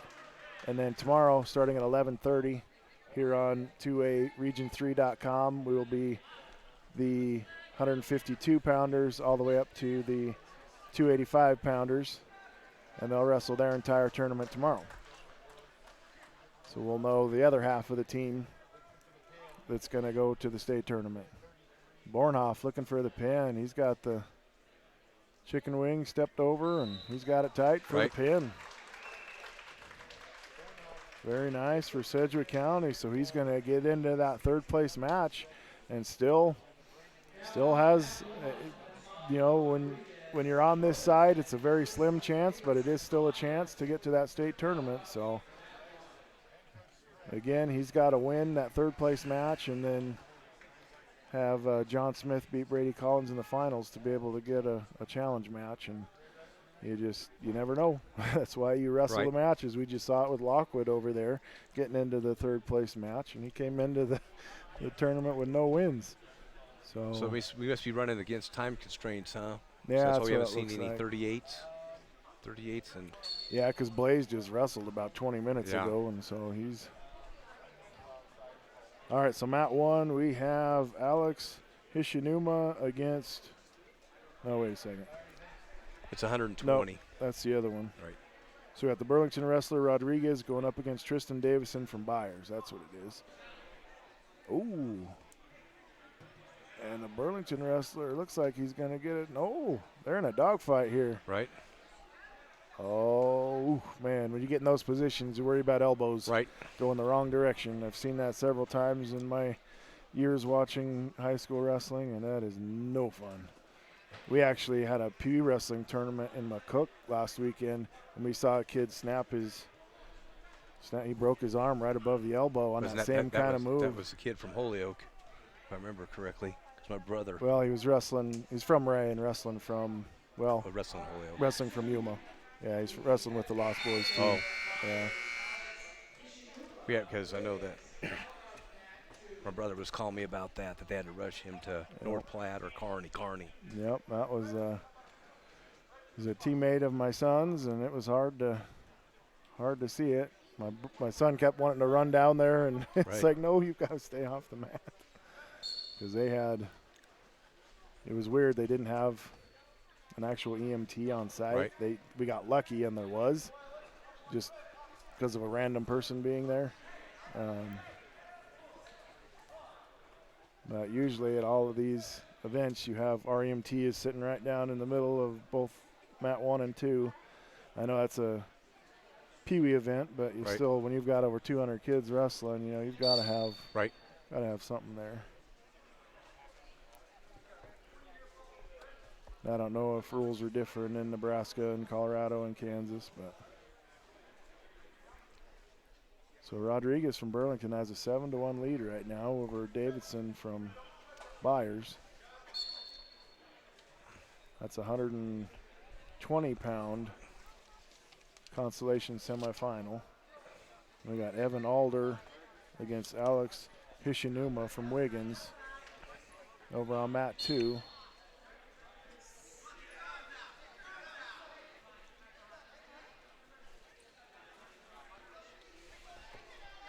I'm sure I've enjoyed being able to go over and into Nebraska and getting a lot of Pee Wee wrestling matches done over there, and it does look like Wiggins is going to host one in a couple weeks. Right. So I think Holyoke's is like around the 20th. Are they going to have one too? It was like as soon as the state went to blue, it's like bam, all these Colorado schools started popping in their Pee Wee wrestling tournaments, and so.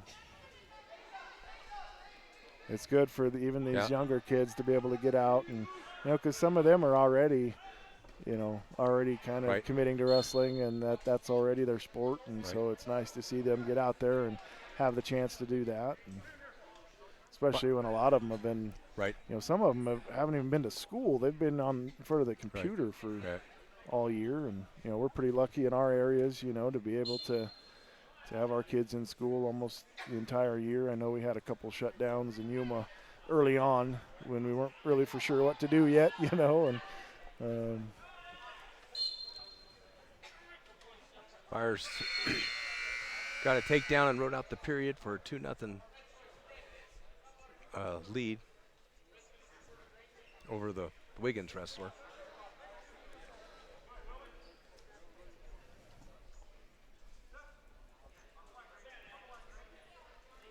So Matt 1, Rodriguez from Burlington has a 14-3 lead over Tristan Davidson from Byers. That's in the third period now.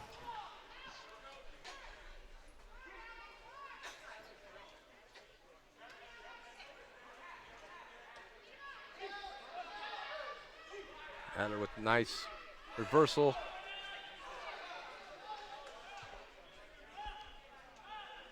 Well, the Wiggins wrestler fought off his back pretty hard there. That looked like he was going to get the pin, and right at that last second, the Wiggins wrestler was able to, what a suck back, right? There he goes. Wow, he's got a good bridge, Yes, man. he That's does. twice he's been able to do that. It's almost like what you see in WWE Right. wrestling or something where they've slapped down there at 3 and now the shoulder comes up.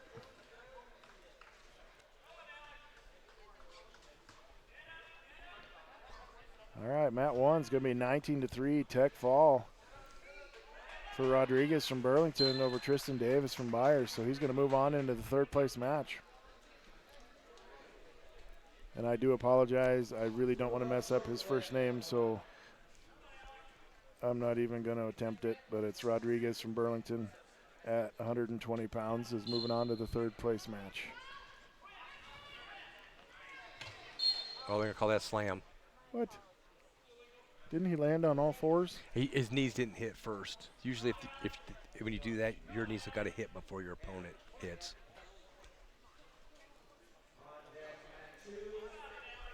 Like I've said before, I'm a huge fan of the mat returns, and you see them. That's a nothing kind of a Right. move in college. It's just boom and keep going. There's nothing wrong with that.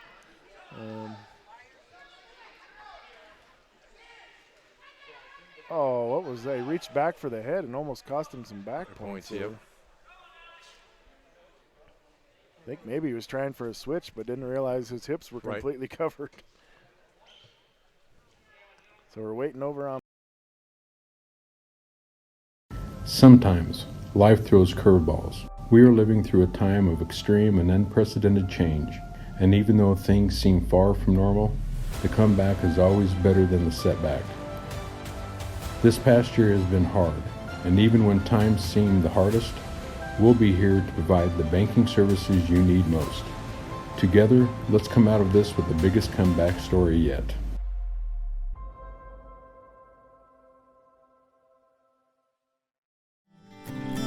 The patronage check that we receive once a year has been great for us. The cashback patronage is like a little bonus almost. I mean, it shows up when you're not expecting a dividend. When you're paying it into a business that you are part owner in, that money comes back to you. It takes the edge off of that. It makes it feel like you're doing something a little bigger, a little something better, using your money a little more wisely.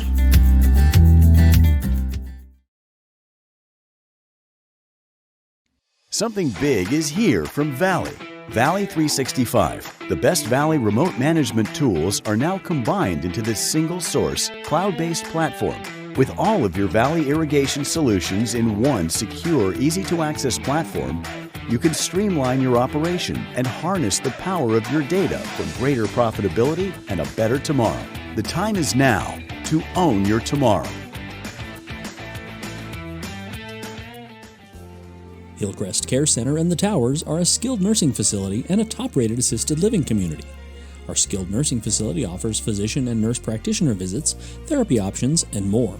Our assisted living community offers individual care plans, trained team members available, routine health assessments, as well as art, music, and pet therapies. We're devoted to taking care of our residents in a secure, loving, home-like environment. Call Hillcrest Care Center and the Towers at 970-332-4856 and find out more.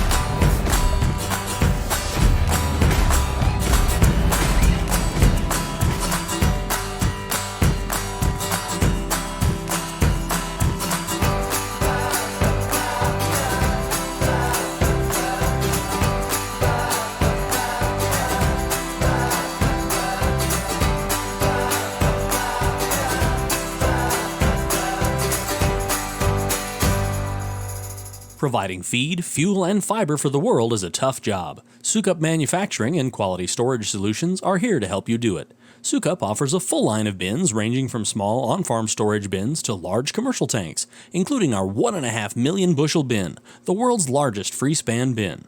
All Sukup bins are constructed from high-grade steel. Visit Quality Storage Solutions or call 848-3846 for your solution today. Sukup Manufacturing, engineering solutions since 1963. Start your day off right with me, Marky Mark. You never know what we're going to talk about. Each and every weekday morning at 6 a.m. to 9 a.m. right here on Yuma Zone 100.9 KNEC and KNECradio.com. I want you to listen.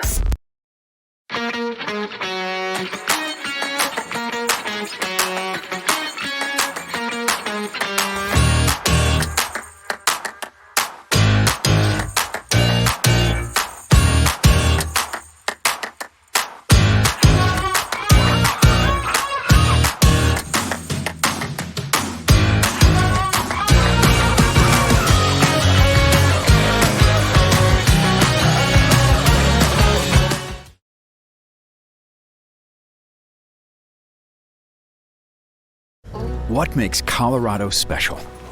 It's all the places to live and the ones who make them feel like home.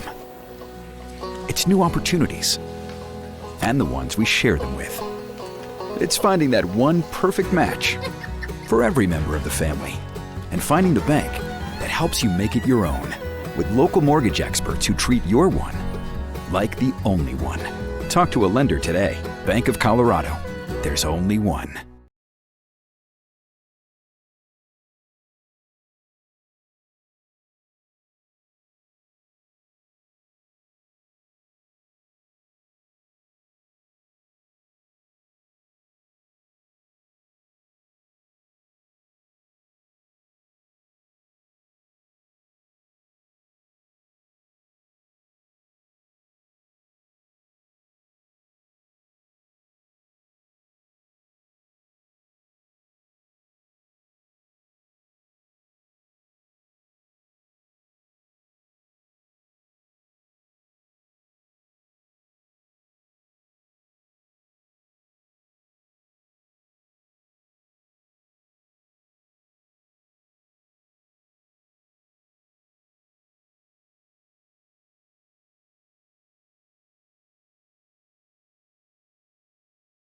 Sometimes life throws curveballs. We are living through a time of extreme and unprecedented change, and even though things seem far from normal, the comeback is always better than the setback. This past year has been hard, and even when times seem the hardest, we'll be here to provide the banking services you need most. Together, let's come out of this with the biggest comeback story yet.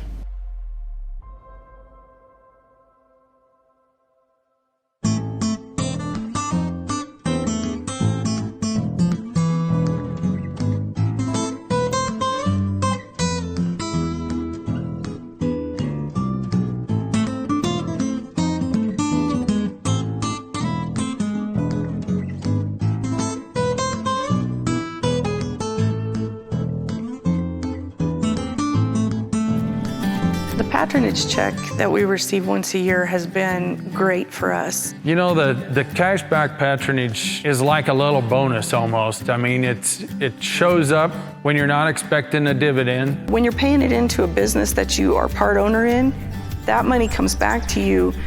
It takes the edge off of that. It makes it feel like you're doing something a little bigger, a little something better, using your money a little more wisely. Something big is here from Valley. Valley 365. The best Valley remote management tools are now combined into this single source, cloud-based platform. With all of your Valley irrigation solutions in one secure, easy-to-access platform, you can streamline your operation and harness the power of your data for greater profitability and a better tomorrow. The time is now to own your tomorrow.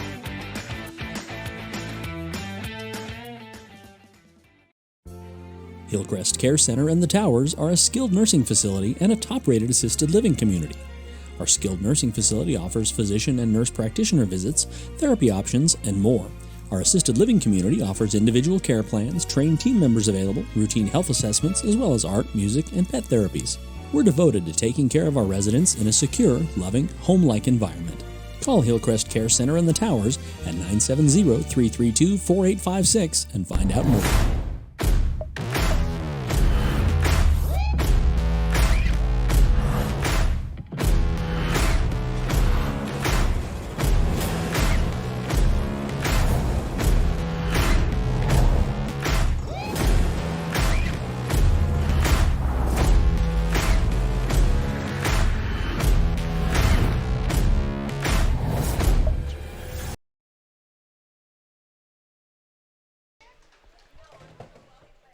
Gower from Burlington moves on to the third place match. Very nice. From the young wrestler. Wow. A lot of youngins moving on. There's. Bodes well for the region, you know. Yes, it when you does. see a lot of these young wrestlers step up and get some wins here at this tournament, you know, it's, even though there's a lot of buys at this tournament, there isn't a lot of just cake matches, you know. I mean, especially when you're a freshman, you know, the first time here, you know, every match you go up, you know, every wrestler you go up against is going to be a tough match. And he's proved it. He's had some good matches today, but he's been able to come out on top in every one of them. All right, Mat 1. We get. What's it? Samuelson and Coy. Oh, this is great. Patterson. Coy. Patterson, yeah. Okay, from Highland, yep.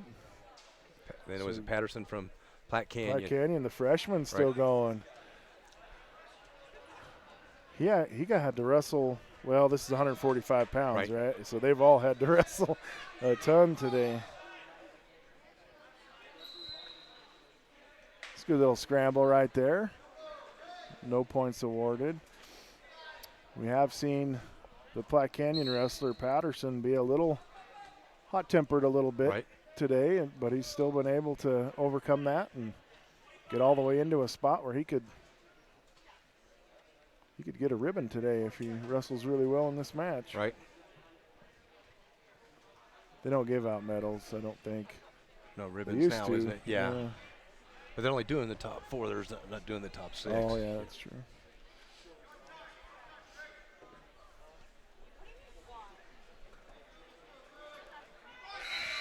Oh. Greg Coy goes up 2-0 at the end of the first. His choice, he chooses bottom to start the second. That was immediately, too. He's like, he wasn't even going to defer. He's like, I'm down.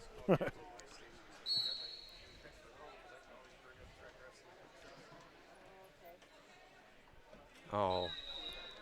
Locked hands from the freshman there, Patterson. So that's going to give Coy another point. We've seen that. That's probably his third or fourth locked hands today. We've seen him wrestle. This is his third match, and every match he's had locked hands. Ooh. Coy's got the leg up. Oh, he called it potentially dangerous on that. You can see that a little bit. Coy didn't quite get it into a position, you know, to get the escape or get a reversal. He just had it up in the air. Very nice reversal. So Coy is now up. I think he's up 5-0. Yeah.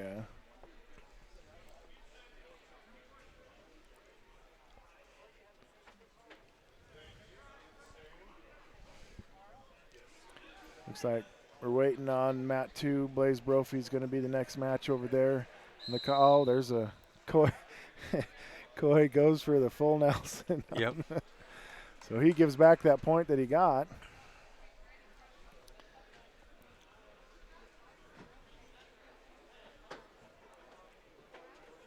Caution.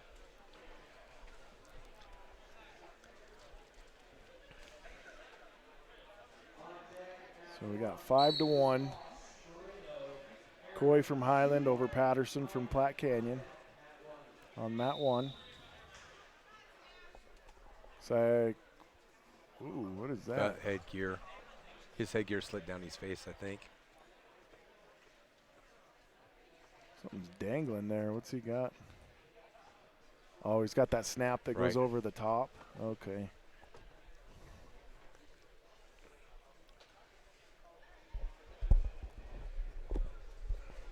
Well, while we got a second here, let's go through some of our sponsors. Again, we cannot thank them enough for helping us out with this broadcast. You know, without them, we couldn't do this. So big thank you to Farm Rain and Quality Irrigation, Sukup Manufacturing.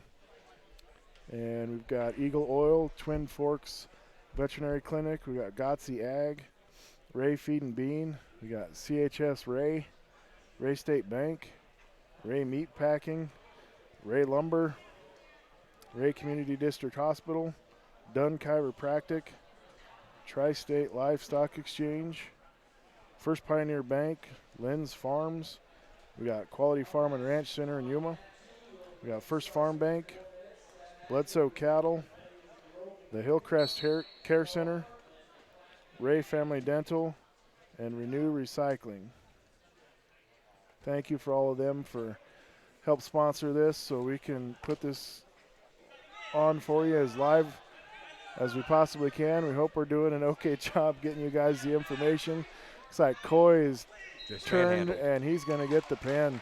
They just picked him up and turned him, didn't he? He's like, I'm done. Yep. I want to move on.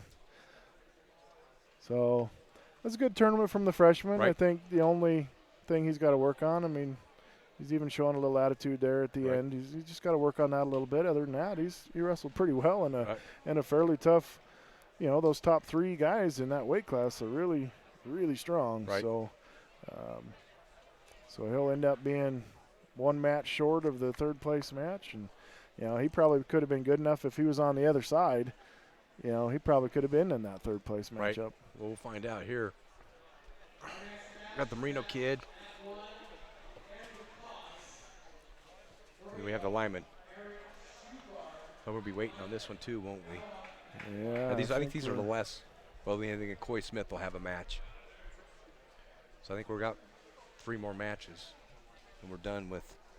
Then they'll do a little bit of a break. I didn't hear how long that break would be, but they'll do a little bit of a break, and then we'll come back with all of our placing matches, and then we'll do if we have any not pigtail matches, wrestle black matches to see who gets that true second place, to know who actually gets that spot at state. Again, a lot different this year. You know, the top 2 wrestlers are the ones that have the opportunity to go. The one who wins the weight class is the only one that's guaranteed to go. And then if you get second or third, if you haven't wrestled, then you have the opportunity to the third place finisher gets a chance to challenge the second place, and the winner of that match will take that spot at the 8-person state tournament. Quite a bit different, but that's all right. With the times that we're in, you know, getting the chance to wrestle and do all this is just, you know, trying to stay as positive as we can. You know, there's definitely, you know, everybody has issues with what's going on, but with how they've decided to do the state tournament, right.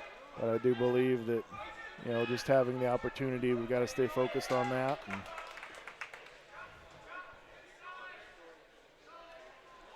And your Ray wrestlers definitely are.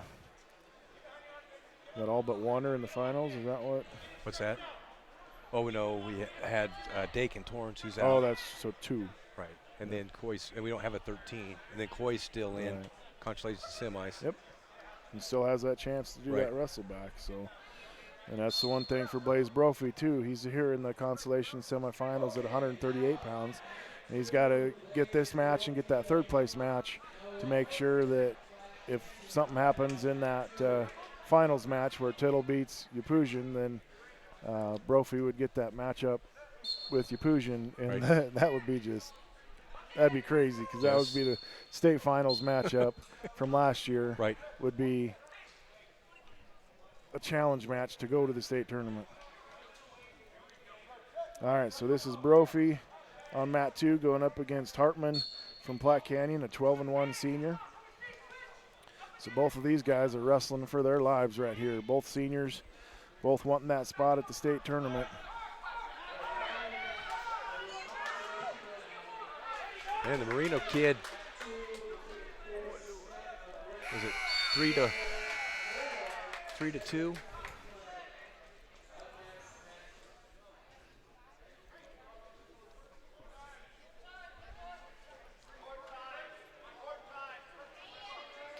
Again, we get these 1-minute first periods here on the Constellation side. Brophy's taken a couple shots but hasn't been able to connect on anything yet. And right here at the end of the period, see if he can get that 2. A great whizzer by the Platte Canyon wrestler Hartman, and he's able to fight it off, and they'll go into the second period 0-0.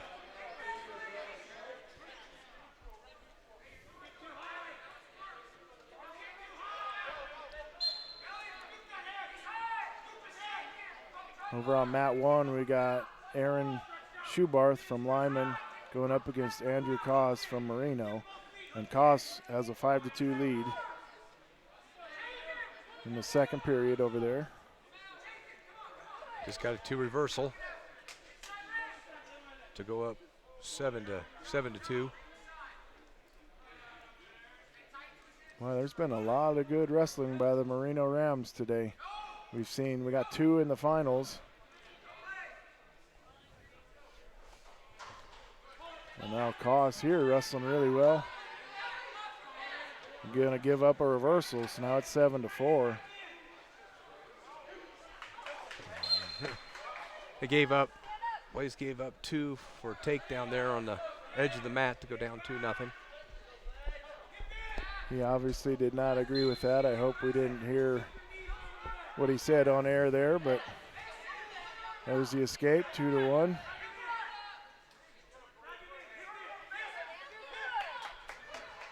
This is when, as far as Brophy's concerned, I mean, both of these wrestlers over here on mat 2, they're in their senior season, and they both have, if they go and win that third place, they still have a shot to get to that state tournament. It's a lot smaller, obviously, than it would be. And we got Marino on top getting some back points over there. He's going for the pin. Oh, as time runs out in the period. Wow, like I said, Marino's wrestling really well. Got some blood time over on mat 2. Now Marino's taking it too. The Lyman kid is in the 13-4 start of the third. Wow.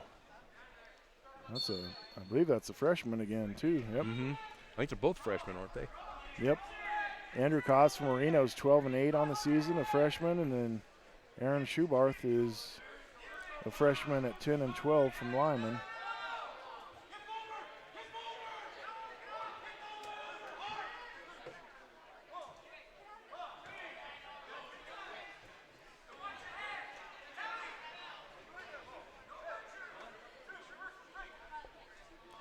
Wow, that was a crazy scramble there.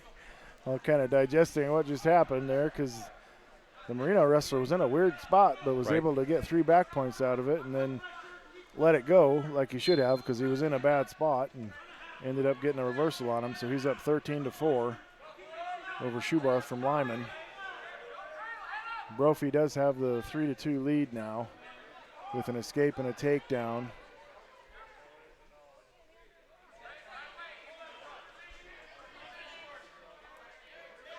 About 5 seconds left here in the second period for Brophy and Hartman from Platte Canyon. Looks like we're going to have some more blood time again. Looks like one or both is bleeding.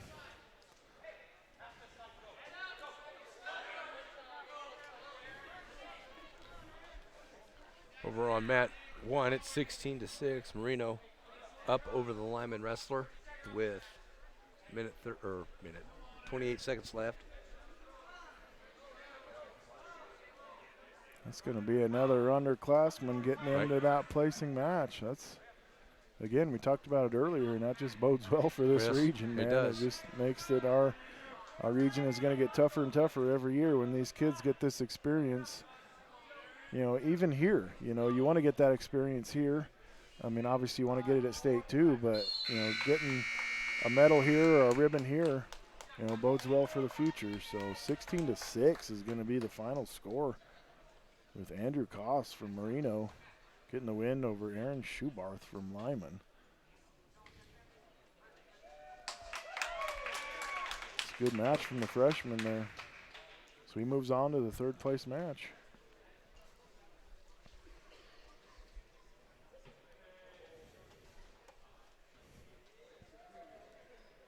Zach will have a little bit of time, so we'll go to commercial. We'll be right back. Something big is here from Valley. Valley 365. The best Valley remote management tools are now combined into this single source, cloud-based platform. With all of your Valley irrigation solutions in one secure, easy-to-access platform, you can streamline your operation and harness the power of your data for greater profitability and a better tomorrow. The time is now to own your tomorrow. Providing feed, fuel, and fiber for the world is a tough job. Sukup Manufacturing and Quality Storage Solutions are here to help you do it. Sukup offers a full line of bins ranging from small on-farm storage bins to large commercial tanks, including our 1.5 million bushel bin, the world's largest free-span bin. All Sukup bins are constructed from high-grade steel. Visit Quality Storage Solutions or call 848-3846 for your solution today. Sukup Manufacturing, engineering solutions since 1963. Start your day off right with me, Marky Mark. You never know what we're going to talk about. Each and every weekday morning at 6 a.m. to 9 a.m. right here on Yuma Zone 100.9 KNEC and KNECradio.com. I want you to listen. What makes Colorado special? It's all the places to live and the ones who make them feel like home. It's new opportunities and the ones we share them with. It's finding that one perfect match for every member of the family and finding the bank that helps you make it your own with local mortgage experts who treat your one like the only one. Talk to a lender today. Bank of Colorado. There's only one.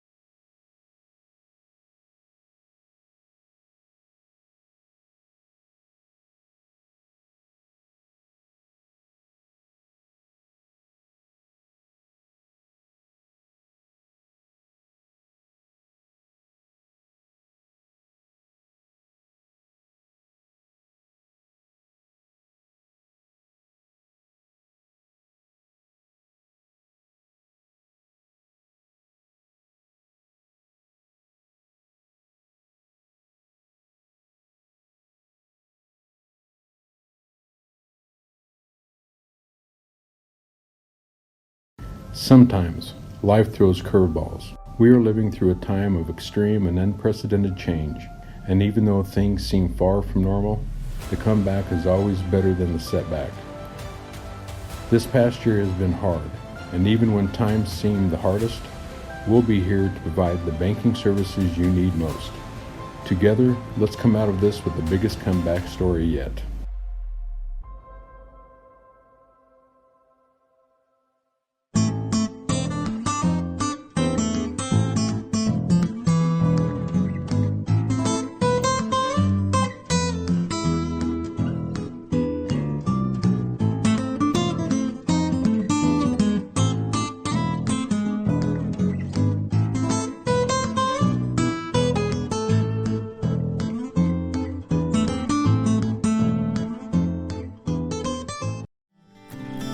The patronage check that we receive once a year has been great for us. You know, the cashback patronage is like a little bonus almost. I mean, it shows up when you're not expecting a dividend. When you're paying it into a business that you are part owner in, that money comes back to you.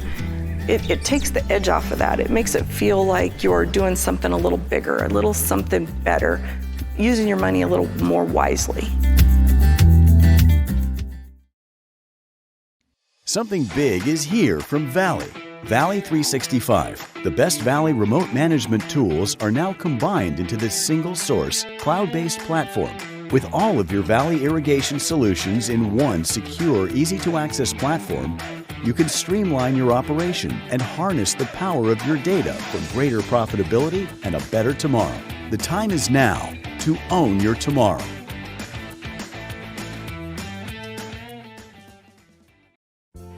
Hillcrest Care Center and the Towers are a skilled nursing facility and a top-rated assisted living community. Our skilled nursing facility offers physician and nurse practitioner visits, therapy options, and more. Our assisted living community offers individual care plans, trained team members available, routine health assessments, as well as art, music, and pet therapies. We're devoted to taking care of our residents in a secure, loving, home-like environment. Call Hillcrest Care Center and the Towers at 970-332-4856 and find out more.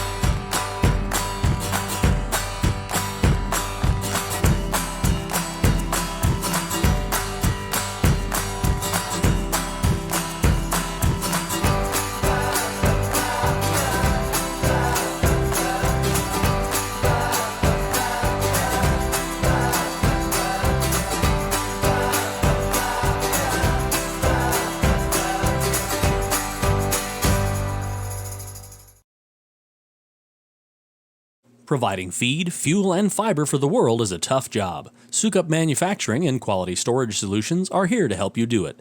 Sukup offers a full line of bins ranging from small on-farm storage bins to large commercial tanks, including our 1.5 million bushel bin, the world's largest free-span bin. All Sukup bins are constructed from high-grade steel. Visit Quality Storage Solutions or call 848-3846 for your solution today. Sukup Manufacturing, engineering solutions since 1963. Start your day off right with me, Marky Mark. You never know what we're going to talk about. Each and every weekday morning at 6 a.m. to 9 a.m. right here on Yuma Zone 100.9 KNEC and KNECradio.com. I want you to listen.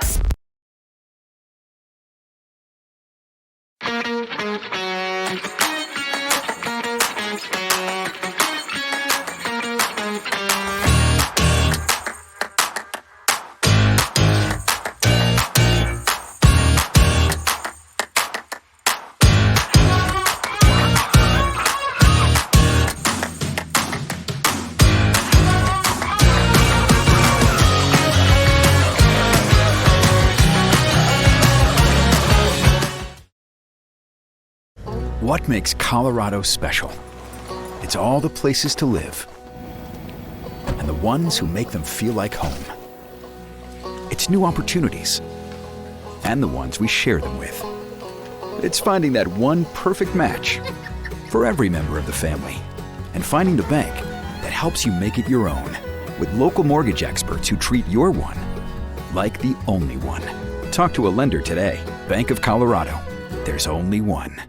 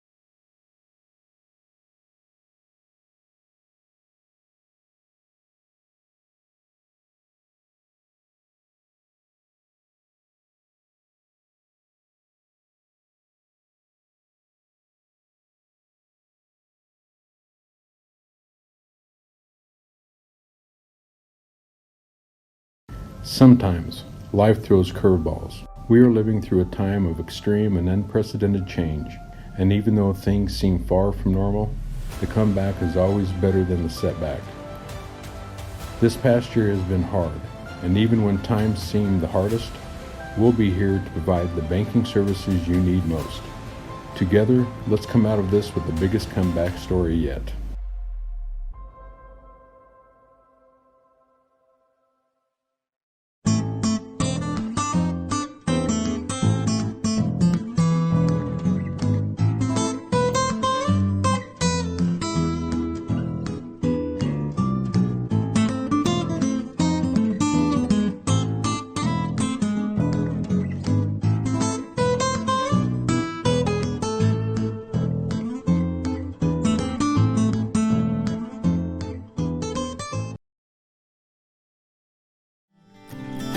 The patronage check that we receive once a year has been great for us. You know, the cashback patronage is like a little bonus almost. I mean, it shows up when you're not expecting a dividend. When you're paying it into a business that you are part owner in, that money comes back to you.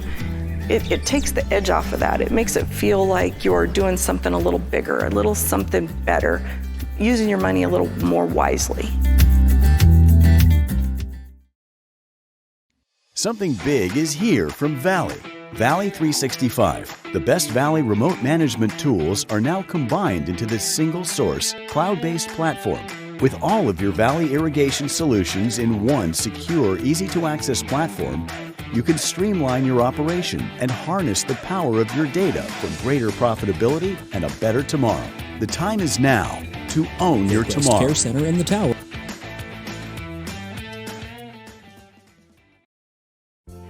Hillcrest Care Center and the Towers are a skilled nursing facility and a top-rated assisted living community. Our skilled nursing facility offers physician and nurse practitioner visits, therapy options, and more. Our assisted living community offers individual care plans, trained team members available, routine health assessments, as well as art, music, and pet therapies. We're devoted to taking care of our residents in a secure, loving, home-like environment. Call Hillcrest Care Center and the Towers at 970-332-4856 and find out more.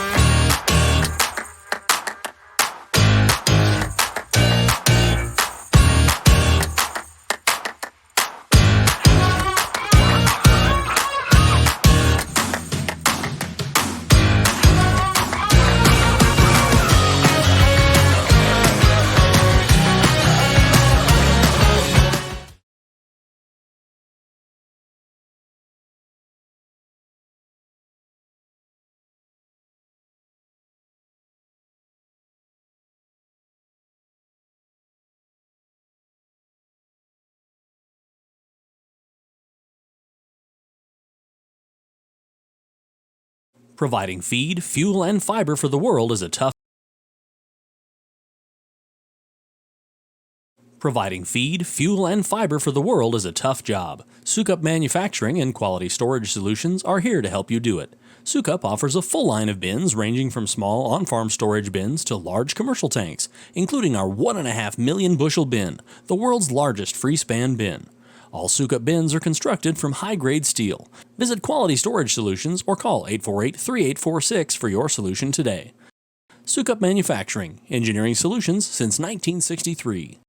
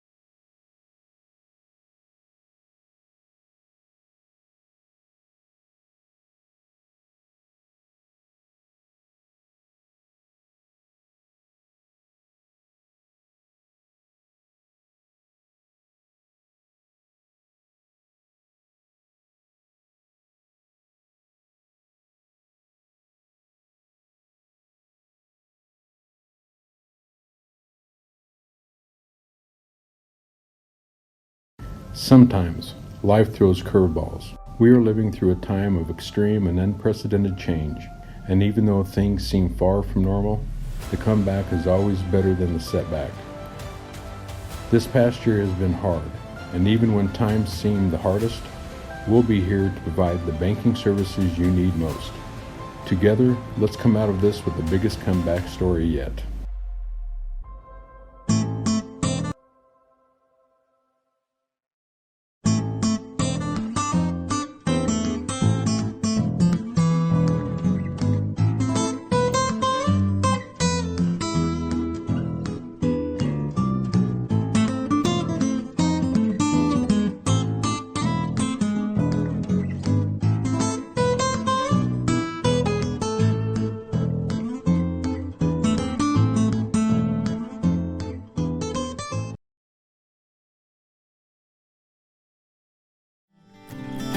The patronage check that we receive once a year has been great for us. You know, the cashback patronage is like a little bonus almost. I mean, it shows up when you're not expecting a dividend. When you're paying it into a business that you are part owner in, that money comes back to you.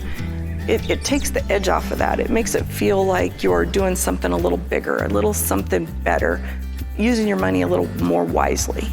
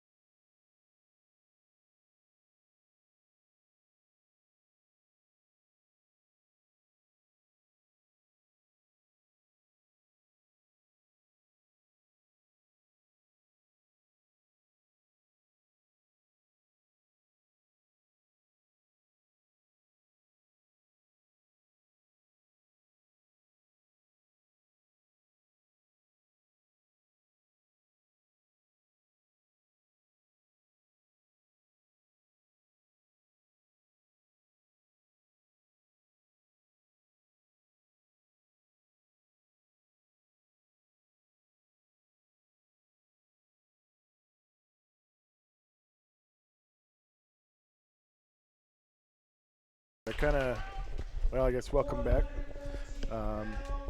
We are ready for the championship matches and the third and fourth place matches. They're kind of announcing them right now. Went through, I don't know if you guys can hear them at all, but Andrew Hannigan from Platte Canyon.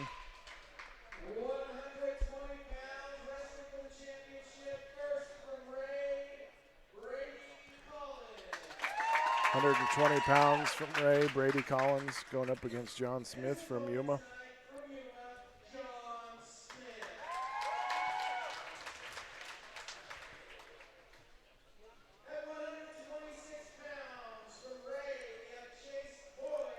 $126, we got Chase Bowie, who stepped up and wrestled really well today. Wrestling Tyler Frank from Marino. also wrestled really well this year. Braden Smith from 132 pounds from Yuma. Kevin Vasquez from Ray.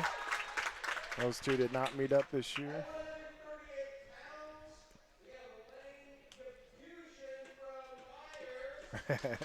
Laney Pujan, defending state champ, going up against Zach Tittle from Highland at 138 pounds in the championship.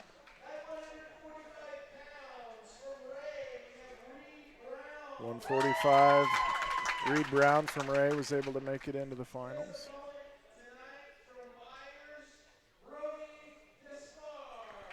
Brody Despard from Byers makes the finals this year.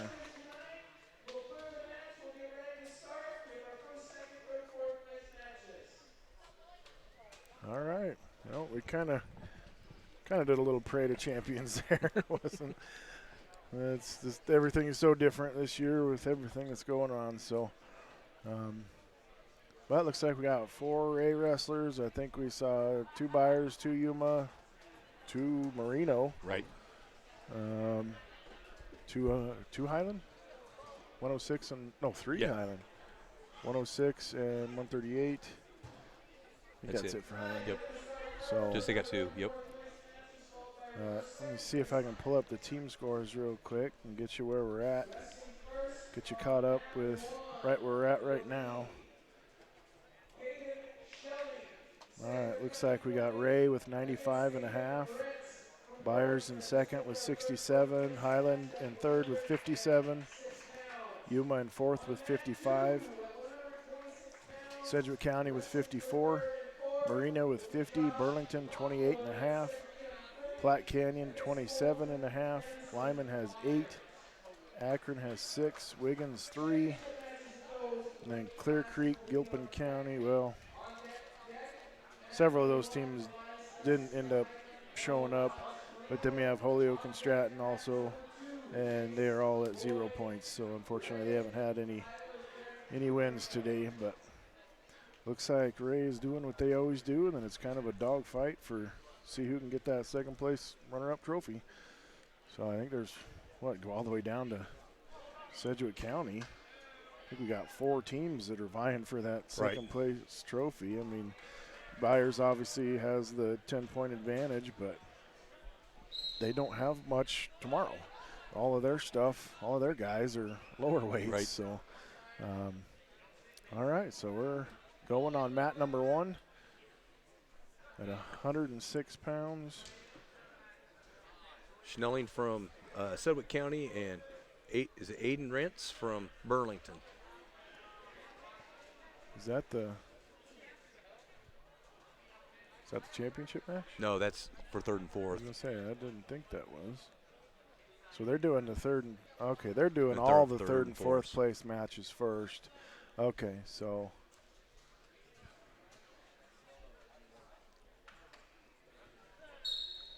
so they've bumped all the way up to 126 over here. I don't know what they're doing. Yeah, they're going to do 26, 32, and 38 here, and then And they'll then do all the smallers, okay.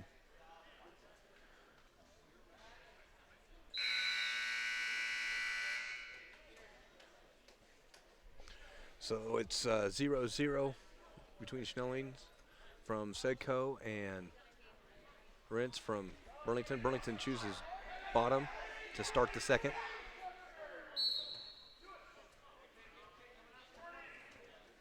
There, my track wrestling decided it wanted to work. Oh, Schnelling with a nice little tilt, cheap tilt to get 2. He should be awarded here pretty quick. There he is.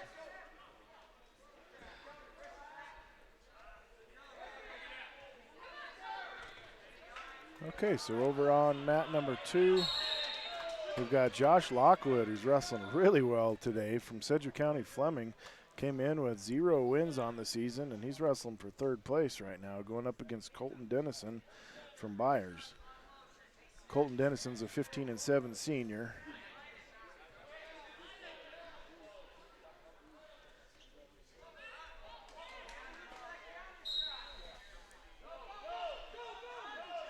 Nice reversal with the switch from Lockwood, so he takes the 2-0 lead. And we've seen him ride really well all day long.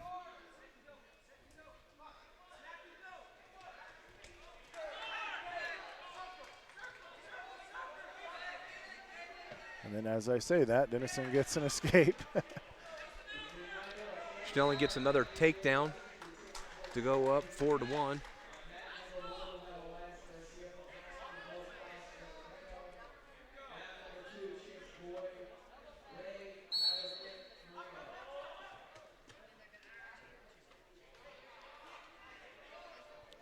So all of these matches are going to be a 1-minute first period, and then 2-minute second period and 2-minute third period.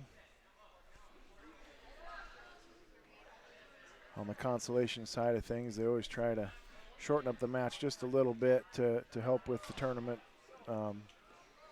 the time that it takes to run these tournaments, you know, getting those consolation matches a little bit shorter sometimes helps the flow of the tournament.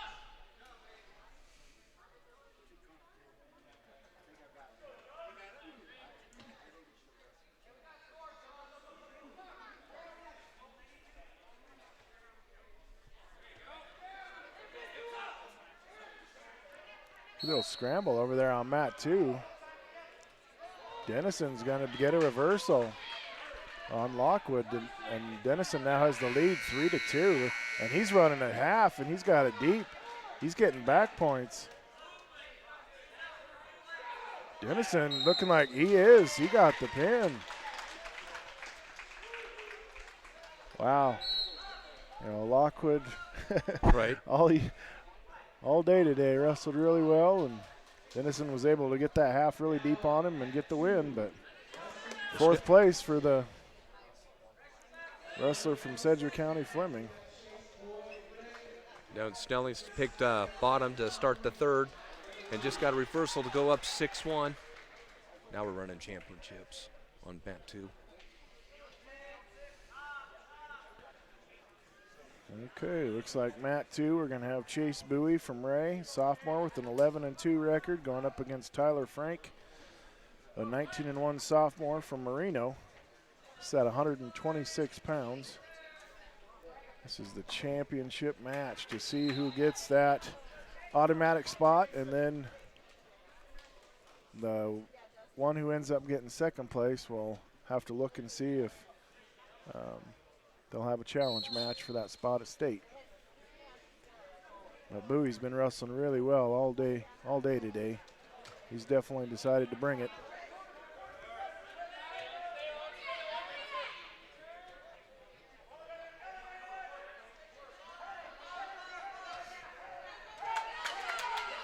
Takedown from Frank right at the edge there. It was a good little scramble. So Tyler Frank takes the 2-0 lead after that takedown. Got 1:34 left in the first period. Snelling's still riding tough over here on mat 1 with 30 seconds to go, up still 6-1, I believe.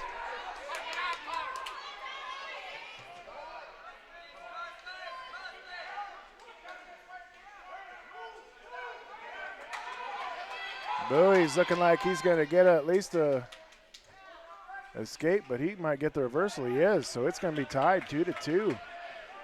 That was another good scramble from both those wrestlers, and Bowie was able to use his strength and get out of it and get the reversal. Schnelling does a good job to get third place at 106 with a 6-1 decision. That's a freshman from Sedgwick County stepping up and getting third place. Now he's got to wait and see what might happen on the championship side. Bowie tough with that grapevine and changes it over.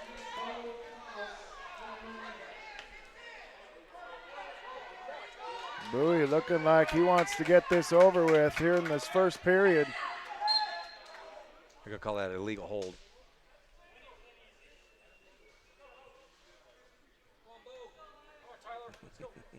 Coach Brown definitely disagrees, but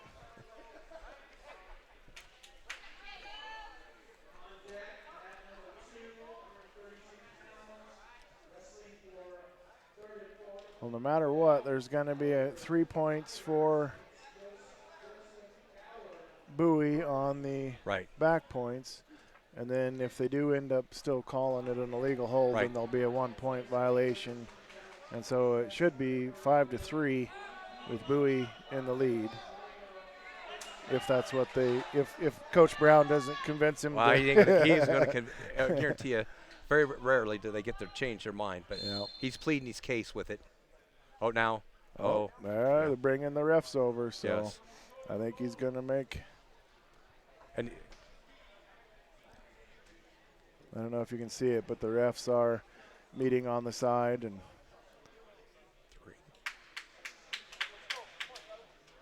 And they're not going to they're going to not do the violation. I don't know. They still show that up there. Oh, they didn't, did they? Nope, because he got the takedown, so it's 5-2.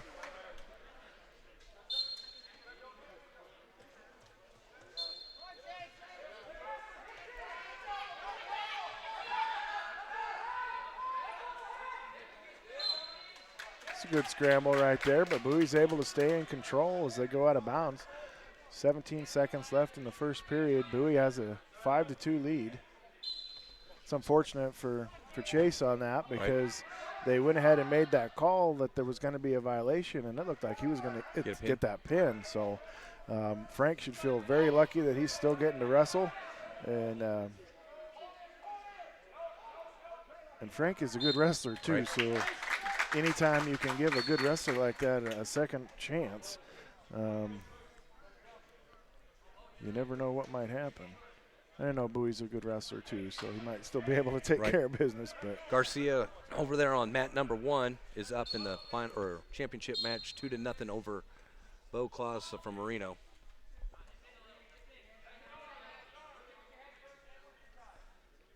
Have not looked at the 106-pound bracket to see what might be available for a possible challenge match.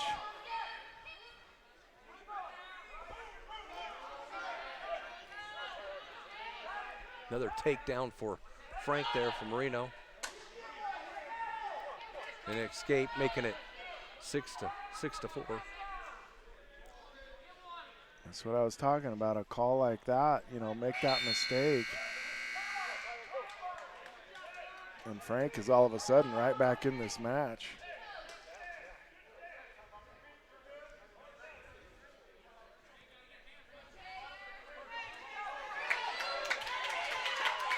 Nice takedown by Bowie.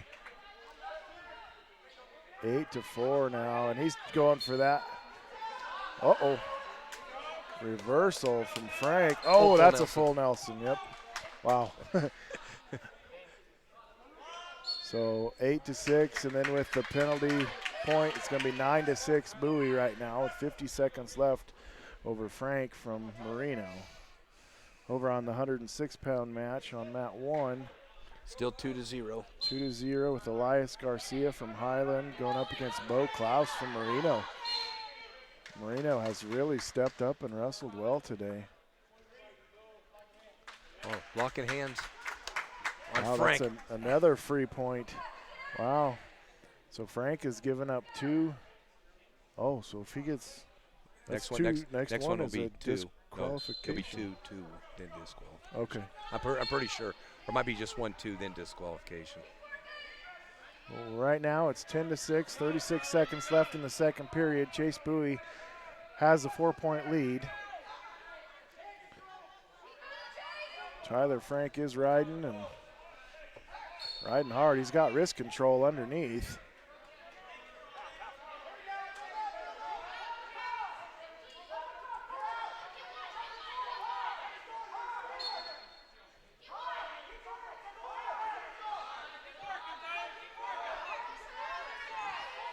Now 5 seconds left. Doesn't look like Frank is going to be able to get him turned, and it doesn't look like Bowie's going to be able to escape. So that's going to be a 10-6 lead for Chase Bowie going into the third. Those 2 penalty points for Frank are definitely looming large right now because that'd be 8-6. And then you got the first period where he looked like he was pinned. Right. Highland with another takedown to go up 4-0.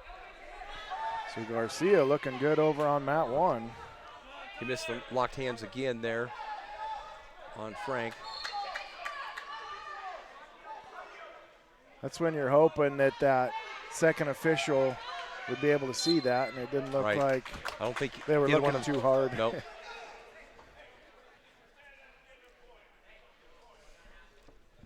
All right, Garcia from Highland still has that 2-0 lead in the championship match at 100. Actually, it's 4-1. Excuse me. 43 seconds left here in the second period. Nice switch attempt by Bowie there. Gets it to go up 12-6 with 1:30. That was a really nice switch Right by was. Bowie. He got that pressure down in the shoulder and was able to get right around.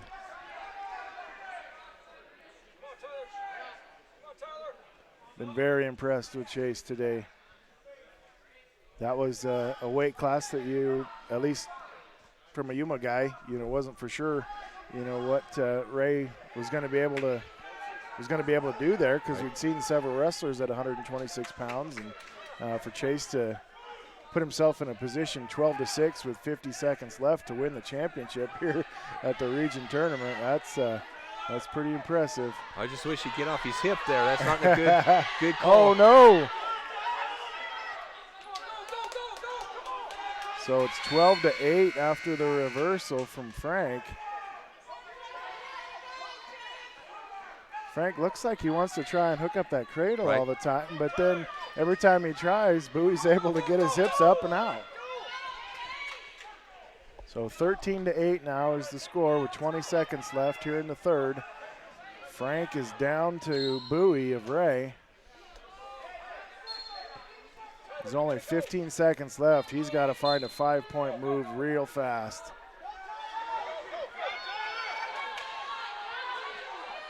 Oh, don't do that. 6 seconds left, and it looks like Chase Bowie is going to win himself a regional championship. Nice job from Chase Bowie. So Ray will send their first wrestler to the state tournament.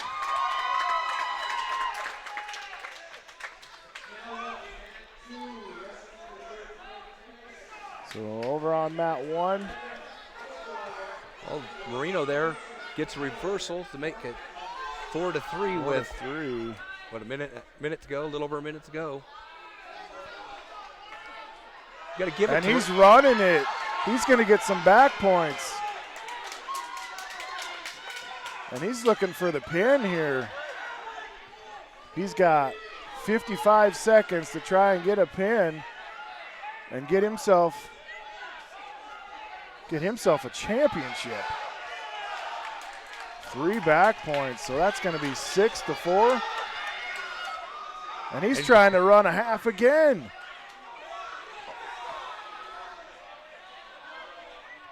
Oh, is he out? He's out. He's out. Something's wrong.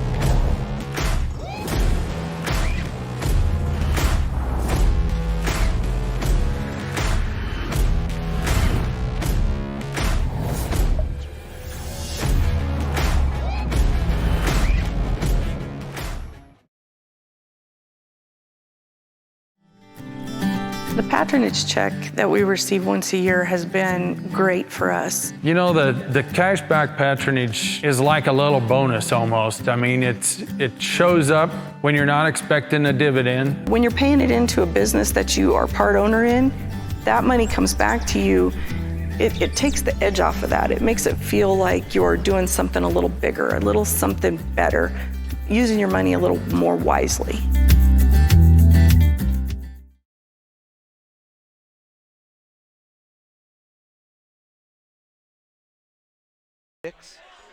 Marino is up on Garcia from Highland. This is gives me this is an upset.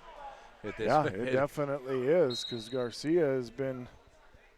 And if Garcia loses, there will be a challenge match at 106. We've got, sorry guys, we have a guy that's standing right in our camera to see that score, but he gets away from one extent. So it's 6-5 with 24 seconds left. Wish we could tell that. There's a camera right in that guy's face. I'm surprised he hasn't noticed it. Marino is able. He's down again. Wow, for a second there, it looked like he was down.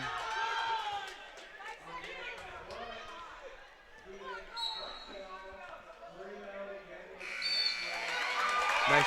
So nice that's job. going to be a 6-4 regional championship from Bo Klaus. The freshman stepping up and wrestling big and getting his chance to go to the state tournament next weekend. Very nice. Looking over at Mat 2, we're still 0-0. 50 seconds left here in the second period. There we got the guy to move. Yep. So there will be a challenge match, or for a true second, at 106s. We knew this was going to happen and could happen quite a few times throughout this tournament. You know, maybe not a bunch of times today, but there's still a possibility for what, 3 or 4 of them? Right. We will have one at 126. So we know we have 2 for sure. Yes. Our first 2 championship matches.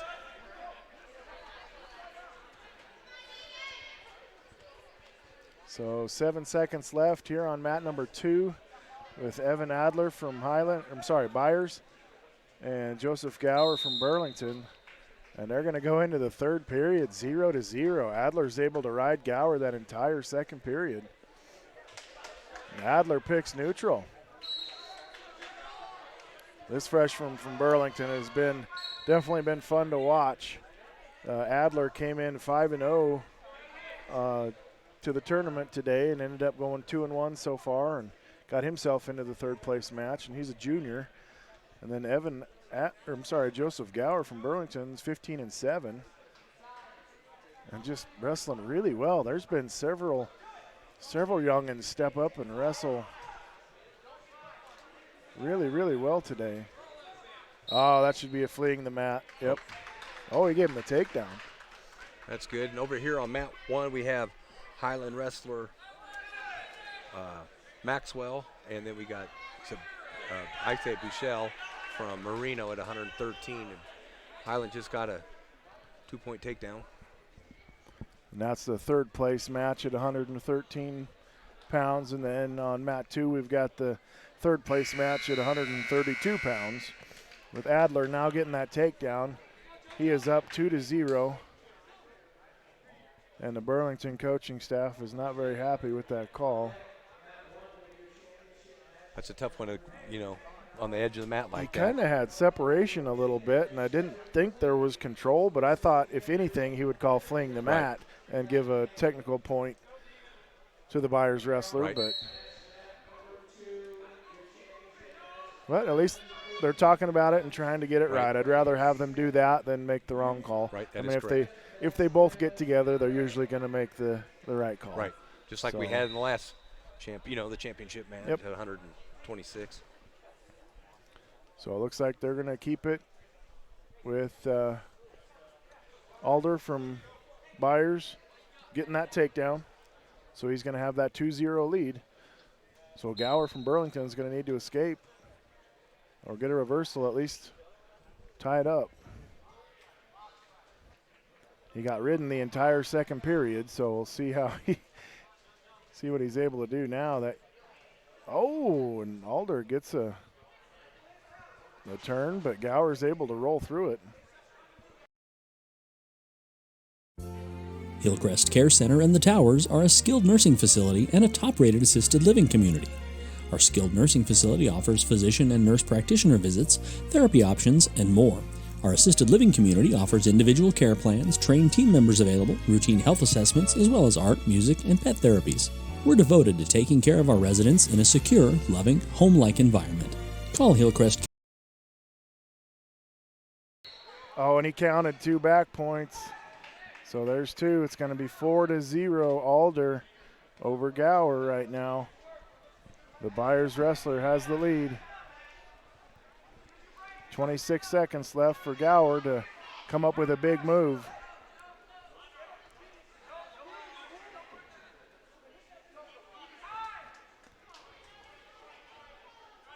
And there, oh, he let the reversal go. Right. He's got 10 seconds to come up with a 5-pointer. Or at least a 4-pointer, because it's 4-1. That freshman, man. I know Right. he's going to get 4th place and lose this match, but he has wrestled really well. Right. Definitely impressed us. That's fun to watch when you got guys that are working hard For the 6 entire minutes. match. Yep. And I back love over that. on Matt number 1. It's 2-0. Highland is up. The Highland wrestler. Daniel Maxwell, a sophomore from Highland, has the 2-0 lead over Dagan. How'd you pronounce it? I thought it was Bouchel, but I'm not for sure. Bouchel? Butchtel? I'm not. Freshman 14-5 from Marino. They are 40 seconds left here in the second period. We have our first Yuma Ray matchup. I think it's our only Yuma Ray matchup today, No, isn't it? no. Oh, yeah, 120. Yeah, it's 120. So we have 2 Yuma Ray matchups today. So Kevin Vasquez from Ray going up against Braden Smith of Yuma, Both seniors. 132 pounds. They got to win this match to guarantee themselves that spot at state and get that regional championship. You want that top spot on the podium. Kevin with the front headlock.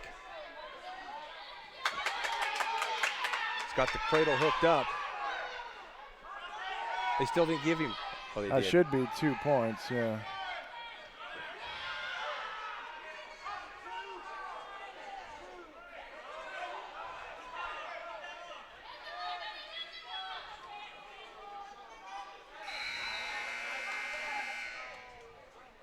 Wow, Braden has been able to fight that off. Yes, he has. Vasquez has that real tight. Wow, I cannot believe Braden hasn't. He's in a Nope. bad position, but Vasquez is in complete control right now. Minute 2 left in the first period. Vasquez has a 2-0 lead and has a cradle locked up. He's had it for about 30 seconds Yeah. now. Scooping the leg will help. And Smith is able to reverse it and has Vasquez on his back. Now he's looking for the pin.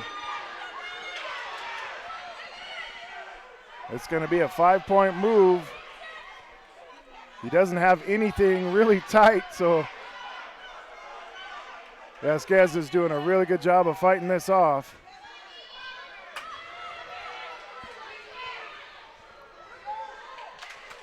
That's a great job by Vasquez to get out of that.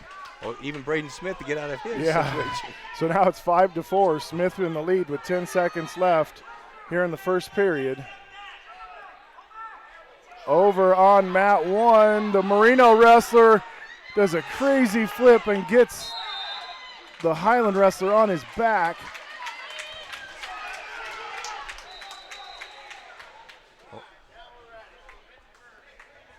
Oh, boy. Oh, they stopped for blood time. Oh, man, with him on his back. Right. So Marino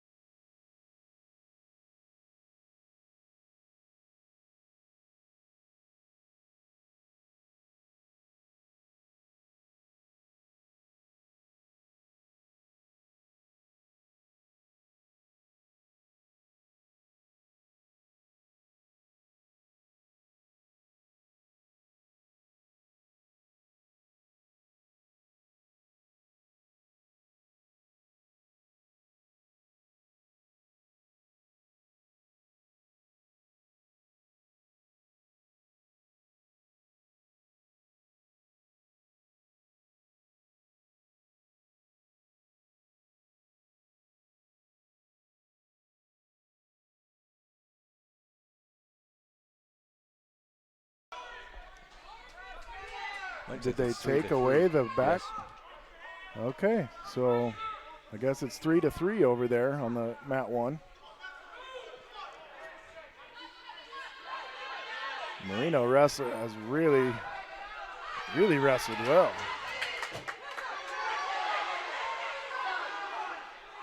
Vasquez is looking to try and get a reversal here on Smith, and he's going to get it.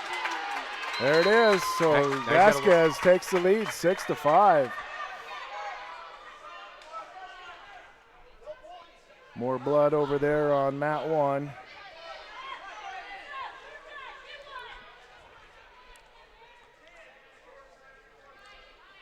And we've seen both wrestlers wrestle really well on top all day today.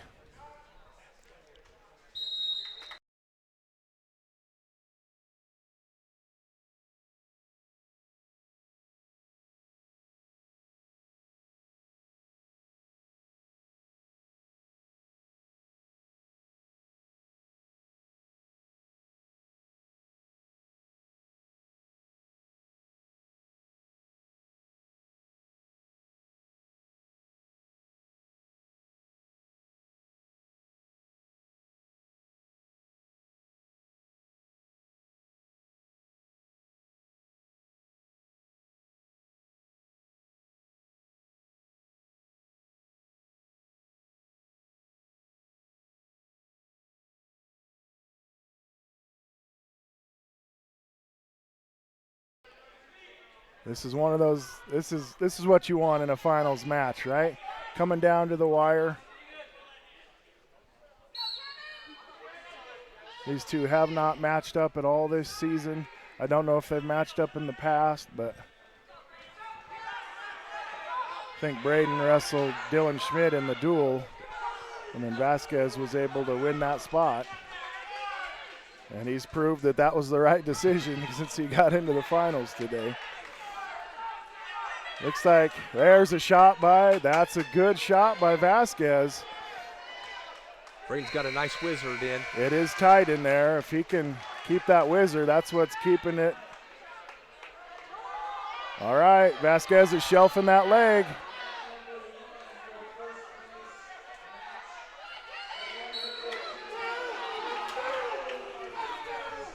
That was a tough call from the official right there. That really looked like it could have been a takedown. 37 seconds left, tied 6-6. Now it comes down to who wants it more. Yep.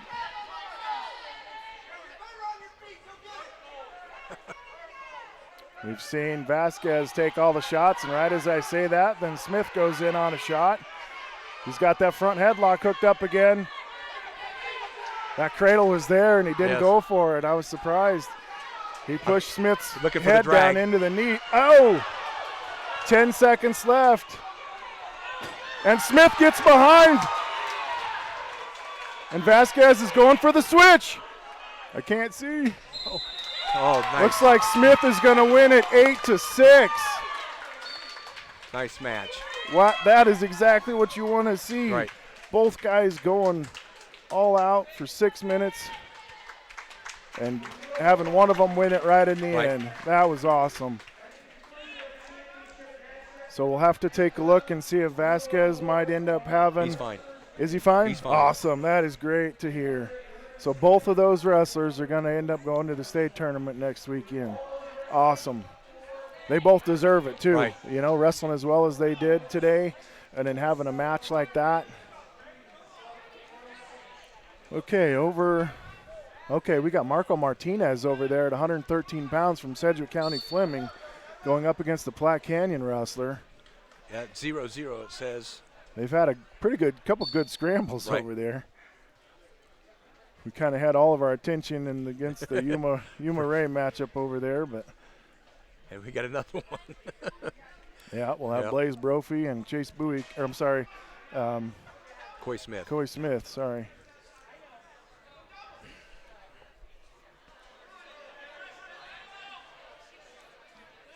Hannigan's took a shot, but Marco's done a pretty good job of. Is that who he's wrestling from Platte Canyon? Yes. Mine Molt? Andrew Hannigan. Yeah. Okay.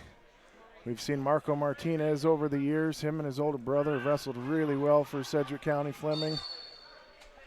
And Marco had been a thorn in the side for John Smith over the last couple of years.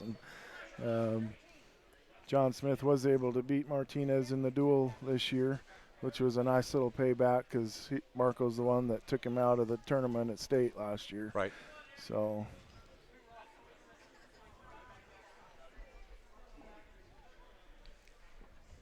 this is the championship match at 113 pounds on mat 1. Marco Martinez from Sedgwick County Fleming.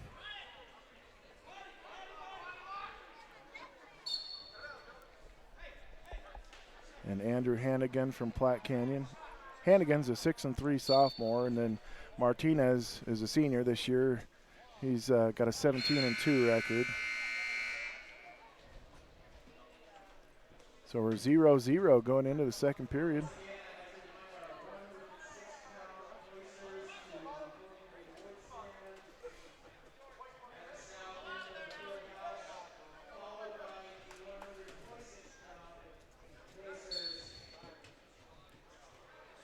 Oh, nice switch to an escape for Marco. Get one. So he'll take the lead, 1-0. Getting a little slappy in there. Right. Which I like. I'm glad they let it go. Definitely to a point, you know. Neither one of them seemed to be too upset by No. it either. So you just get hit in the face and you keep going.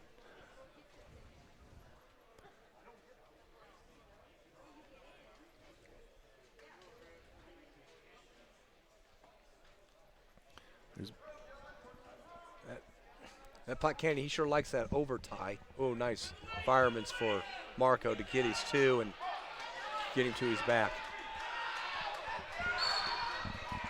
And he gets a pin. I looked away for 4 seconds, and Martinez gets himself a regional championship.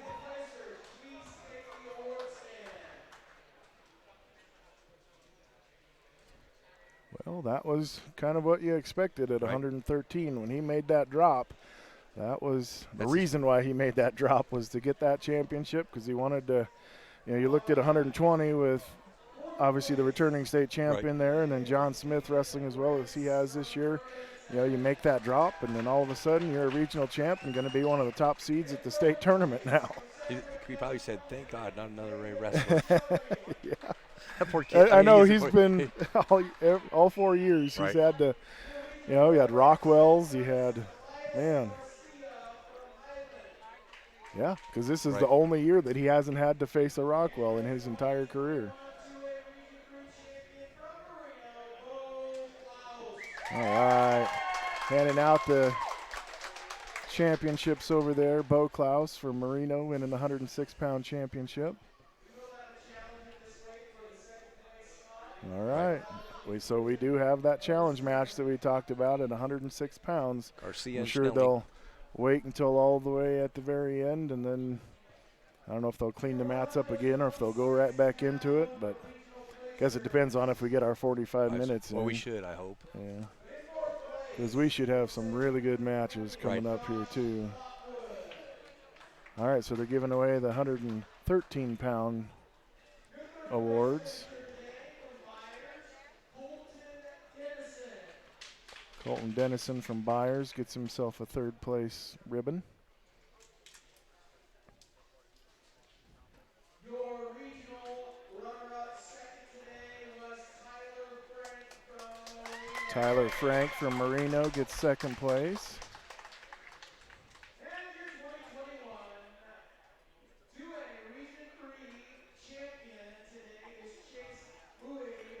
And Chase Bowie steps up and wins. That's 126, right? That's 126. Yeah, and there so should be a 100. challenge there as well. Yep.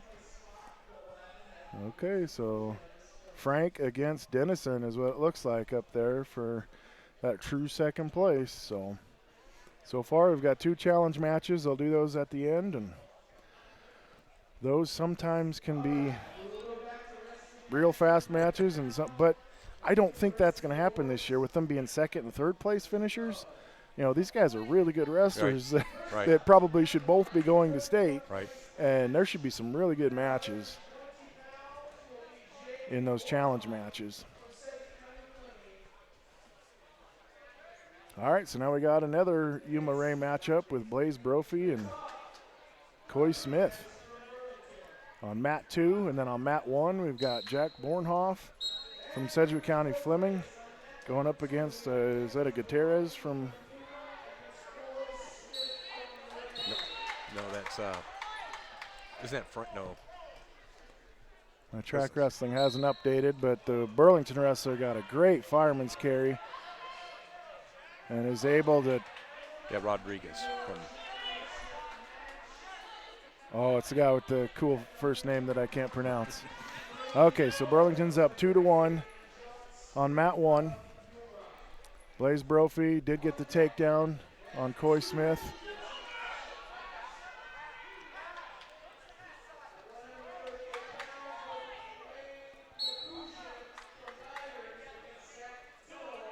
.22 seconds left over on mat number 2. Brophy has the lead 2-0 after his takedown.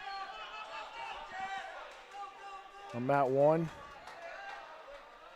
we've got Rodriguez. Rodriguez from Burlington has the lead over Bornhoff from Sedgwick County Fleming 4-1. He's had 2 takedowns, and then Bornhoff was able to get an escape for his point.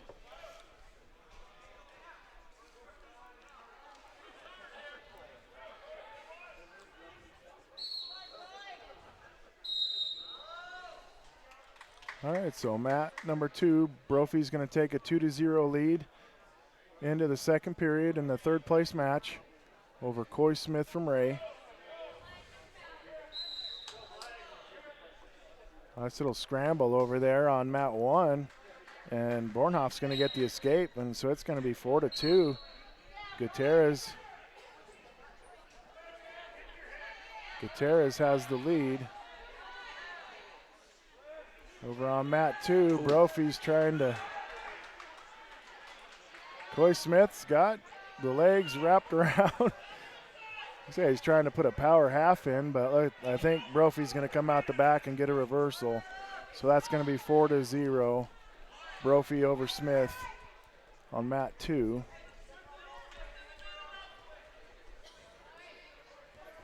Rodriguez now has a 7-3 lead over Bornhoff over on mat 1.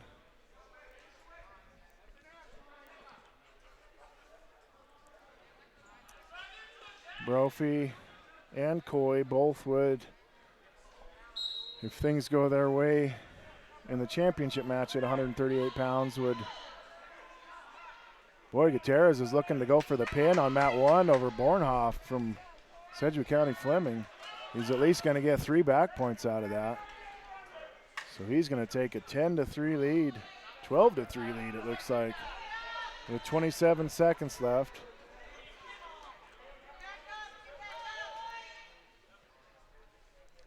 Coy not doing much on bottom.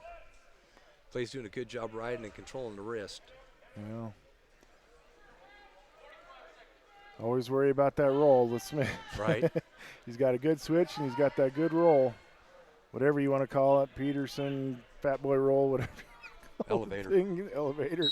Everybody's got their own. Right. Everybody's got their own they got their names Peterson, for but it. that what he's A trying little to hit's bit an different, elevator. yeah. Oh yes. Yeah.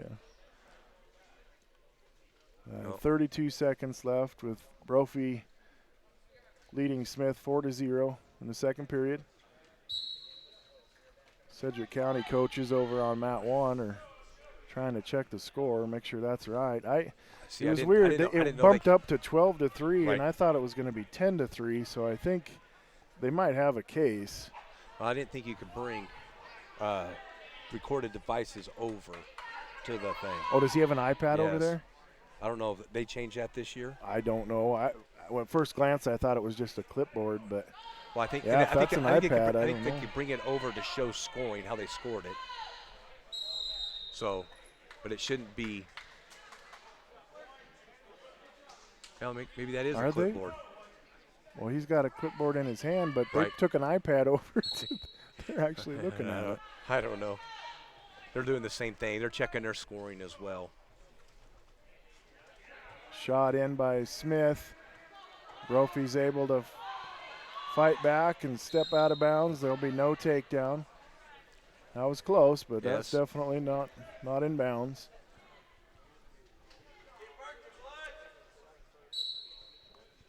Both of these wrestlers, like I said, if they win this matchup, if things go their way in the championship match, still would have a opportunity to do a challenge match.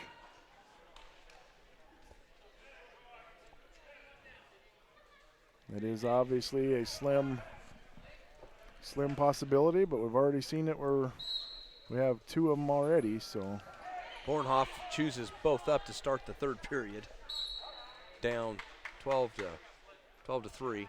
Nice little fireman's for Rodriguez there. Yeah, that was really nice. What is Rodriguez? He's a junior, 16-5 from Burlington, going up against a sophomore, Bornhoff from Sedgwick County Fleming. Looks like we got some blood over on mat 2. Brophy's sprung a leak in his nose. I think he had a little bit of blood in that last match, Right. too. I think they were both bleeding in the last match with Brophy. Rodriguez, you said, is a junior? That's what it says.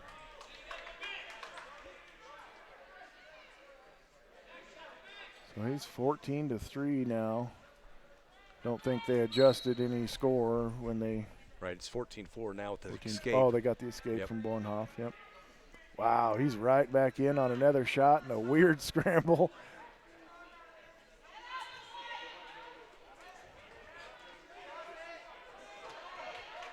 Uh-oh. Oh, bear hug from Coy Smith, and Blaze was able to take him right to his back.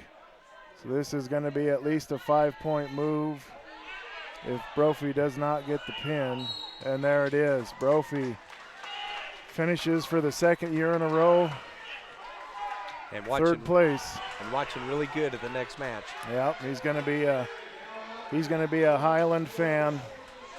Oh, and that's really nice from Coach Brown and Coach Keeler to talk to him a little bit, and that was very nice to Right. see. Like, everybody's working hard. Everybody's trying to get to that state tournament, and with Blaze finishing second at the state tournament, and then having to have some help to get there this year, and really not wrestling bad. He Right. just it didn't go his way in the semifinals, and now he's got to have some big-time help. Zach Tittle from Highland has got to step up and beat the defending state champ, Lane Yapuzian, for Blaze to have a chance to still get to the state tournament. And Blaze is going to sit right there and watch this thing.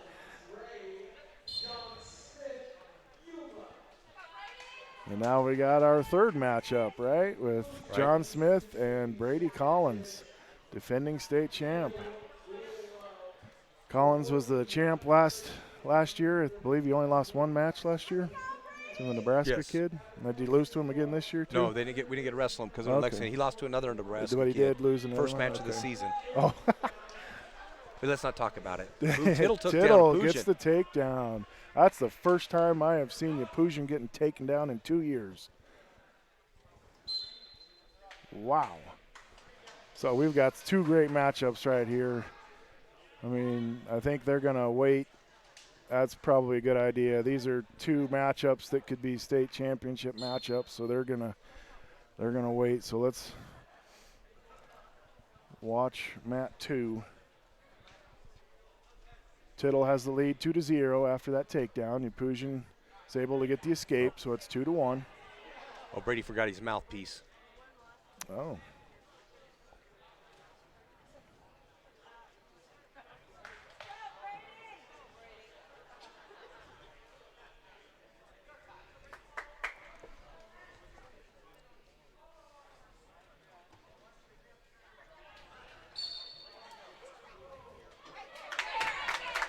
Right off the bat, Collins gets that head and ankle. Takes that 2-0 lead right off the bat. He is so strong on top. Yapuzian with the head throw on mat 2, but Tittle's able to roll through and no points. So we're still Tittle 2-1 with 20 seconds left in the championship match at 138 pounds. Yapusian looks like he might have this takedown. Short time. 10 seconds left, and Tittle was able to fight out of that. Brady putting a lot of pressure on Smith down there.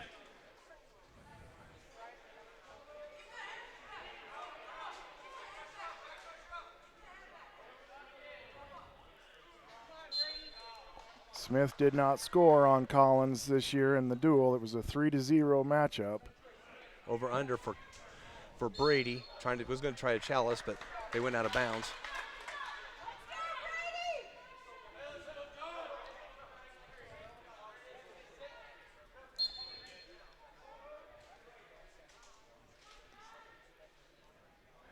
It's hard to even speak. We got so much good stuff going on right now.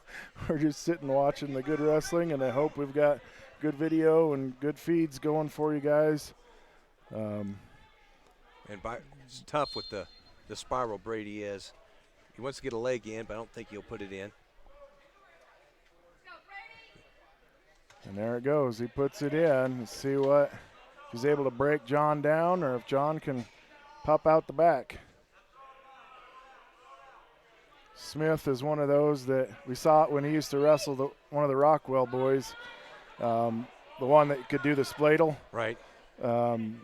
It just doesn't hurt John. John can do the splits, and it doesn't affect him at all. John's fighting hard right at the end of the period. That was a good little scramble. So Rockwell's going to take a 2-0 lead into the second period. Brady. You said Rockwell. Oh, I had Rockwell on the mind there. And over there My apologies for the state champion there. I do apologize, Brady. Man, another good match over here on Mat 2 between Tittle and Yapusian. Tittle was able to escape, so now he has a 3-1 lead, and he's in on a shot. And it's deep, and Yapusian tried to dive over the top. And this is one of those positions that it could be dangerous for both, or they could be. That's going to be a takedown for Yapusian. There it is. No, it wouldn't be a take. Oh, they did give him two. Yep.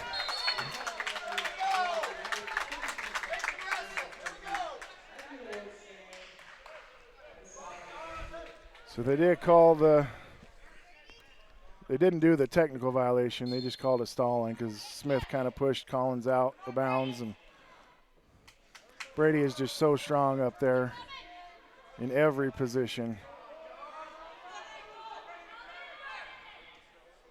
Oh, nice. Come up with a wizard.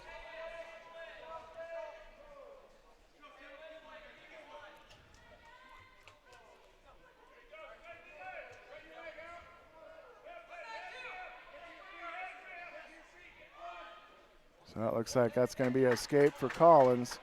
So now it is 3-0. We got Tittle and Yapusian over here on mat 2. They're 3-3 with 30 seconds left. Oh, nice inside.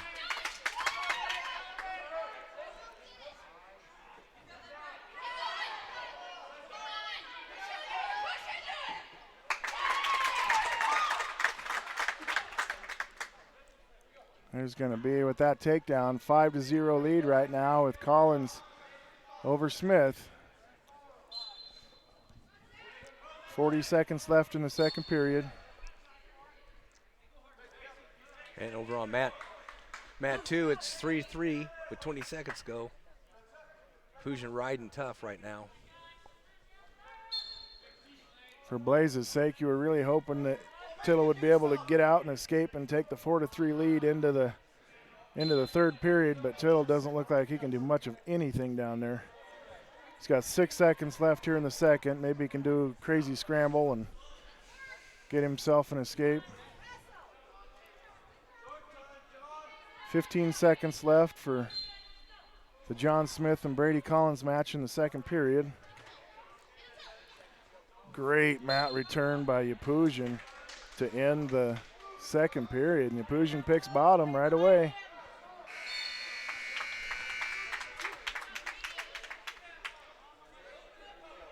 But John picked both up. Didn't he to start the third?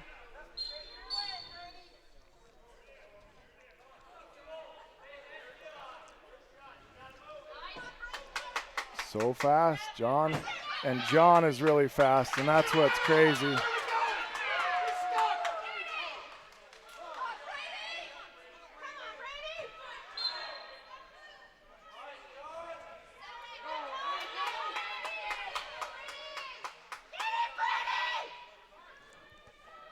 We got some crazy Ray fans sitting next to him.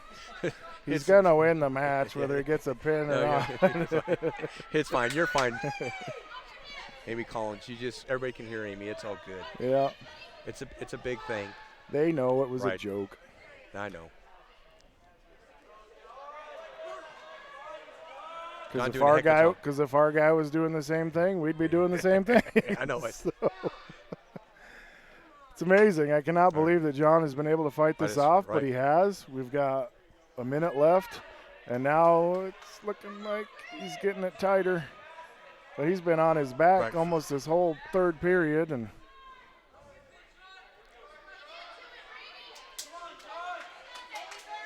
I think Brady knows that if he steps over, they're going to go out of bounds, so he's really trying to, wow, and that was a great move by Collins to get that cradle and get that locked up for those 3 points. Actually, it was 5 points because it was a takedown and 3 back points.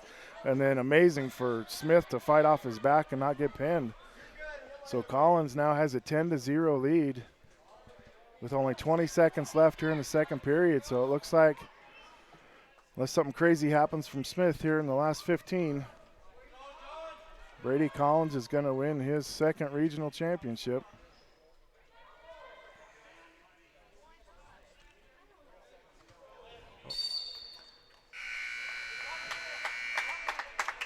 Nice match there between John and Brady. He had a full Nelson in right at the end. He thought he was going to call it, but apparently not. 4-3 over here between Tittle from Highland and all right, so Pujan. Yapujan was able to get that escape, so now he leads 4-3. Brophy needs Tittle to get a takedown. Tittle's in on the ankle with the head and arm. 2. That was a good shot by Tittle, but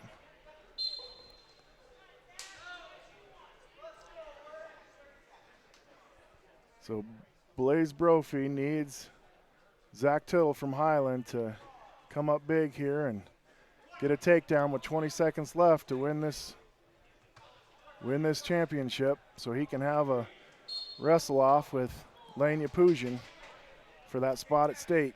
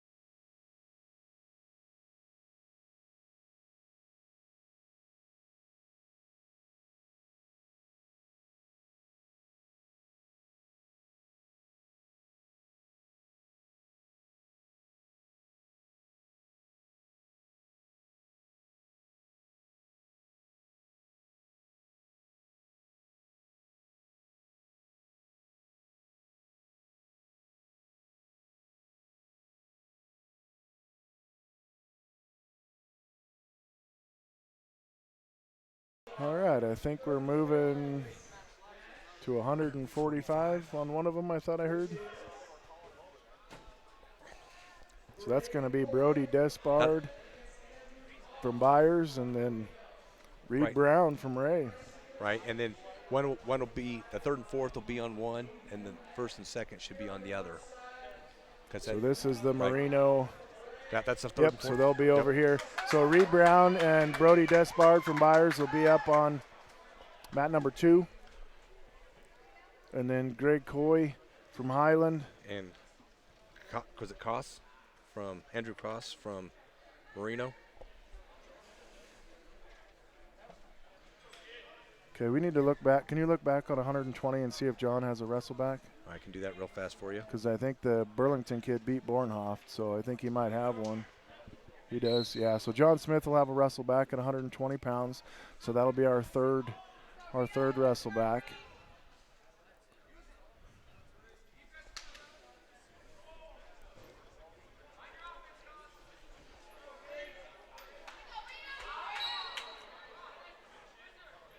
All right, so Coy on mat 1 goes in quick and gets that cradle, and he's got it locked up. He wants to turn and get it over with fast. He's going up against the Marino wrestler, Andrew Koss. Andrew Koss. And there's the pin from Coy, so now we can focus on Despard and Reed. Reed has wrestled really well. Both of them have obviously wrestled really well to get to the championship match today. And Despard's in on a single leg, but Reed's able to fight it off pretty good there.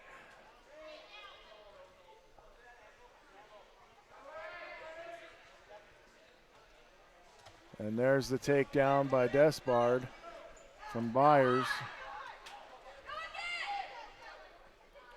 I love that by Reed when he gets to going and he doesn't stop. He keeps trying and trying and trying, and just makes it where when you're on top, you're supposed to be the offensive wrestler, right? But when you're getting spun around like that, it's hard to do anything. So Reed works his way out and gets that escape. So that's nice. 2-1, Despard with the lead. 36 seconds left here in the first period. The championship match here at 145 pounds.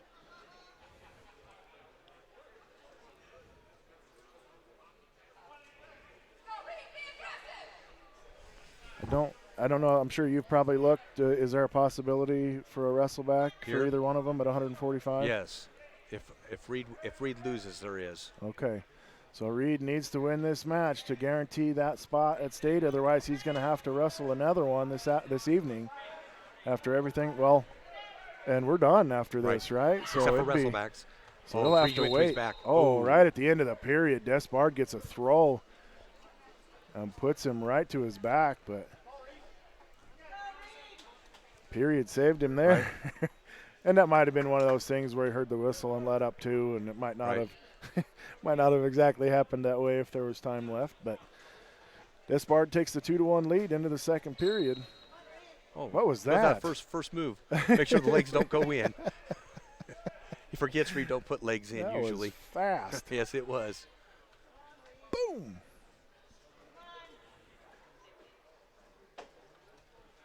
Despard gets wrist control and gets out, so he takes a 3-1 lead over Reed Brown from Ray. 1:35 left here in the second period. We've had some pretty good action in this match, so I like seeing that. I think Reed's going to have to find something from the outside. Tying up doesn't seem to be working for him. Oh, he's going for it. He's going for a Jap pancake. Oh, he did. He gave it up. I've seen him do that. I don't know if you call it a cement mixer or not, but I've seen him do that before. And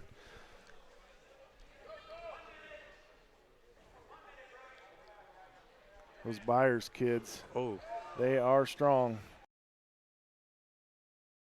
Sometimes life throws curveballs. We are living through a time of extreme and unprecedented change, and even though things seem far from normal, the comeback is always better than the setback. This past year has been hard, and even when times seem the hardest, We'll be here to provide the banking services you need most. Together, let's come out of this with the biggest comeback story yet.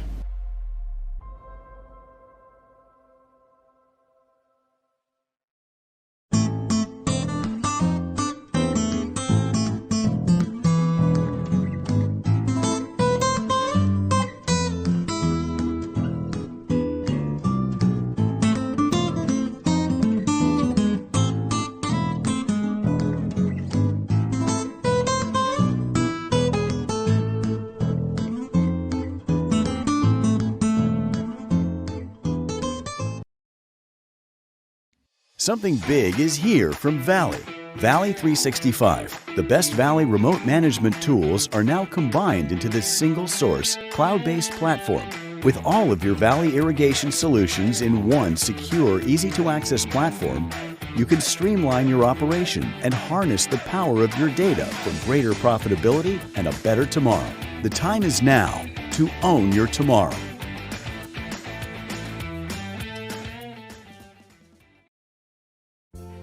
Hillcrest Care Center and the Towers are a skilled nursing facility and a top-rated assisted living community. Our skilled nursing facility offers physician and nurse practitioner visits, therapy options, and more. Our assisted living community offers individual care plans, trained team members available, routine health assessments, as well as art, music, and pet therapies. We're devoted to taking care of our residents in a secure, loving, home-like environment. Call Hillcrest Care Center and the Towers at 970-332-4856 and find out more.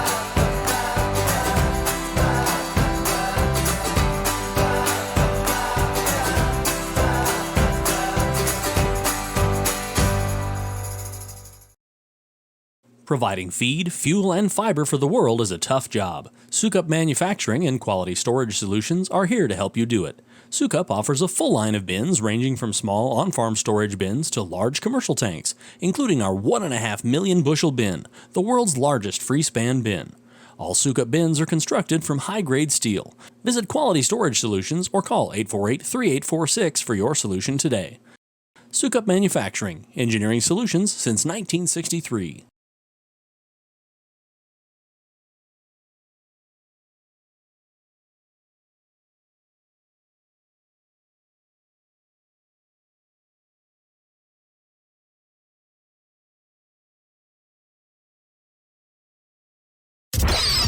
Start your day off right with me, Marky Mark. You never know what we're going to talk about. Each and every weekday morning at 6 a.m. to 9 a.m. right here on Yuma Zone 100.9 KNEC and KNECradio.com. I want you to listen. What makes Colorado special? It's all the places to live and the ones who make them feel like home. It's new opportunities and the ones we share them with. It's finding that one perfect match for every member of the family and finding the bank that helps you make it your own with local mortgage experts who treat your one like the only one. Talk to a lender today. Bank of Colorado. There's only one.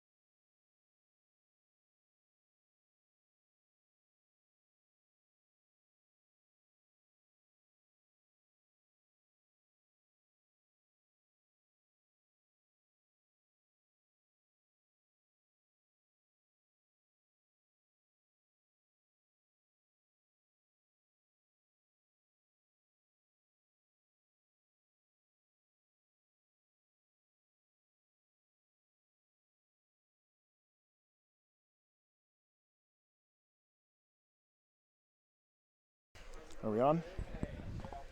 Okay, welcome back. We've got our first challenge match here at 106 pounds.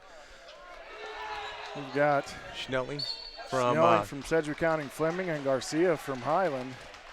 And I don't even know if this is going to be on the, probably won't even be on track.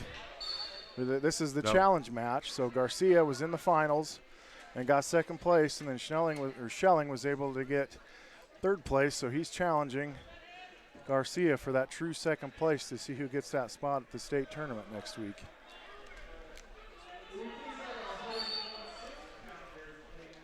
Some good action right now. Right. Garcia was ranked number 4 by Tim Yount, and then Schnelling, I believe, was 8th by Tim Yount this morning. So there's, two kids that you really could see, going on and doing some really good things at the state tournament next week, but only one of these is going to get to move on. 0-0 after 1.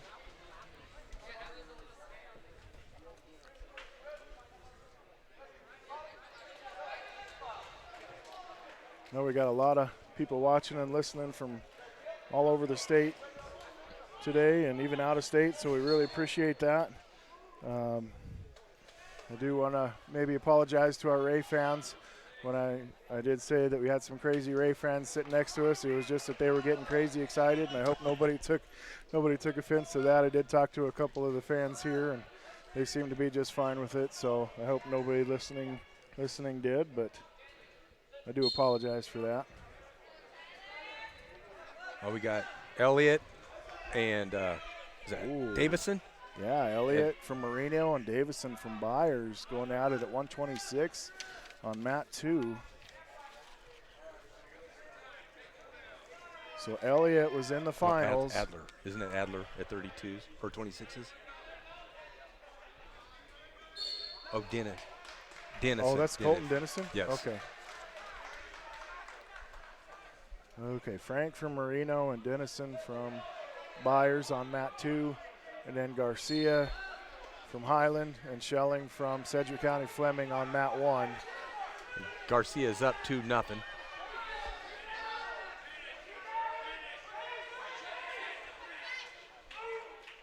And Davison's able to get the takedown with 5 seconds left here in the first period to take a 2-0 lead. Oh, and Frank gets the escape. Make it 2-1. Yeah. I don't understand why that isn't stalling. I have no clue. I believe that was more than 5 seconds, wasn't it? The Garcia from Highland ended up grabbing Schelling's legs and really low down by the ankles and didn't let go there. And usually when you do that, you get a few seconds to hang on there, but if that's all you're doing and not trying to advance up, then usually that gets a stalling call, but we didn't see it that time.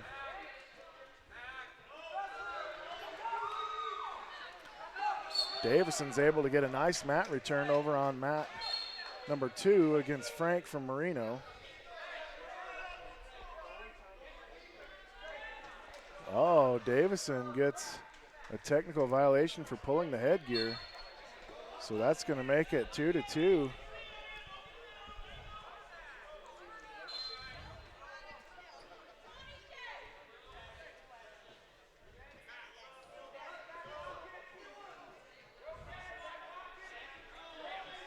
I was figuring there's going to be a stalling call here pretty quick. There it is. Yep. Got that on Colton Dinner. Oh, man. Well, at least they called it potentially dangerous, not a slam. Yeah. So that's good. Colton back on top. I always love those mat returns. Those are, like we've said all day, you just like seeing them. It means they're working really hard. A lot of times you see wrestlers just once they stand up, they just let them go. Right. But when they're able to pick them up and take them right back down to the mat, that's fun to watch. Schnelling down 2-0, start of the third. Pick bottom to start the third period.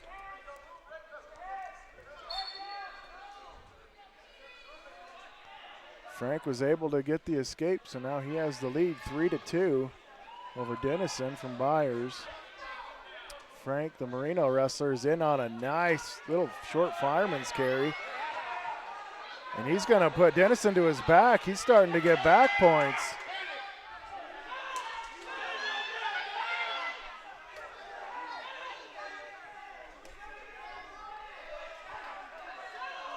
.32 seconds left in the second period, and Frank is looking for the pin. He wants to keep that second place and make sure he gets to go to the state tournament. No matter what, this is going to be a 5-point move if Dennison's able to get out.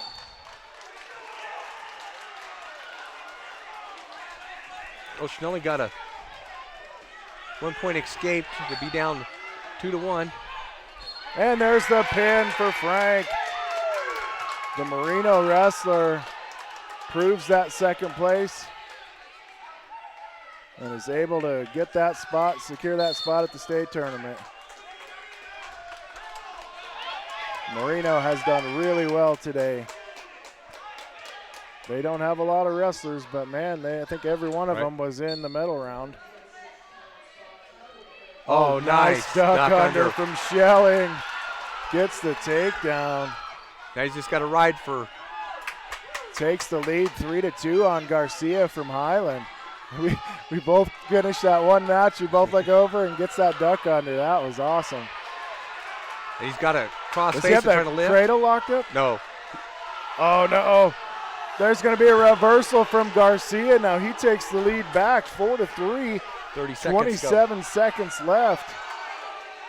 There's a stalling from Garcia. They called that pretty fast, didn't they? And they gave the point, so now Yep. it's tied 4-4. Yep. So it is all tied with 24 seconds left. If Schelling can escape, he might be able to win this thing. Garcia rides, they'll go into overtime. Or not. 10 seconds left in the third period. Got to be standing up. It almost looked like lock hands there for a Yes. second. Now they're going to go into overtime. Wow. Challenge match going into overtime. This is when you see what kind of heart these wrestlers actually Right. have.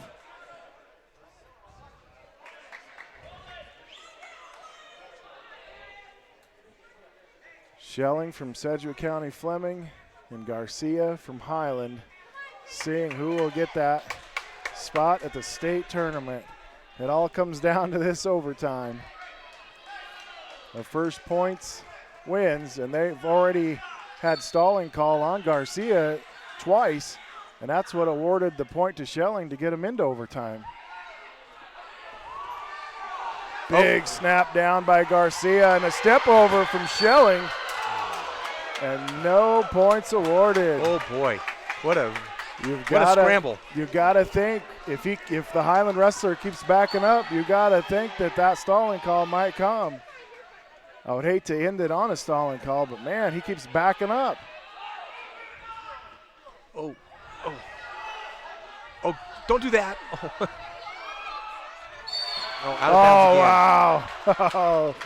Went for the headlock. That Man, was a he's pretty gutsy. scary Yes. move right there, but he almost pulled it off.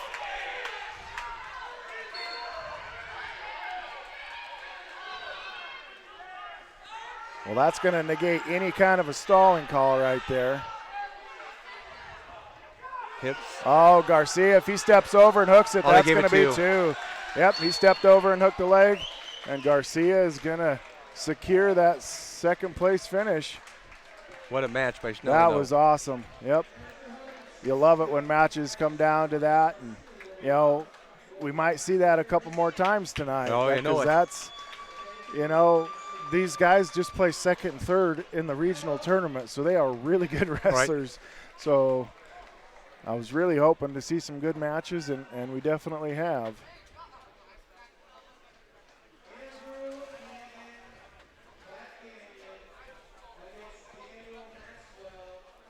So we got Maxwell from Highland and Daniels from Platte Canyon. Is that what they Right. said? I believe so.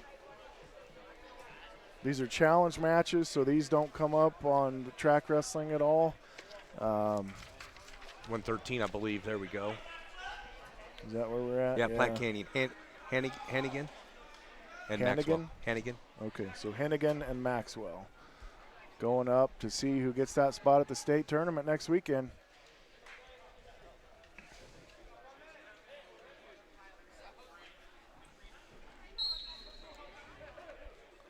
So this is that 113-pound weight class where we've only seen they've all only wrestled once. And the Platte Canyon wrestler, Hannigan just went right after Maxwell. Got his 2. He's got the undercross face, and he's just going for it. Got the corkscrew. I don't know if he's going to walk it around.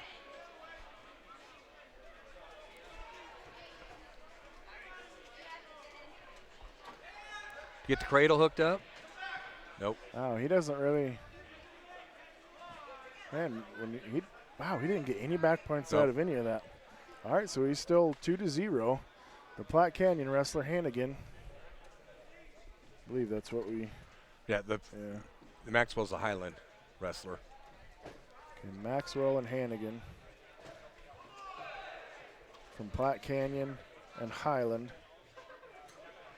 The Platte Canyon wrestler really took it to him, but 2-point takedown. That's it going into the second period.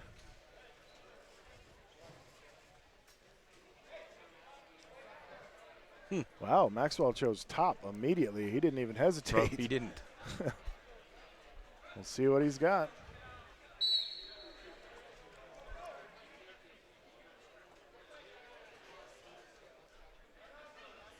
He's got a spiral ride in there and reaching across for the claw grab.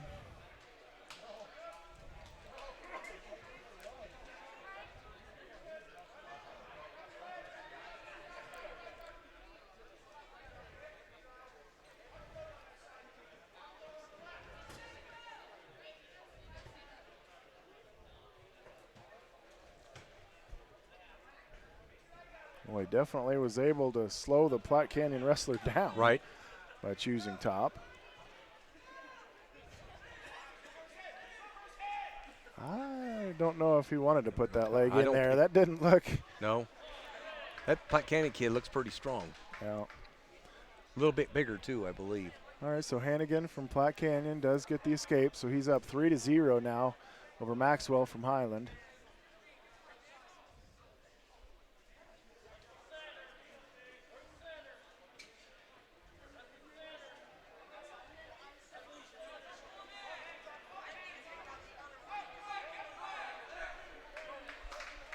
Head and ankle right there for 2.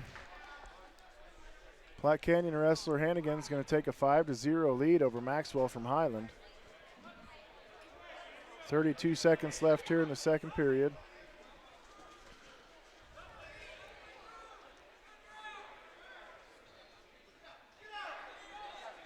There's the escape from Maxwell. So 5-0 with 17 seconds left in the second.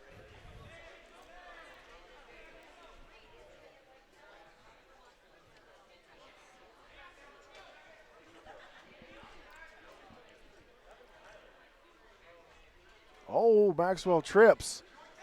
Wow, that was close. Nice Maxwell recovery. was able to, I guess he really didn't regain his balance, but he was able to fight off any attack. But, man, that could have been bad for Maxwell. Right. I mean, he's already down 5-1, and that could have been easily 7-1. Right. Now, Maxwell rode the second period for quite a while before Hannigan got out, but he wasn't able to do anything close to a pinning combination. So we'll see if he can. He hadn't even been able to break him down yet. That whole second period, he didn't even break him down. And there's the escape from Hannigan from Platte Canyon. So Maxwell is now down 6-1 with 1:32 left in the third period. Here in the challenge match at 113 pounds. The winner of this match gets that second place finish and that spot to the state tournament. I guess they don't technically get the second place finish unless it was the one who actually won it, but they do get that spot at the state tournament because they already do the awards and everything beforehand, and then this is just to take that spot. I remember when I was in high school, one of my friends, he ended up making it 2 years in a row to the state tournament. Both because he finished 5th Right.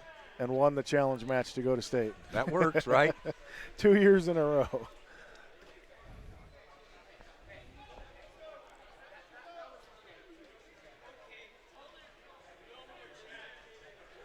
So another takedown from Hannigan. That's going to make it 8-1 with 35 seconds left. 34 seconds left, I guess. Well, this has been a fun day. I don't know if you call it. It's been sort of long here at the last Well, 45 minutes. Seems like. I just like watching good wrestling. Oh, you know? yes. I mean, got wrestling recorded at home. You know, the Big Ten championships start tomorrow, and the Pac-12 championships were last week. The Big 12 championships start tomorrow. So try to stay on top of as much as we possibly can, and love seeing a lot of our area wrestlers now getting to move on to the next level. And you know, you can see, you know, there's quite a few of these kids out here that you can see wrestling at the next level, whether it's doesn't have to be D1 Big Ten, you know, it can be, you know, D2, D3, NAIA, junior college. I mean, NJC's got a good program now, and you know, it's Was it Ontario? They yeah, I think down in Lahana, or is that Lamar? Otero, I think. Yeah.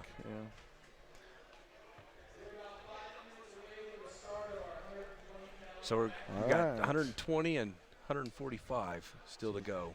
This is John Smith at 120. Are they going to start it right away, or are I they don't waiting? know. I'm assuming if they called them, it had to be pretty close.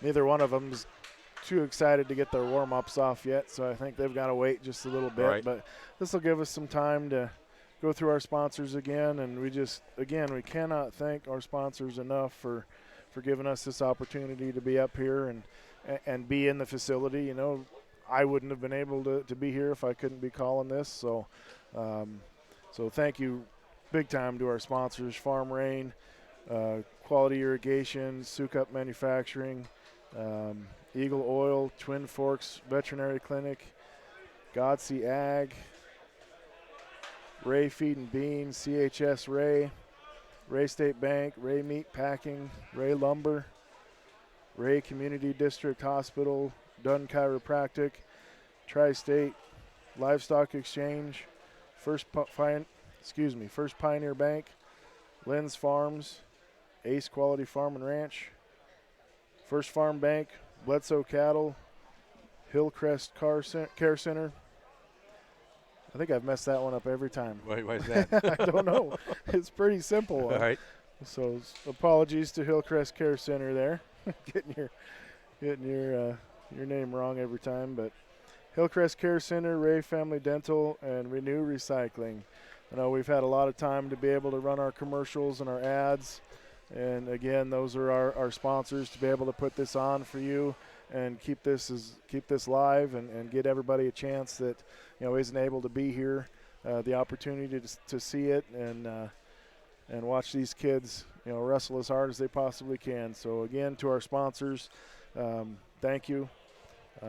Absolutely could not do this without you guys. So, and we also want to thank Jeremy Weathers and Stormy Productions for everything that they've done over this entire school year with football and then now with wrestling and basketball, and it looks like it's just going to keep continuing on with baseball and volleyball and a lot of the other sports as well. So thank you to him he's been running around like crazy for the last few months trying to get all this stuff done.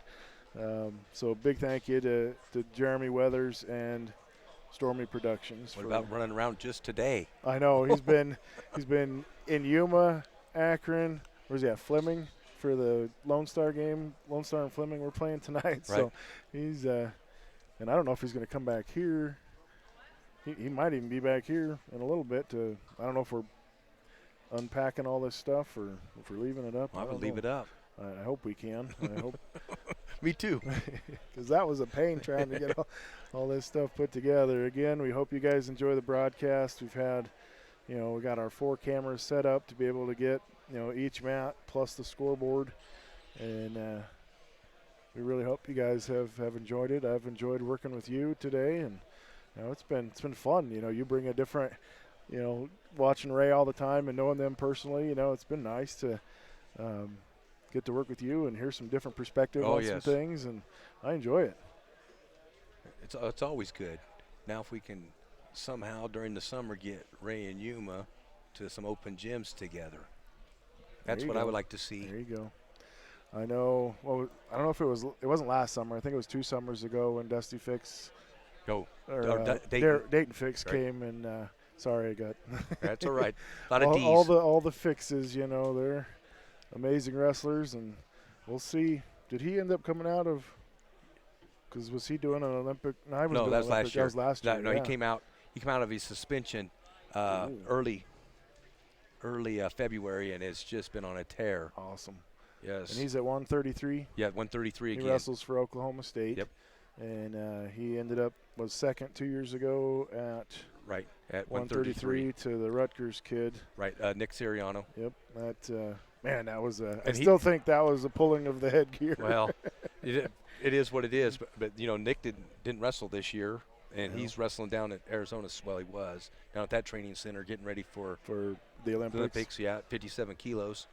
Man, that you talk about a nasty weight. That's going to be. Oh, I know. I can't wait. We're gonna see. We're actually Dayton himself is not a Colorado boy. Has a Colorado connection, but as far as Colorado wrestlers go, right? I mean, we've been seeing a ton of them here recently. Right. You got the Fine Silvers over at Duke. You got Wyatt Fowl over at Duke. You got the Willits brothers over at Oregon State. You've got Schultz down at Arizona State from Ponderosa. He just won the Pac-12 championship. You got Ryan Deacon from Northwestern. I mean, he's the #1 kid in the nation at 157 pounds right now. And these guys are. You got Andrew and Morsha Swartz. Oh, yeah. All them right there just in Colorado. UNC, here. Yes. You got Tate Hamilton from Therius Wyoming. Robinson wrestling this year. I don't know. Did he make the varsity? He did for a while. Then he got hurt, and I don't know what. I haven't seen much of him. But we're seeing, all kinds of wrestlers step up from Colorado and get into D1 and D2, and now we're starting to see. We have Bo Pfeiffer over at Penn State. Right. He didn't get to wrestle much this year, though. No, he was able to step up and wrestle quite a bit last year, but not able to get that varsity spot. But he got to go again this year. Yeah, with that weird COVID year. All right, John Smith going to wrestle, I believe is it Gutierrez? No, Rodriguez. Rodriguez from Burlington, and we get a nice little takedown from the Burlington wrestler. I think they got a short little fireman's carry. That's going to at least be an escape. There we go. So John's going to be down 2-1. Did you decide what his last name was? Yeah, Rodriguez. Rodriguez, okay. So Rodriguez has the 2-1 lead. That was a pretty little fireman's carry there, right, to start the match off. 35 seconds left here in the first period. John ended up losing the championship match. I think it was 10-0 to Brady Collins. Ended up fighting off his back for almost the entire third period, and didn't get pinned, but did lose by a major decision. So he got the second place finish, and now Rodriguez is challenging for that spot at state. And he's working hard. He's in on that single. He hooked the leg. That should be 2. I thought he gave him 2, but he didn't. Mr. Condi did not give him 2 there. I don't know. Every time you hook that leg, that should be 2 points. So John Smith is down 2-1. Rodriguez from Burlington.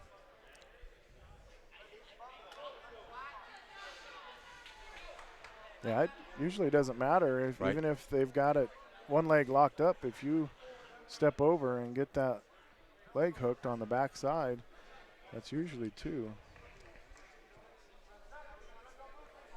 But that's okay. 2-1, still right there in the match. Nothing. We didn't lose any points there, so didn't give up any points. I like to see John get out quick. I like to know where this Rodriguez come from. I don't remember him from last year.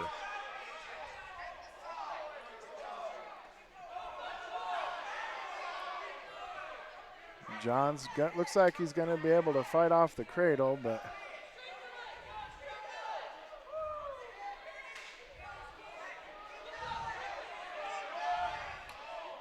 He's got to break those wrists to be able to get a chance, because that's a pretty hard cradle, Yep. a tight cradle that he's got.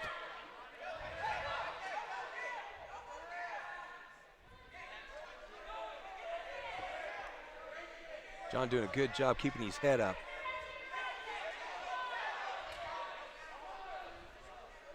I'd like to see him be working on the wrist, though, wouldn't you? Yeah, he needs to be trying to pull those fingers apart. Stalling on the Burlington wrestler. And now he broke it.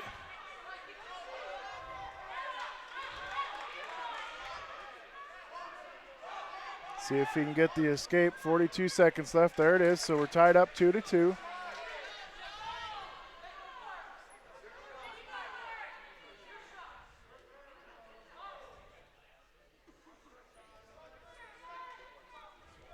Oh, nice. Tried to line this little fireman's there. John did a good job stopping it. Yeah, that was close. He almost had that again. If he steps up, throw him. Is he going to give him 2? There's He did 2. All right.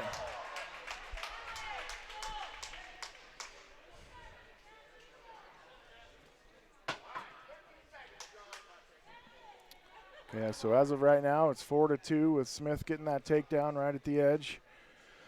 That's one of those spots that's, it's that gray area, Right. Was he touching off the mat? Was he not? We did have 2 points of contact in.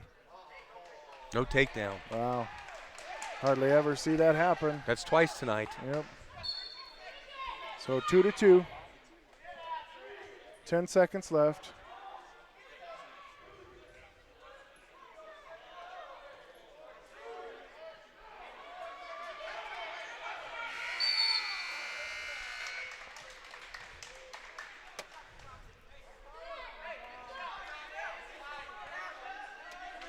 So we're 2-2 going into the third, with the Burlington wrestler choosing down. There was a stalling call at one point, but I don't know who he called it on, because I think he put the red. Who is red? I can't see the ankle bands. Right. There's going to be at least 2 2, back points right. for Smith. If he can reach under and grab that wrist, maybe he could step over and look for a pin. But right now he's got that. The referee's holding 2 back points. Right. So now he's up 4-2. He's got that wrist and that elbow. He loves getting those tilts in that position.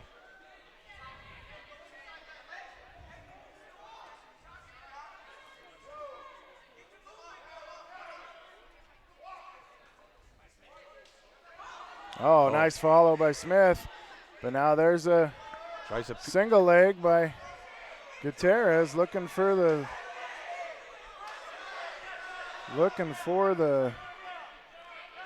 Smith. Oh, we got 1 swipe on the back points, but now it's going to be 4-3 with the escape from Gutierrez. 40 seconds left. Both wrestlers are working hard. At this point, you got to just dig deep and get it done. I honestly do not know who got the stalling call in the first period. There was a cradle locked up, so you can't do much on calling a stalling call on John. But the Burlington wrestler wasn't doing anything, so I don't know. 9 seconds left.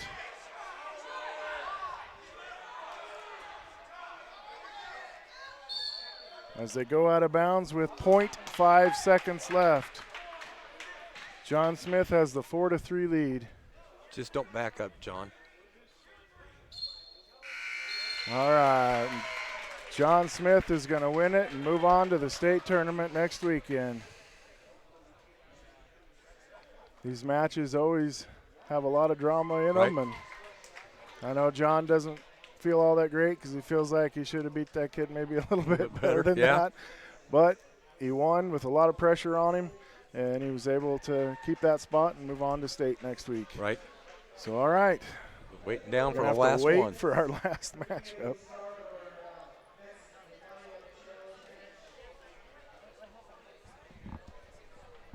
We have one more matchup.